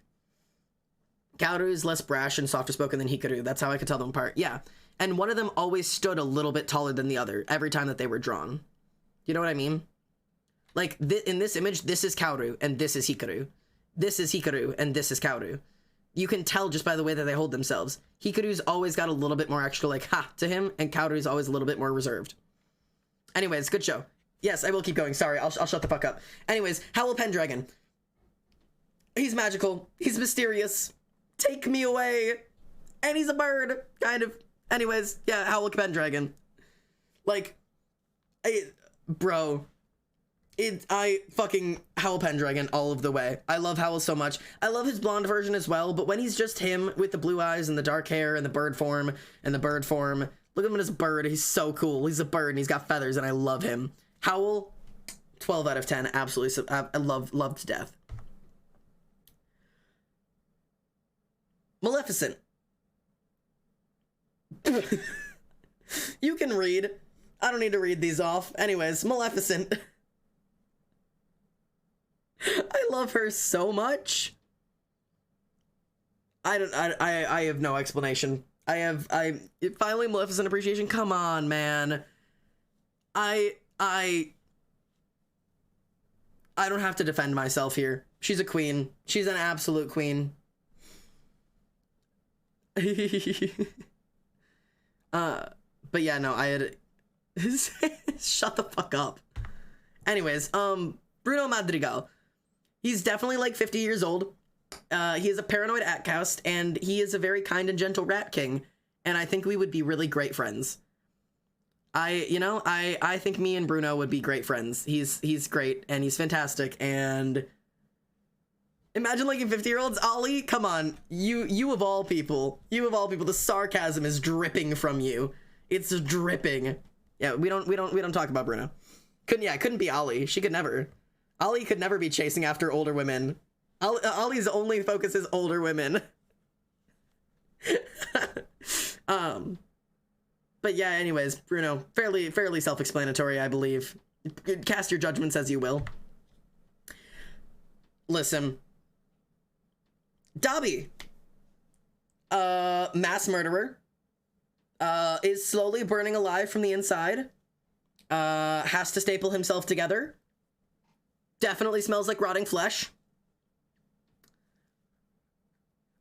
I have no excuse for this. Why'd you choose a shirtless picture? Because I think it was funny. Hang on, let me just...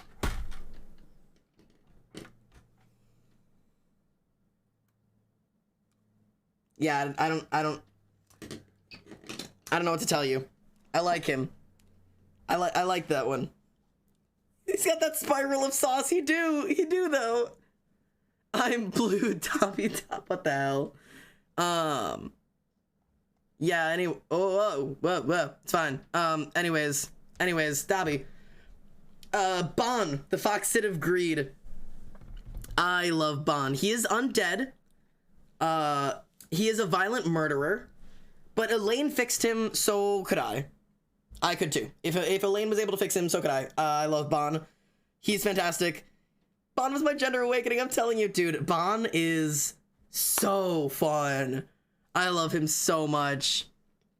I'm back. Looks like we're still going with this then. Fun. I'm so sorry. Meliodas is kind of based, though. Okay, Meliodas is definitely kind of based. Elizabeth is definitely kind of based, but Bon is just my energy. My favorite was King.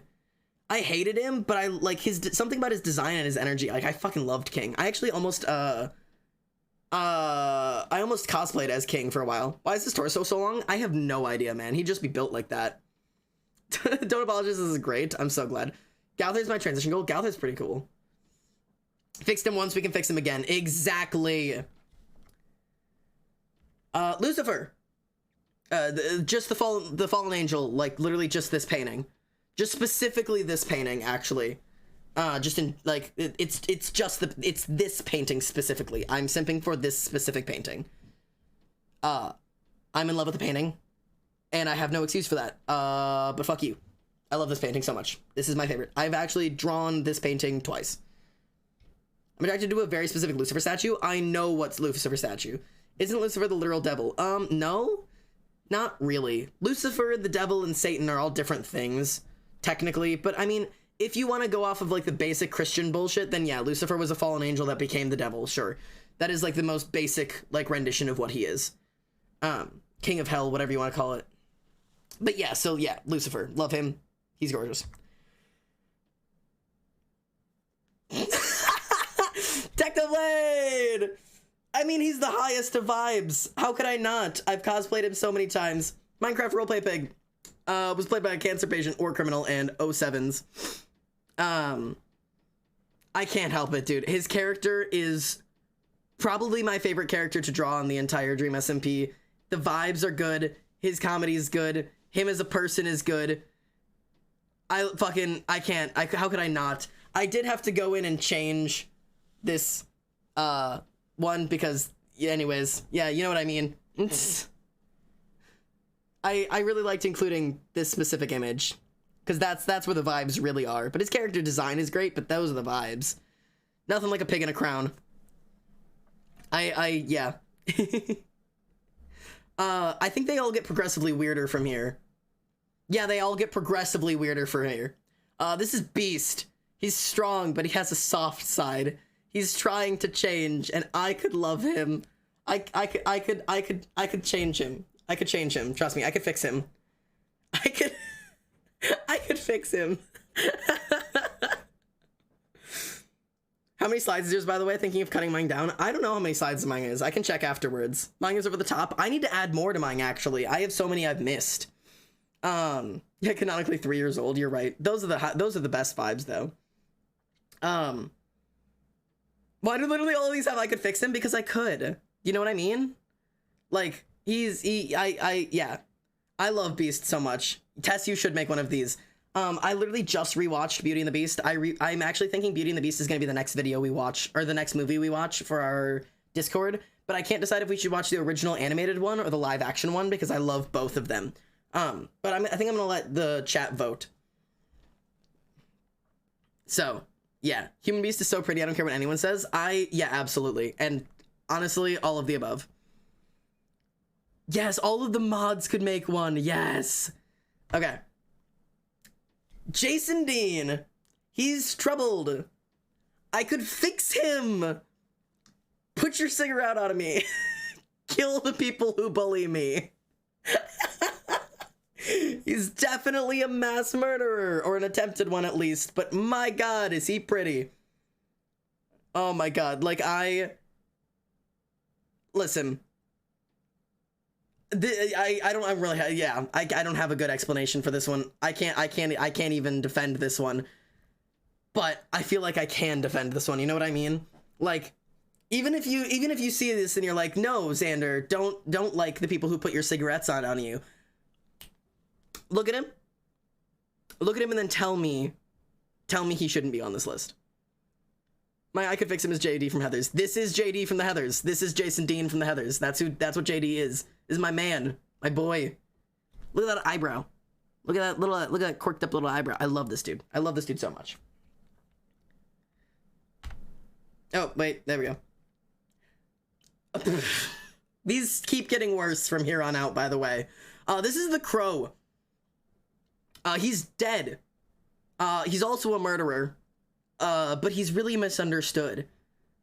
But yeah, if JD is not quite revived Burr, this is revived Burr. This is a dead man who came back from life to seek revenge on people. Yeah. But does he do drugs? I don't think so, but he is dead. And you know what? I can look past that, because I could fix him. No, Stigma. I could fix this one. I could fix this one because he's only a murderer for love. He's doing it for love. You know what I mean? Like, it's for love, so I could fix him. Xander, hang on, wait, let me get through the list and then I'll look it up. How are you gonna fix Death? I don't have to. I can accept him as he is, you know? Like, I'm just gonna accept him the way that he is because he's perfect. And it's okay if he's undead. You know? He's dead and brought back to life, like, just for Halloween to seek his revenge, but that's okay. You know? We can fix it. This is Kratos. He is a killer of gods.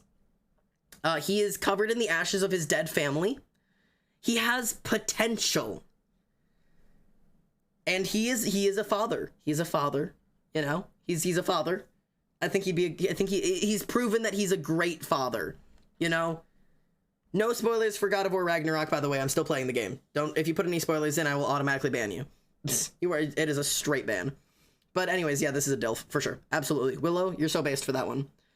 I fucking love Kratos. I have no excuse. I don't have any explanation. I don't even want to give you an explanation. Fuck you, Kratos.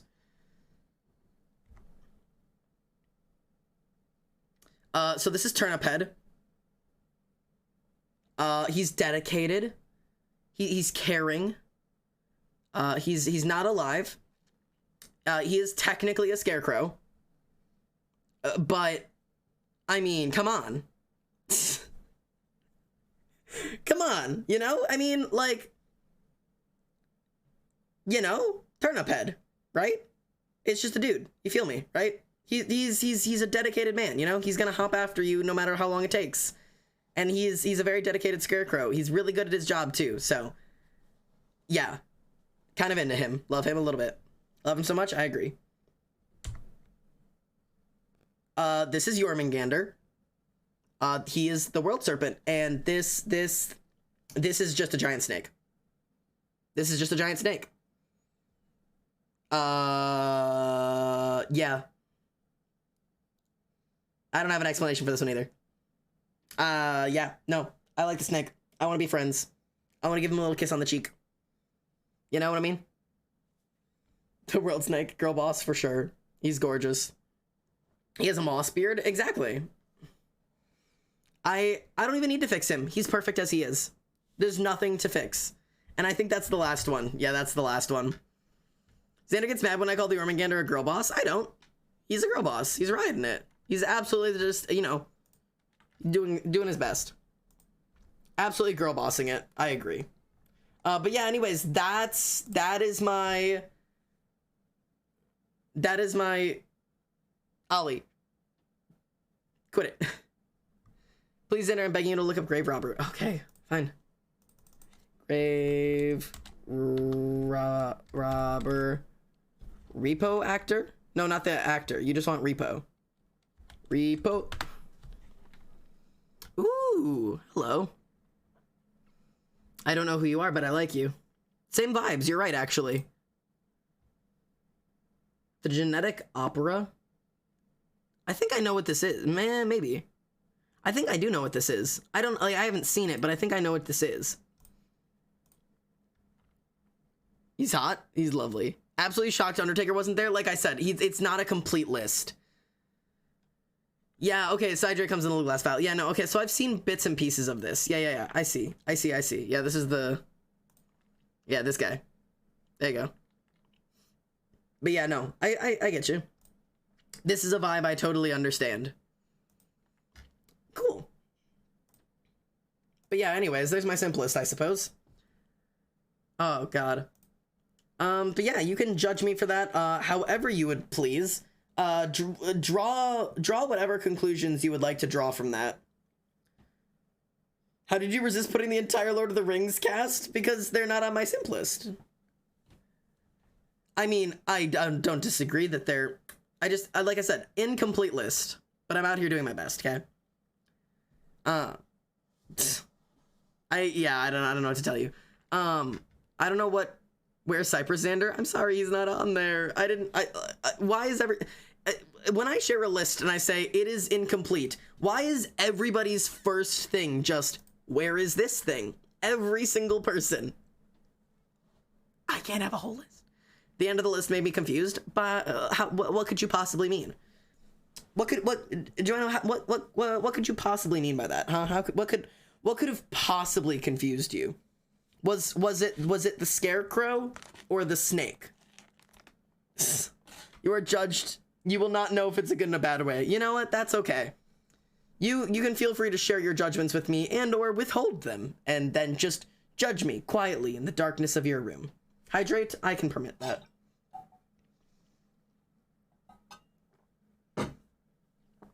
But my time is up, and I really do need to get to bed within the next, hour if I'm going to get up at 6 a.m. I respect the scarecrow. I'm so glad. Do you permit it? Permit what? Do you permit... Oh, do you permit it? Yes. Okay. It took me a second to I'm sorry. You just said I permit that. Oh, I didn't make the connection in one word and out the other. I'm sorry. Father, I put emotes in the Discord, by the way. Ooh, wait. Oh god, I have so many pings. Aww. Hugs for Zan is a really, really cute emote. Anti-roach for mods! Wait, that's so good. That's so good. Wait, hang on. How can I, really quickly. So this is the Hugs for Zan, which is so cute. Because, look how cute it is! Look how cute it is! I love this to an excessive degree. And then we have anti-roach for mods. This is fantastic. This way the mods can spam this when the song ends and people are still trying to roach and y'all just anti-roach. This is how you guys fight back, man. This is how you guys make your stand.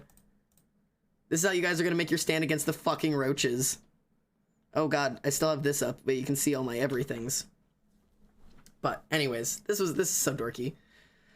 Okay, I'm gonna need lots of hugs for Zan because I'm gonna be very nervous, but I'm gonna do my best. I need to go prepare for work tomorrow, apparently.